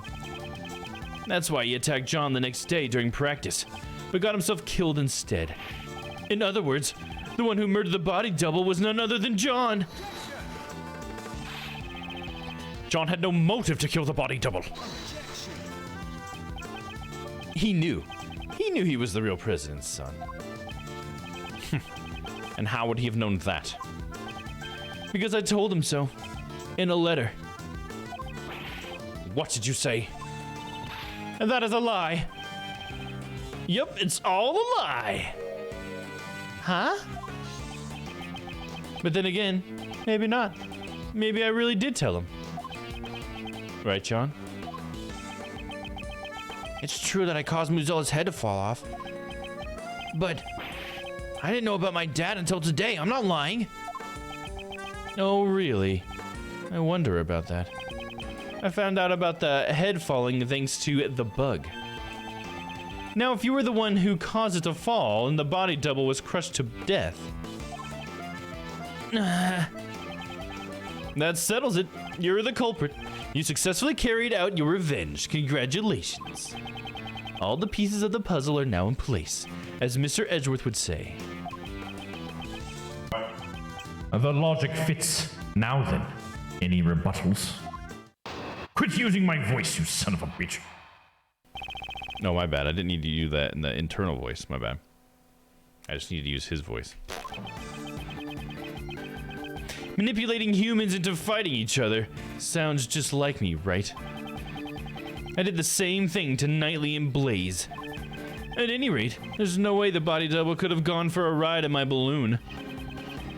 The double was crushed by the monster's head, right? And who was it that caused the monster's head to fall?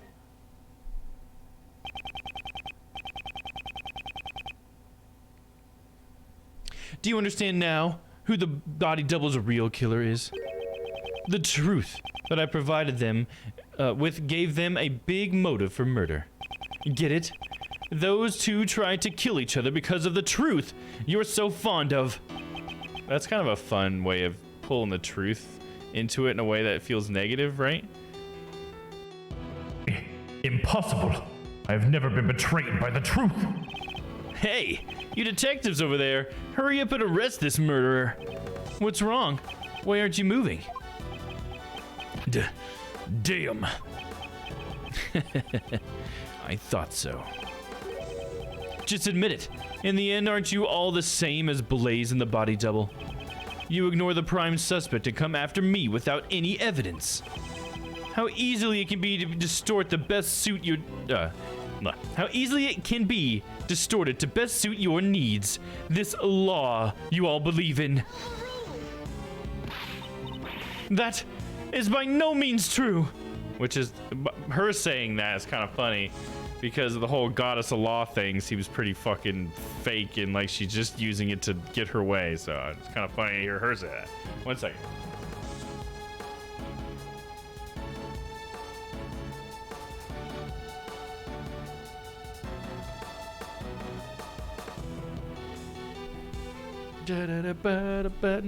Beat up.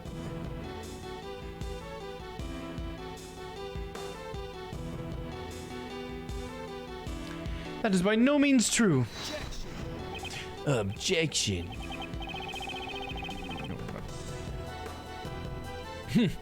If you're not gonna arrest anyone, maybe I should have a talk with the policeman outside. If I tell them that John Marsh is the killer, they'll be forced to take action. Simon Keyes, your testimony isn't over yet.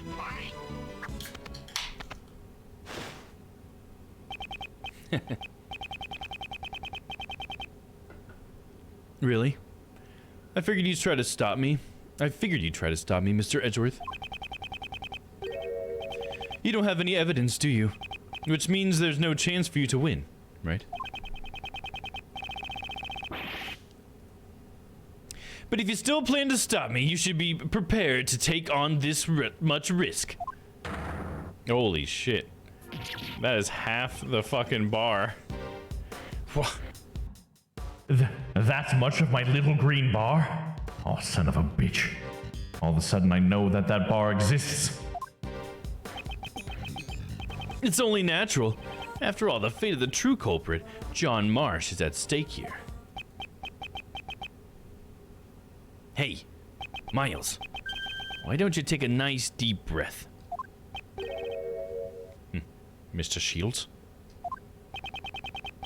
At times like this, you should take a breather and think back. Defense attorneys always remain calm in a pinch and smile in the face of danger. It's exactly what Mia used to say. Oh. The point of contention between your logic and his claims lies in the body double's escape route. How is about, for example, we think of it like this.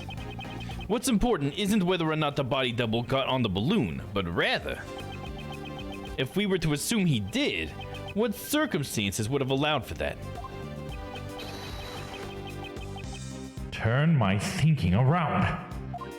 Just like what Mia used to say. Well, all I'm doing is a cheap imitation of your old man. Did it help? I should have used my Gregory Edgeworth voice. Come on, Miles. This is your father, Gregory Edgeworth. I need you, Miles, to be my good little boy. Circumstances. That would have allowed the body double to get on the balloon. That's right. The body double not only had a large build, but he also had a gun. And in spite of that, no traces of sleeping drugs were found in his system. I'll wait for the ad.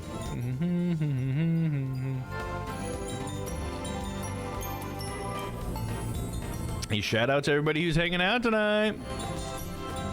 All you lurkers out there. Appreciate you guys. Doodaloo, beadaloo, doodaloo, beadaloo. Happy holidays. And happy Thanksgiving for those of you in America. It's coming up. It's coming up. All right, you guys ready? And in spite of that, no traces of sleeping drugs were found in his system. Which means it can't be. Mr. Edgeworth, are you ready yet? Hope you haven't forgotten about this.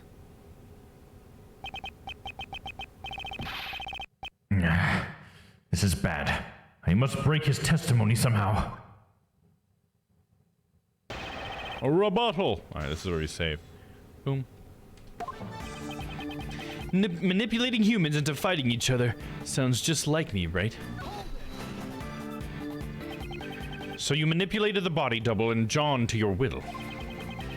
You seem rather persistent about that, aren't you? Very much so. I'm an animal tamer after all. And isn't the greatest animal in the world, man?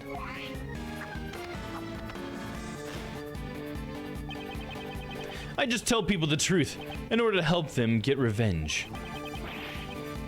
They should all be thanking me. Mr. Edgeworth, I'm kind of scared. Steel yourself, Kay. One who sows seeds of revenge as a jest. This is an opponent we must stop at all costs. The sins of the past are scary. So scary. You'll never see your retribution coming.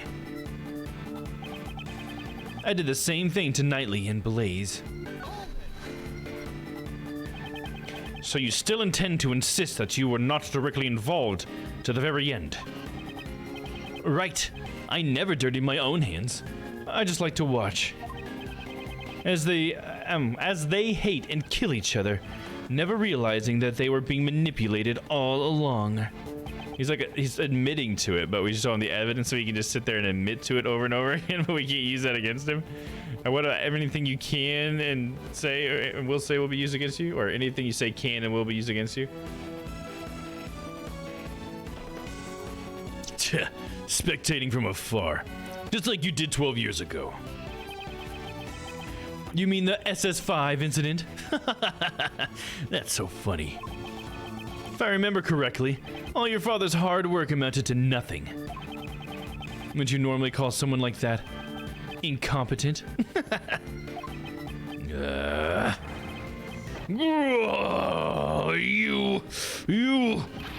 Why, your order?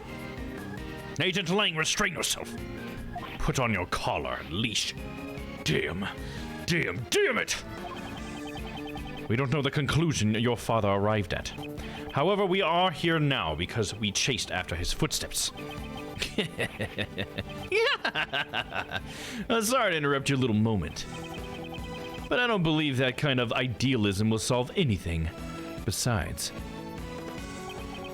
at any rate, there's no way the body double could have gone on a ride on my balloon.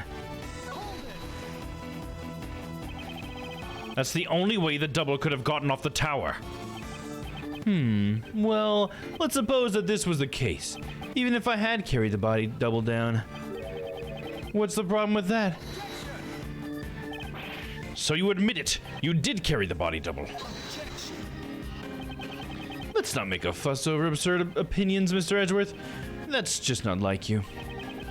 You think the body double held me at gunpoint and asked me to go on a sightseeing joyride? There's no way that could have happened. And you know that full well, don't you? It's possible you negotiated with him by using the information about John as a bribe. But he shot at me, remember? There's just no way he could have negotiated. In that case, what if he used sleeping drugs and transported him while he was knocked out? Then allow me to ask, have they detected any traces of sleeping drugs from his body? It's no good. Can't find any openings. It's because he knocked him out, because he landed on him with his fucking basket, and they drug his body out there. I mean, it's obvious, right? Mr. Edgeworth, isn't there something more interesting we should be talking about? The double was crushed by the monster's head, right? Allow me to propose a question. Was the double really crushed beneath the monster's head?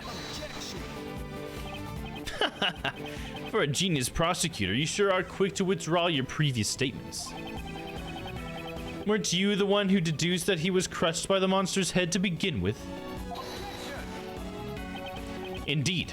I certainly came to that conclusion once before. However, that was when we knew of nothing else that was capable of crushing him to death. Knew? Why the past tense? It's not like there's anything else now, you know. The body double was crushed to death by the monster's head. That is an unshakable fact. Is there nothing else? Some decisive evidence that connects this man to the crushed president? How unsightly, Mr. Edgeworth. Why don't you stop this useless struggle? Besides, don't you already know who the culprit is? Remember? And who was it that caused the monster's head to fall? Certainly the one who caused the monster's head to fall was John. However... Even John himself admits to that. Well then, doesn't that settle everything? Good job, guys. Case closed. The one who killed the double was John Marsh. And since the police just happened to be here... No, not yet. There's still room for further investigation. Don't force yourself. Well then, tell me. What else is there to investigate? And if you can't, I want that kid arrested as soon as possible. You aren't going to overlook a crime, are you? Am I wrong? Mr. Edgeworth, what do we do? Is there really no hope left? Think. Think, Miles, think! Mr. Keyes killed the double. Then the murder could only have occurred when the two met face to face. What he had with him at the time must be the real murder weapon. And I've been saying it for like 20 minutes at least. Edgeworth, listen to me! Listen to Domworth! Darn it! Does he intend to play innocent until the very end? The body double's cause of death was rather unique. He was crushed under the monster's head. Then the killer would be John after all. Isn't there anything else that could have crushed the double? Something else that could have crushed the body double. Yes, yes, yes, yes, yes! Alright. Save. Same thing. Any rate, there's no way. Double was crushed by the monster's head, right? And who's it that caused the monster's head to fall? It's gotta be this one. And can we present the lion balloon here? I don't know what we're supposed to present, so let me just look it up. Because it's 10 o'clock.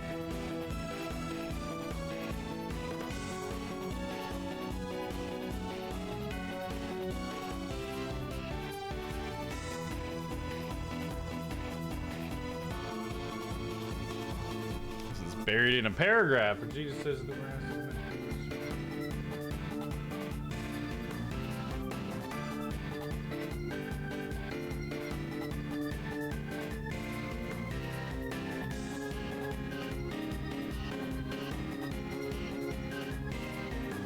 Oh no, I'm ahead of myself here. It's up here.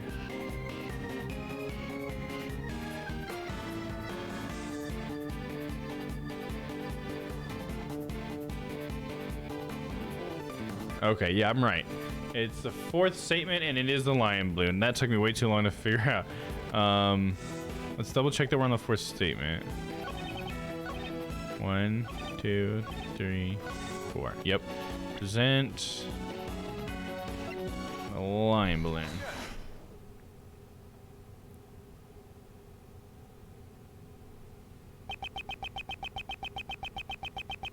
John was not the one who killed the body double.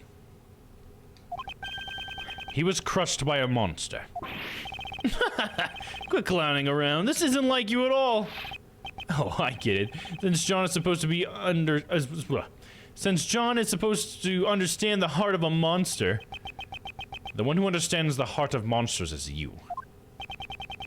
And even I have monsters for friends, you know? I mean, you're an animal tamer, though, so some people call those monsters. Stop being so modest. Didn't you have one very important friend? A monster you control at will. Simon Keyes, you're the one who killed the body double. That's... The lion balloon? The monster made of cloth that expands when filled with hot air. It suits you quite well, wouldn't you agree? Sorry, but I have no idea what you're talking about. You've been fixated on your claim that you manipulated John and the body double. Probably because it's an impossible fantasy of yours. After all, even an animal tamer cannot tame the dead. The body double had already been murdered while he was on the roof. And the murder weapon was the balloon you were in. I see. Although it floats in the air, that balloon still weighs several hundred pounds. When the double threatened you on the rooftop, you immediately came up with a plan to defend yourself. And that plan was to crush him with your balloon. Whether the body double wanted to get on, or that he was carrying a gun, none of that matters. Because what you carried in your balloon was the body double's corpse. Hold on a second, Mr. Edgeworth. You're saying the double was killed on the rooftop 2 nights ago? Well, that simply doesn't match up with the time of death. What did you say? That's not like you at all, Mr. Edgeworth. Take a good look at your autopsy report. The time of death was around 11 p.m. last night. Last night? That's right. The very night the Mozilla's head fell. Well, Johnny boy, come on. How about telling us the truth? You killed your father, right? I know the feeling. You hated him, didn't you? Your father, your father who left you all alone forever? You're wrong. I had no idea that guy was my dad. Not this again. Didn't I personally tell you myself? Was my logic wrong? No, it's not wrong. There's no way it's wrong. Mr. Edgeworth, allow me to thank you once again for chasing down Blaze and Patricia and bringing them both to ruin. My revenge was a success, all thanks to your logic. If only the time of death matched up, then my logic would fit. Perhaps he did something to throw off the time of death. And what's more, Dane Gustavia, was it? You even took down the culprit of the IS-7 incident. Dane Gustavia and the IS-7 incident. Because that body was preserved, right? So it's going to be like it was frozen, right? He froze it. Isn't that how that body... Because there was a body that was preserved for 18 years and then we found it, right?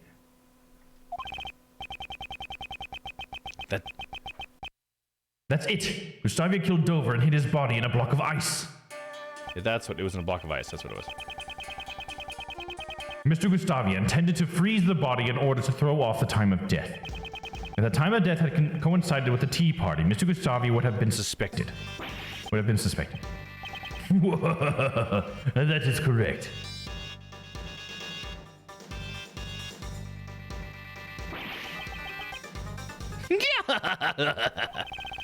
It's a shame that I didn't get to witness his destruction. How could you say that? Wasn't Mr. Gustavia your father, Simon?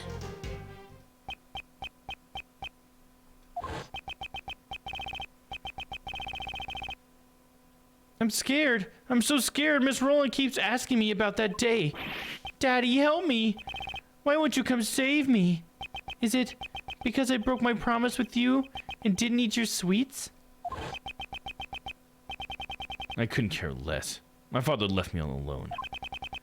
Even if we share the same blood, that man is not my father.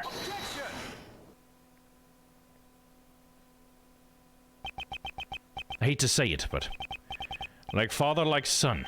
You're the spitting image of him, Simon. The father you hated so much. Huh?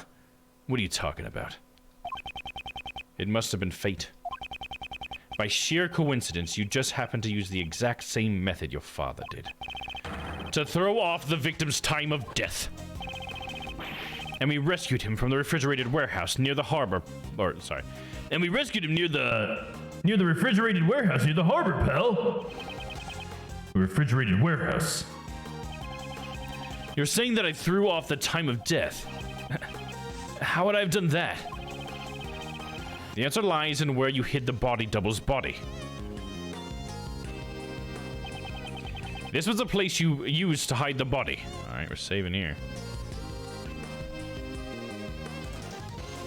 Downing Street, Twilight Station, City Hall, Harbor, Dawn Waste Center, Sunshine Warehouse.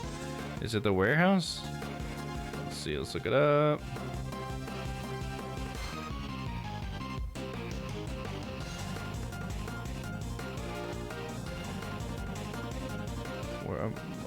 I'm lost. Oh, it is. Okay, I got it. It is Sunshine Warehouse. I was right. I just assumed it says it was a warehouse, I guess. I think it's the only warehouse that was on it. Throwing off the time of death by freezing the body along with John's kidnapping. Seems that everything is coming together. The kidnapping? Why are you going back to that? I don't know a thing about it. Don't forget, John was confined in a refrigerated warehouse. That's right. You kept the body double's corpse in that very same warehouse. 18 years ago, your father hid a body the same way. What? My father, the one who abandoned me, did the same thing? Who would have guessed that both father and son would use the same method? Stop it! Don't let me in with that guy! My father. I'm nothing like him. There's not a single connection between us. You may think so, but even now, your bond with Mr. Gustavia still remains. Didn't you say once before, I don't like sweets? That may come from the shock of losing your father, don't you think? You guys have no idea what you're saying. Even if you deny your father, aren't your thoughts and actions the same?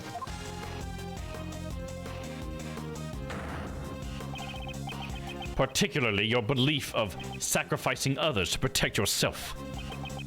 And finally, your crimes were brought to light, just as his were.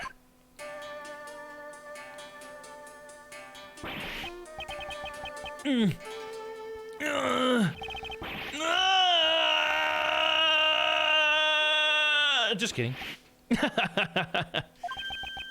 I don't know anything about that warehouse. I had nothing to do with the kidnapping after all. In order to threaten Judge Courtney, it's clear that you partook in the kidnapping. Objection. How scary. Those who get involved with you will be charged with all sorts of crimes. In the end, there's no evidence for the instigation and for the kidnapping. None at all. Or what, are you gonna forge some evidence, just like Blaze and the rest? I'll do nothing of the sort. I can't let him provoke me. You always say, I'll pursue the truth no matter what, right? Don't you mean only the truth that's most convenient to you? After all, that's how the police pull the wool over the eyes of those without power.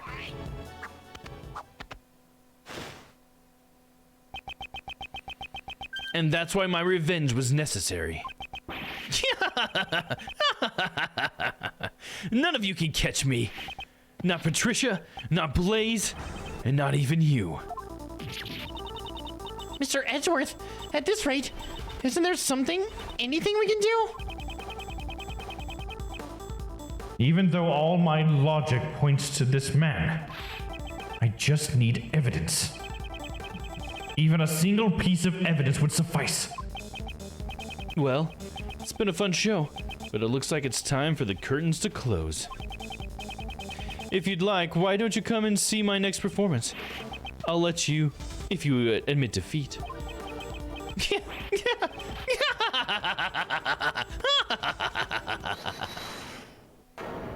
Oh, who said that? Is it gonna be Von Karmerson? Who was that? Oh, it was fucking Gumshoe? Fuck yeah, dude! Sorry to keep you waiting, Mr. Edgeworth. Gummy, where'd you go? I was just doing the job that I was, look. I'm just doing the job that I'm able to do, pal. Detective Gumshoe, your report, please. I did a quick investigation, sir, about the warehouse John was at. The refrigerated warehouse is currently being rented by the Berry Big Circus, just as Mr. Edgeworth said. So it's finally here, our trump card. Well done, Detective Gumshoe. Now then, Mr. Keys. There must be some mistake. Maybe it has something to do with the circus. I see. Indeed, I see. Indeed. We are not well informed with the affairs of the circus. In that case, why don't we get your boss's opinion on this? Regina. We are renting a refrigerated warehouse to store the animals' food, but I don't know much about the place. After all, I let Simon handle everything. Do you do anything around here? Curse you! Yeah, Simon, how scary. What a shame. It seems your desperate actions after the crime were in vain.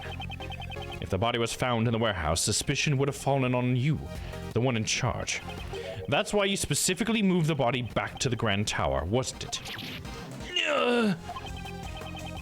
However, us finding John confirmed that the warehouse was a fatal mistake in your part.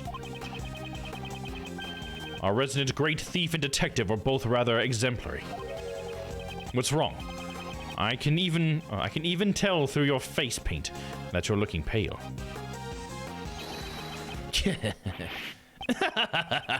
It's not over yet, Mr. Edgeworth. Your logic is missing the most important piece of evidence. Oh? Please do tell. Isn't it obvious? Evidence that I killed the body double with the balloon. You can't present it, can you? After all, there's no way such evidence could possibly exist. The evidence. It exists. Oh, it exists. What'd you say? If Mr. Keyes murdered the victim, traces of the murder should remain here. On the balloon, I guess, right? Is that what we're saying? Where's the murder victim present the balloon? If the body double was crushed by the balloon, there should be traces of another piece of evidence left on it. Right. Which would be the pollen that was on his chest, right? I'm gonna go and save just in case. It should become clear once we examine the basket of this balloon. The balloon again? Didn't you already find the bullet hole? There's no way you'll find anything else there. That's... it'll be fine, right, Mr. Edgeworth? Mr. Edgeworth is a hero who always finds the truth no matter what he's up against. That's right, pal. Of course he's gonna be... Of course it's gonna be fine. Mr. Edgeworth has gotten out of more impossible situations than I can count. Miles, I believe in you too. But more importantly, I'm sure your old man watching over you believes in you as well. Good job, Miles. Your old father Gregory is proud of you. Miles Edgeworth, calm down and think. You're just one step away from the perfect proof. The body double was killed by this balloon. The proof lies in the traces left on the basket. Simon Keyes, it's time for you to atone for your crimes. I'll see it with my own eyes. The moment this past case is settled once and for all. Please, Prosecutor Edgeworth, deliver the final blow to this unforgivable person. This is the final piece of evidence that proves your crimes. what traces were left on the balloon that crushed the victim? This should be asking about the flowers, because she had brought him that bouquet of flowers. There it is. When John found the body, a bouquet of lion lilies was there as well. Lion lilies? The flowers from Zhangfa that represented the bond between parent and child. That's your evidence? Surely. They must be buried under a mountain of garbage by now. Moreover, the one who threw it away was John himself. That's not much of a bond now, is it? The language of flowers stuff has nothing to do with this. Calm down, John. Certainly, you may have thrown the flowers away. However, I believe those emotions remain as strong as ever. Those bonds will surely protect you from that man, in the form of my final piece of evidence. What the heck are you talking about? Those flowers were crushed. Ergo, they must have come into contact with the murder weapon. Perhaps we'll find the very same pollen still stuck to the basket of your balloon. No way, no way, no way, no way, no way! You guys examined the basket just a few moments ago. If there had been any yellow pollen stuck on there, wouldn't you have noticed it then? Mr. Keyes, evidence is not restricted to what you can see with a naked eye. What? Emma. Yes! Would you perform one more scientific investigation for us? Leave it to me. The balloon's basket, right? Ah, a reaction. This is clearly pollen from a yellow flower. We'll find out soon enough whether or not it's from the same flower. What? I'd say this proves that the body double's death was caused directly by your own hand. No way! That's That can't be. You crushed the body double to death on the roof of the tower. Then, you retrieved the body and hid it in the warehouse. Why? Did you have to go to the trouble of retrieving the body? 2 nights ago, he knew that a separate incident would occur at the tower. Ah, Miss Cranes! Precisely. Leaving the body there would have disrupted his plans. I see. But even so, he couldn't leave the body in the circus warehouse either. Exactly. So the next day, when he was bringing the body back to the tower once again, he saw the small fire John started, which caused the Muzilla's head to fall. Was that when the idea came to you? Your plan to pin the crime on John? Ah! You made it look like the murder weapon was the fallen head. Such a fool. Cowardly behavior. Or such a foul, darn. I was used to... on karma there. For that reason, you carried the double's body in the balloon and lowered it into the film lot. At that time, the figure of the body double being lowered down by a rope was captured in John's video recording. Damn, it was all... You saw through it all? Damn it! Damn you! You manipulated animals, you manipulated people, and you manipulated cases. Almost as if you were a king. However, it's now all come to an end. Simon, the animals have gotten angry. Even Money and Astique. You never thought of them as your friends at all. How sad. Oh shit, they're gonna come and just eat him. That'd be crazy if that's how it ended. That would not be very Ace Attorney at all. Damn it! Don't you look at me with those eyes! With those fuck me eyes. It's about time you went back to being a mere clown. A fitting end to your pitiful jester's act. Stay away! Get away from me! Stop! Please, stop! Daddy, help me! I'm scared! I'm so scared! I don't know anything. I didn't do anything bad. They're the bad ones, aren't they? Horace, why? Why did you stop me? If you hadn't done that, I couldn't even trust the police. Nobody would help me.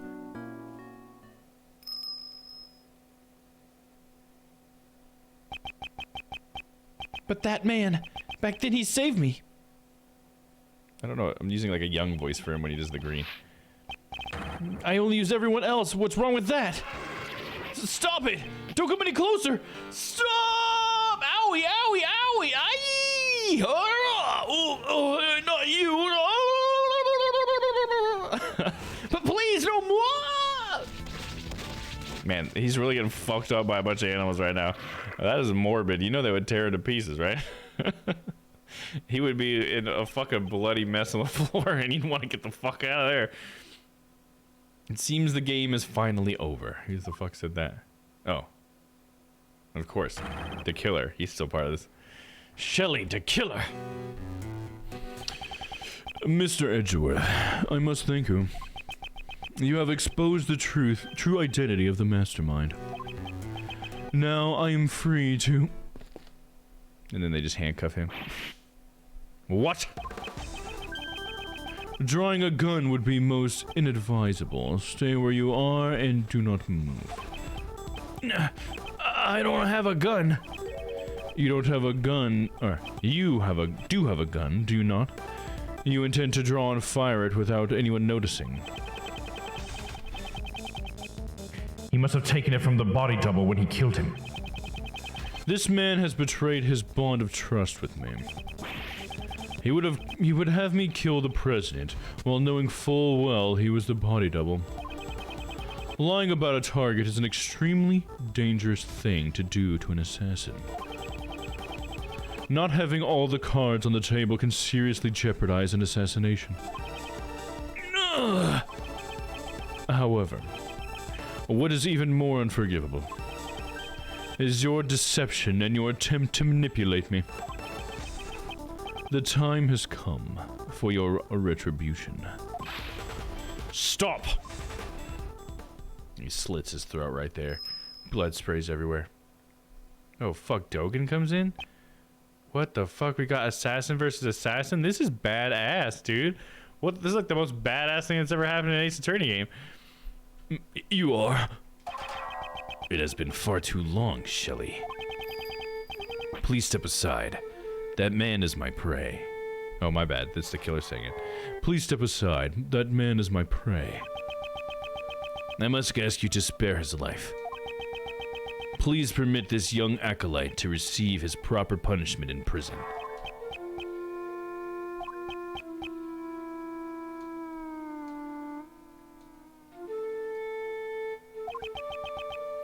And if I refuse? His is the first life I have saved. I will not allow it to be taken away so easily. You saved a life. The assassin, Sirhan Dogen. Ironic, isn't it? That I, the one who has taken countless lives, am making a plea for this young one's life. He saved my life just as I have saved his. Before I knew it, I grew quite fond of the lad. You may laugh at me as much as you wish. However, I must ask that you spare the life of the boy. From one assassin to another, please make this allowance. I understand. If you are willing to go that far, you have my thanks. I am in your debt. No need for thanks. I simply felt there would be no merit in a fight to the death with you. That is all. And with that, I must take my leave. Smoke bomb! Damn it, wait! That son of a bitch. Prosecutor Edgeworth, I must thank you as well. It was necessary for this young acolyte to be put in his place. And that, you have done. Now then, it's time for me to return to my humble cage, surrounded by iron bars. Right, Anubis? Right, boy. Hold it! Oh, look who's here. Hey, priest guy. You killed my dad, right? Indeed. I am not one to forget those I have slain. I see you must despise me, boy with horns. In that case... John! Do not panic. I simply lent the boy with horns my knife. Take that knife. I'll run it through my throat. A single stab should do it. Damn, dude, this is so dark. I've long grown weary of my wooden crate carvings. Revenge. John, don't do it! John, please, I beg of you. Until just now, I had intended to seek revenge, no matter how many years it took. Revenge? Revenge is good. Really good. All your pain and suffering slips away. Everything becomes numb, and you'll feel nothing. Yeah, you may be right. I thought about that while I listened to what you had to say. John! But the only one who could be satisfied with revenge would be myself, right? If I became a murderer, my mom would go through even more pain and suffering. My friends from the movie, too. From all those people who care about me as well. The boy with horns says some interesting things. That's right. I finally get it now. I'll never forgive you, but I'm not the one who should punish you. After all, isn't that what my mom and that prosecutor guy are here for? John. John! You just said some really profound stuff just now. Kay, perhaps you should study up a little more yourself. Is that so? Well then, young one, it is time for us to depart. Where to? To prison, of course. That place will be our home. Our home?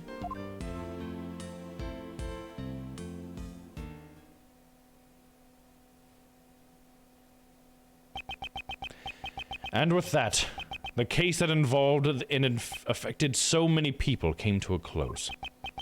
However, there was still one last thing I had to do.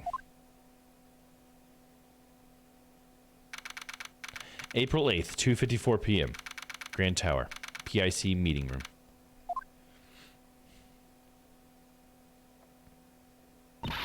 Mr. Edgeworth, sorry to keep you waiting. Why'd you call Uncle Ray and the rest of us out here?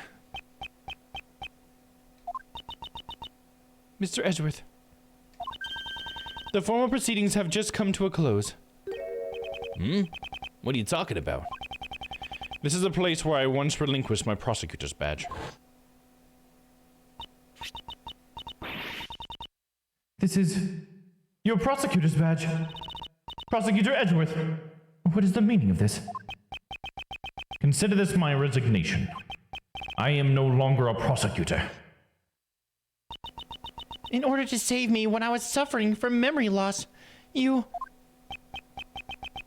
A certain man once said, "The only ally a defendant has is their attorney. By trusting in their client, an attorney draws closer to the truth." The sight of that man still shines brilliantly in my eyes. Just as the image of my father fighting in court does. Gregory. However, this is nothing more than that man and my father's way of life.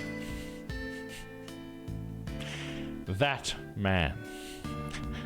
It's so funny. It's so funny to do it so many times in a row, too.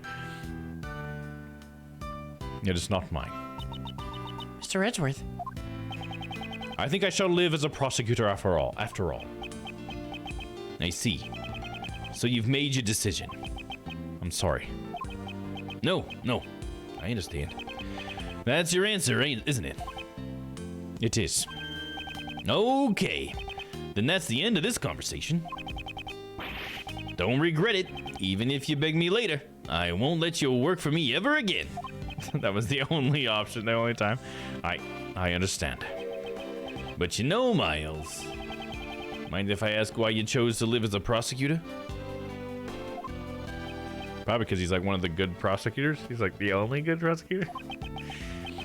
Mr. Shields, you asked me this before.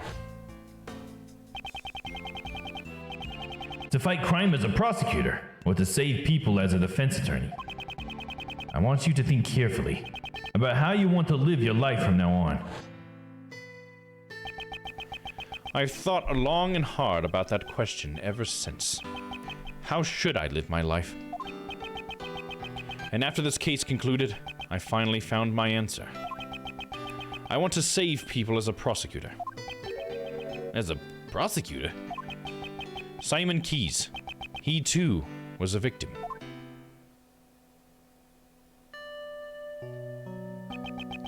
He lost a parent in a past murder, and with it, the ability to believe in anything else.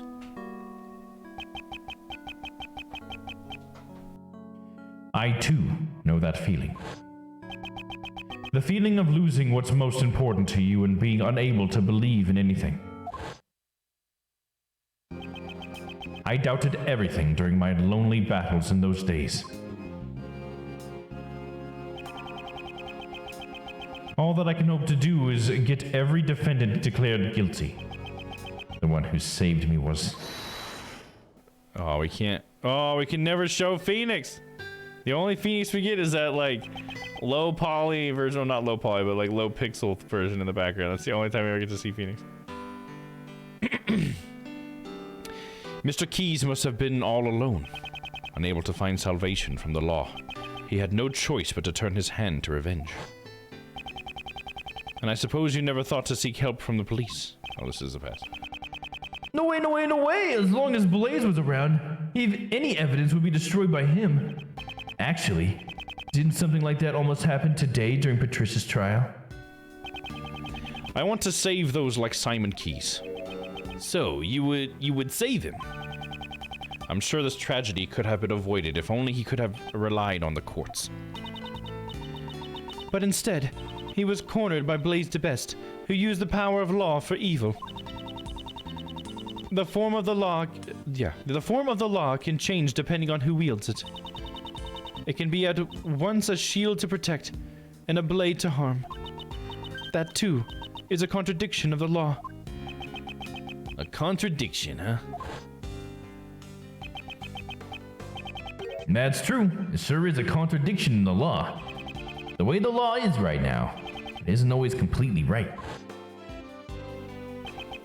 The only way to right those contradictions is by joining in the court system. The one who could have saved Simon Keys was not an attorney, but rather a watchman of the law, a prosecutor. I shall face the contradictions in the law as a prosecutor. Yeah, all right. I see. That's just like you. But you know, it'll be tough. I won't just be a walk in the park. You'll be going up against the law itself. You do realize that, right? I do. However, someone must. Yep. Uncle Ray believes in you too. Or Uncle Ray believes in you too. Probably I should have said that. The law evolves and grows, and just like all of us do. Now I'm sure you can pull it off. After all, you're Gregory's son. Oh, Gregory. Your old man would never give up, no matter what. His eyes always saw only what laid straight ahead. Miles, when you choose to live as a prosecutor, your eyes look just like your father's. It looks like you've grown up a bit. I really wish your old man could see you now. Thank you very much, Mr. Shields. So then, Prosecutor Edgeworth, allow me to formally return this to you. Please do. Do I get to put my badge back on? I, Justine Courtney, as a member of the PIC, do hereby return to Miles Edgeworth the rights and privileges of a prosecutor in the name of the goddess of law. Boom! My prosecutor's badge!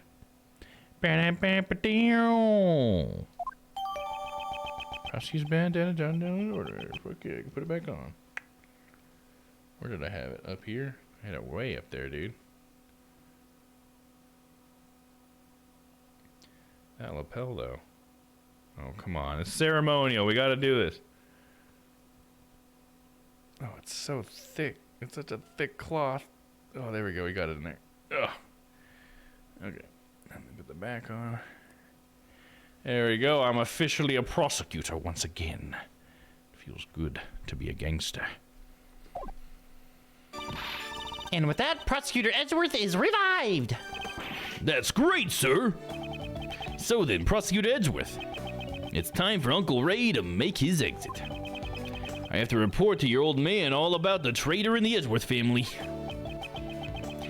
Thank you for everything, truly. And next time we meet, it just might be in the courtroom. I hope you'll be ready. Uncle Ray might not look it, but he's an ace attorney after all. I am in one of the video games. I'll look forward to seeing the attorney my father trained in action. Kind of sucks that Ray is only in this one. I mean, as far as I know. Hopefully we get to see Ray again. I really like him as a character. I think he's really fun. I like his voice. Take care. Prosecutor Edgeworth, welcome back. Judge Courtney, I must give my thanks to you as well. To me? You sought to fix the corruption within the PIC from the inside. That must truly have been a lonely battle. No, it is not, for I was never alone. Because the goddess of law is always by your side, right? You made me realize that one could fight in such a way. The prosecutor's office. No. The entire legal world is caught up in this contradiction. If that cannot be set right, there is a truth that will never see the light of day. It was only through your help that I was able to find this new path. One that fights against the contradictions in the law. I, too, find that promising. As one in the service of the goddess of law, you shall certainly succeed in helping the law grow. Let us meet again in the courtroom. Yes. I must apologize for my shameful acts during the trial 2 days ago. Next time, I shall fulfill my duties as a judge perfectly. Your Honor, I do not intend to speak regarding your ideals. Prosecutor Edgeworth? However, the greatest judge I know is one overflowing with humanity. Even during a trial, that judge experiences happiness, anger, sadness, and joy. But nevertheless, always hands down the correct verdict in the end. It's difficult to say. But sometimes I feel that perfection is not always correct. So, a judge too has the right to behave in such a manner. Thank you very much. Prosecutor Edgeworth, when I pursued and fought against Blaze the Best, the goddess of law was not the only one by my side. Ah, it's John! When I have this cutout with me, I feel a strange sense of courage well up from within. No matter how painful things became, no matter how strong the foe. When I remember that I am not alone, I am able to keep moving forward. Wrongs must be put right, for John's sake as well.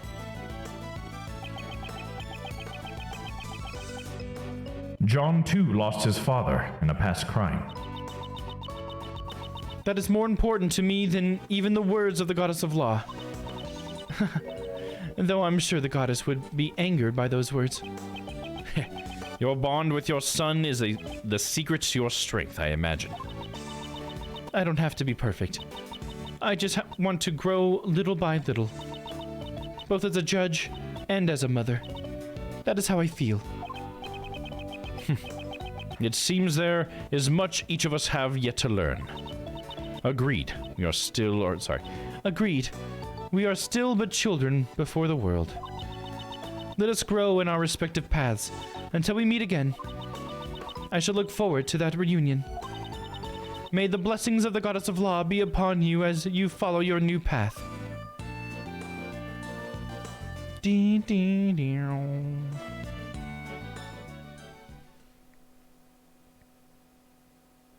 Alright, how much more falling action we got, you think? Although I once lost my position as prosecutor, I have now reclaimed it, so that I may tread a new path as a prosecutor. I shall surely reach the truth waiting at the end of this path, no matter how difficult the path may be. If any seek to stop me on my path, they shall receive no mercy, no matter how they may be. I will shout at the top of my lungs, objection!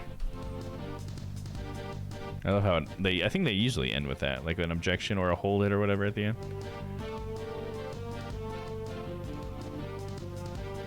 There we go, we got it! Another Ace Attorney game done. That is number 5. 5 Ace Attorney games in, baby! Ready for some Apollo Justice. You may be my apprentice, but you're still my business rival. That's my mentor, all right. I reckon you're even more prepared than me. I understand. I'll get my information using my own 2 feet. Yeah, that's perfect. By the way, would you mind me asking what sort of scoop you're aiming for next? Huh? Chief? Ain't no need to be stingy. I'm your mentor after all. That's just heinous.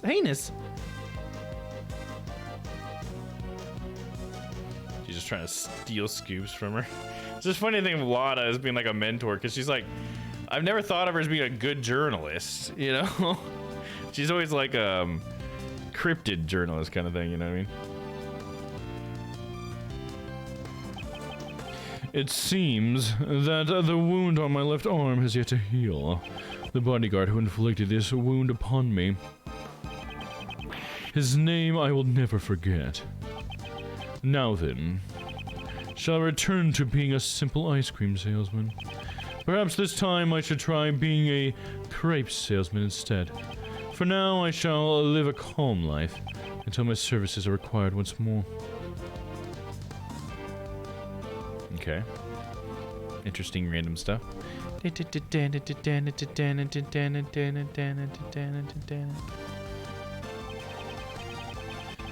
might have been knocked out once by that prosecutor named Edgeworth, but I'll keep on trying to escape.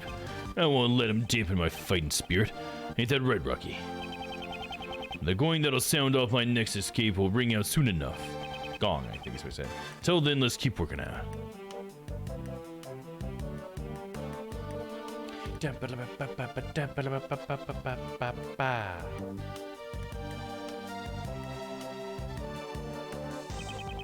Are you inquiring into my studios to become a pet groomer? I am working as hard as ever. I spend every day covered in mud. Perhaps this suits my true nature far better than the life of the newspaper salesman. Once I leave the prison, I hope to earn my honest wage as a pet trimmer. My sentence has been extended because I was Warden Roland's accomplice.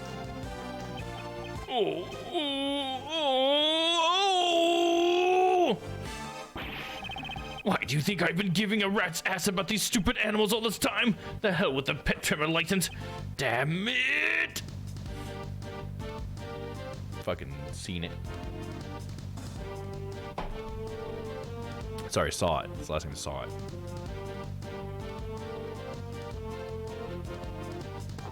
Regina was really shocked by the truth about Simon, too. I mean, I trusted him as my subordinate. But there's no use fretting over it. The show must go on. I have to do my best so that I won't lose to the magic or ventriloquist divisions. I'll put on my greatest performance ever, one that'll blow away the entire case. Or circus, is what she said, probably. Trying to skim through these things as fast as I can. The text goes a little too fast for old Damo.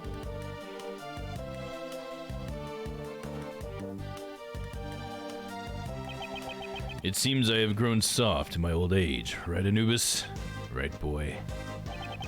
To think the life I saved on a whim 18 years ago would drive me to such lengths. Thanks to that, I'm confined to my humble cell once more. Well, this time that child is here as well. Perhaps it won't be such a bore, right, boy? Beep-biddly beep-beep, quality assurance, QA! Got a little bit of QA. Hey, look who it is. They're gonna sing. Today's dessert is chocolate cake. That gently melting moment of allure. I will wait for you forever, Kate. I shall come here every day, just as you and Raymond did for me. Monsieur Shields, Prosecutor Edgeworth, I am truly grateful to them. I cannot believe I am able to eat your desserts once more, Monsieur Master. I have been allowed to distribute my treats in both the detention center and the prison. For the past 18 years, I have brought joy to one and all with my delicious sweets. Oh, Jeff, Master.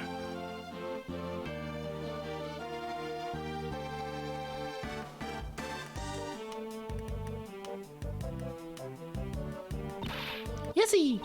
And thanks for everything, boys. Of course, I owe Greggy my thanks too. After all, I get to stuff myself with Jeffy's delicious desserts once again. Oi!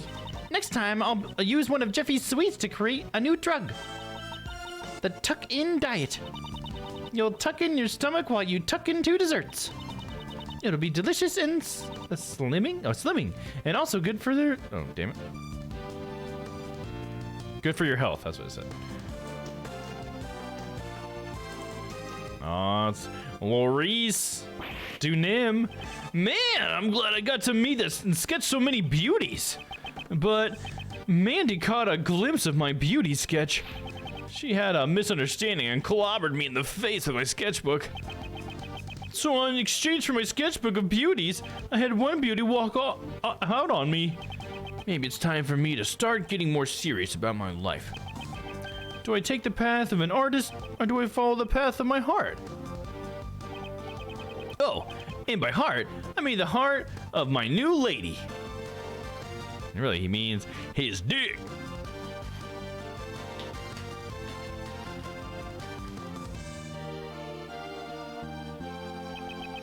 Mr. Bad, thanks for all your help today. I'll testify about the I-7 incident as much as you need me to. Prosecutor Edgeworth seems pretty active too. He chose not to take the same path as Gregory, but rather to live as a prosecutor. Well, I'm kind of sad, but I don't get to work with him, but I'll continue to watch over him. Looks like you've grown up quite a bit yourself. I'm so happy. Mr. Bad actually praised me. If you ever need a hand from Attorney Raymond Shields, give me a call anytime, any place. Unofficial English fan translation. Nice. That's cool. That little flag that says that. Oh, it's the Heaven's Tier thing. They changed it to say that. That's cool. My crimes were punished for more leniently once it was proven that I had been threatened. Ouch! No crime is more heavy or light than any other. I'm sorry, of course I regret what I did.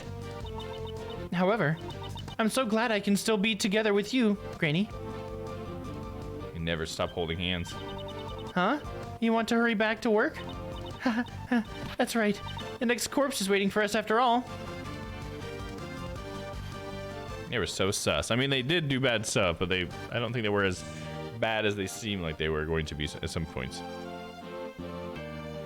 They were just victims in it all. I'm glad that my scientific investigation came in handy this time around as well. Good thing I rushed back here all the way from Europe. And now I have to leave again. Kind of takes the fire out of a girl, as you can imagine.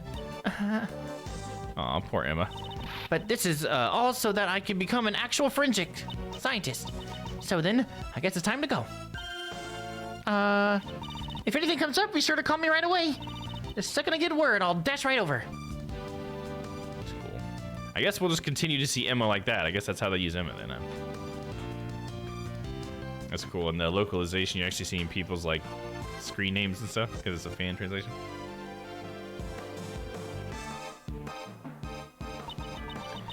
The greater the father, the greater the expectations are for their children.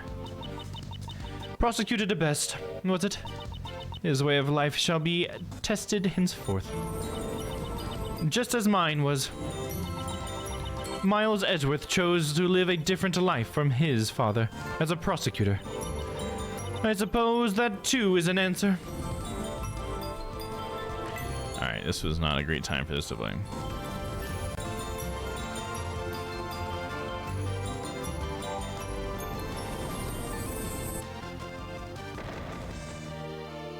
There we go. I could have never imagined the truth that my old man was hiding. Unlike me, who only thought about the Ling clan, my old man was trying to protect an entire nation. But I swear to you all that I will carry on his will. Even if the president was a fake, and the real one was murdered. I swear that I, together with my men, shall revive Zhengfa. Someday I will surely show you all a Zhengfa brimming with life.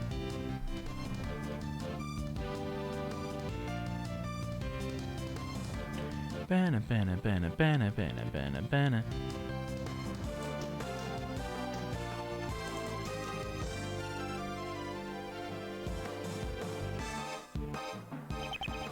I've asked everyone to stop calling me the best. That really hurts. I don't like it. It makes me feel like I'm just borrowing Pop's power. I shall study even harder than before and triumph over Pops. I'll become strong enough so that I won't lose even to Mr. Edgeworth. Now then, let's start by thinking up my new nickname. Honestly, like, I have to fight myself a little bit not to, like, look up more stuff about the Ace Attorney universe sometimes. Because it would be cool to see if Sebastian comes up again, but I just want to, like, run into him again. A lot has happened, but thankfully the film is still going. And gossip articles are about the murder made for the movie Talk About the Country. Oh, fuck, I'm trying to read so fast. A monstrous man appears in the Mighty Muzilla. This is the true face of the monster who murdered the president of Zingfa. Huh? Isn't that you in the photo, Mr. Powers? Huh? How could something like this happen? You got blamed for the murder? Now, it's fine, isn't it? It's thanks to those articles that our film is a big hit. Much obliged.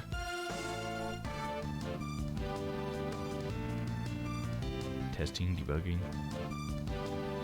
Dootin' dootin' doo-doo dootin' dootin' doo-doo. John, I greatly enjoyed watching your movie. It's no big deal. It's not like I had a major role or anything. What are you saying? You played the key character who connects Muzilla and Gordy. There was no one else besides you who could have played that part. Yeah, I guess. Well, it would be nice if there's a sequel. I really enjoy working as an actor. Mom, before we head home, can we go buy something? I'd like to decorate our home with a lion lily for Dad. Then, one will not suffice. You will need 2 more. One for me and one for Amy, is that what she said? Thank you for all our supporters and for Capcom making this game. Oh, here we go. April 8th, 4:17 p.m. High Prosecutor's Office. Room 1202. Looks a little familiar, if I do say so myself. Cool song playing.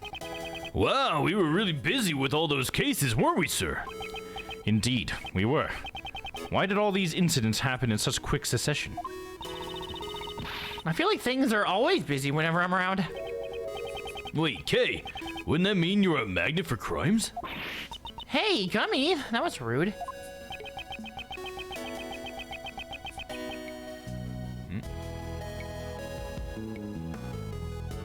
I do get the impression that he's not entirely wrong. So then, Kay, do you intend to resume your training to become a great thief? I don't know. Huh?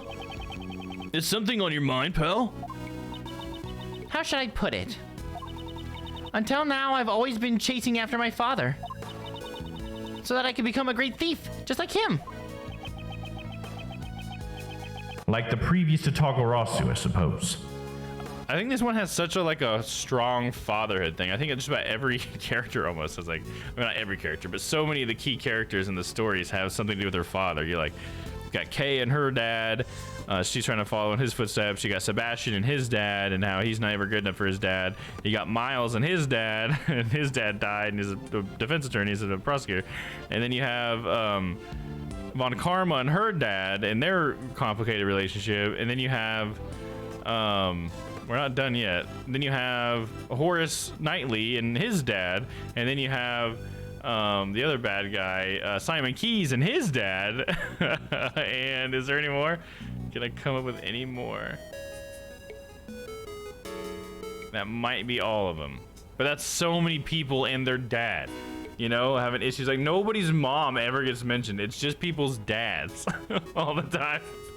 The only mom that's ever mentioned, I guess, is Courtney. She would be the only one. But it's really in relation to the dad still, you know what I mean? John and his dad. I guess I didn't say that, right? John and his dad. I didn't even say that one. Oh, and Lang and his dad too. We even mentioned Lang and his dad. Everybody and their fucking dad, dude. What the fuck? This game should just be called Dads. Oh, that's weird. But watching you, Mr. Edgeworth, made me think. Maybe instead of chasing after my father, I should find my own path. I mean, you didn't become a defense attorney, either. Chasing after a parent's shadow isn't the only path in life for a child, after all. I'm going to aim to be a hero in my own way. That sounds good. But of course, that doesn't mean I'm going to throw away the name of the great thief Yatagarasu. No matter what sort of hero you become, Kay, I'll always still be here. Yeah, Kay will always still be Kay. Oh. No matter what sort of hero you become, Kay will always still be Kay. Thanks, Gummy. And Gummy will always be Gummy. Of course, pal. I plan to keep pushing forward on my path as a detective after all. Mr. Edgeworth, I look forward to continuing to work with you, sir. Yes. I'll be counting on you, Detective Gumshoe. Detective, you saved me many times during these past cases. You have my gratitude. I suggest you look forward to your next salary assessment. Yes! Finally, we get to say something nice about his salary. Huh? What? Does that mean what I think it means? What's wrong? I'm saying that your salary ought to be raised. Really, sir? I can't believe it. He was thinking he was saying the opposite because he was so used to that. Isn't that great, Gummy? It's like a dream come true. I can finally say goodbye to my instant noodle lifestyle. However, that doesn't mean you can start slacking off. The real work begins from here on out. You should prepare yourself. Yes, sir. Roger that. I'll devote my body and soul to following after you, Mr. Edgeworth. The path Mr. Shields and Judge Courtney taught me is to take a stand against the contradictions in the law and to reach the truth at the end of that road.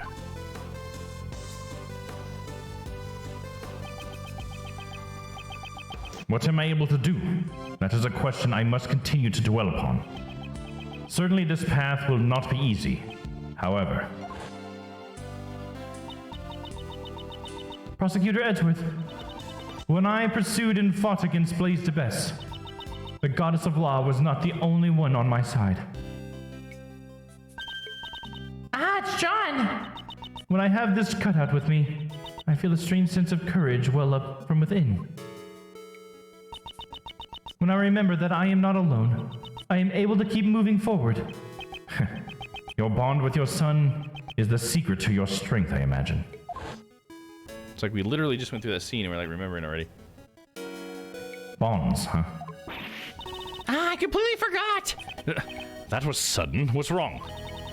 I was searching for members of my new Yatagarasu team. Now that you mention it, I do remember you saying something to that effect. But in the end, I wasn't even able to find a single person.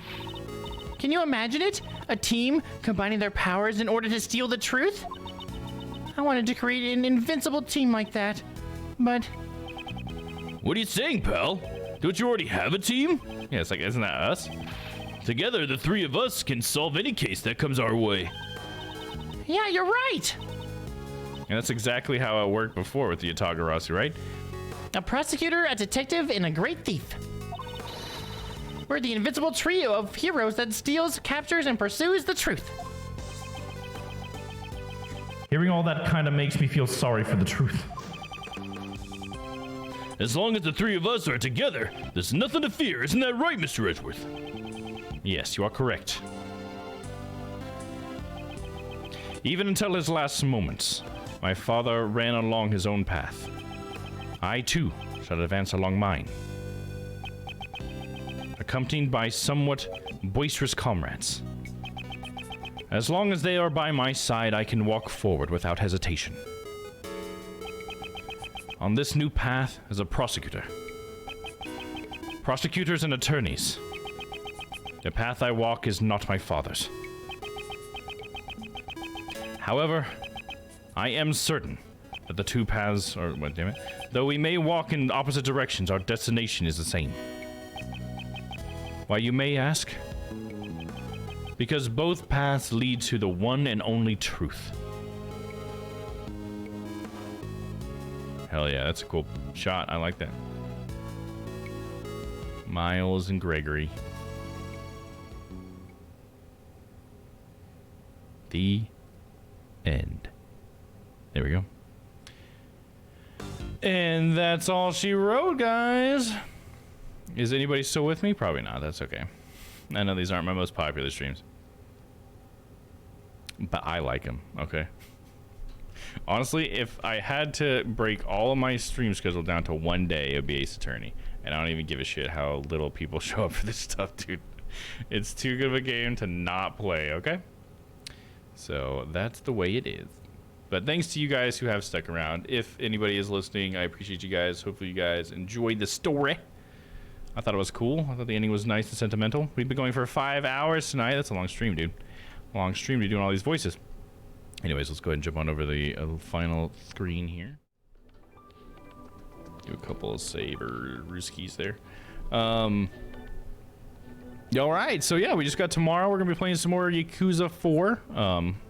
So hopefully we'll be able to hang out there with some of you guys then. And let's see.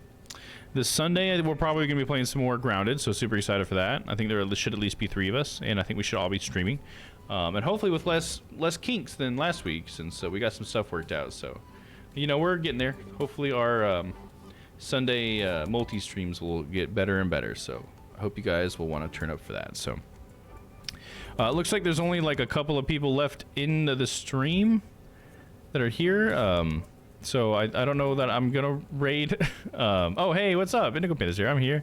I get that with the Nep games, even though they're silly. Oh yeah, yeah. It's like, man, as long as you're having a good time, it's like, what does it matter, right? It's like I would love to share it with as many people as I can, but I understand that Ace Attorney, especially this specific title, is like one of the most obscure ones. Like, so like, hey, you know what? Not a popular game, but I like it, and I hope I can bring joy with it to you guys, at least a little bit, for even a small moment. But thanks for being here, Indigo. I really appreciate you being here. Thank you. We'll go ahead and skip the raid for tonight. But I just need to hit the hay. To be honest, it's pretty late for me. But, you know, until I see you guys next time, I hope you guys stay happy, stay healthy. I love you all. And, yeah, we'll see you tomorrow for some Yakuza. So have a good night, Panther. I thank you again for being here. Anybody else who might be here and listening, I appreciate you guys for being here. Anybody who checked out the VOD, I can't believe you made it this far, and thank you very much. I love you. And, yeah, have a good night, guys. We'll see you later. See you tomorrow. Bye-bye. What?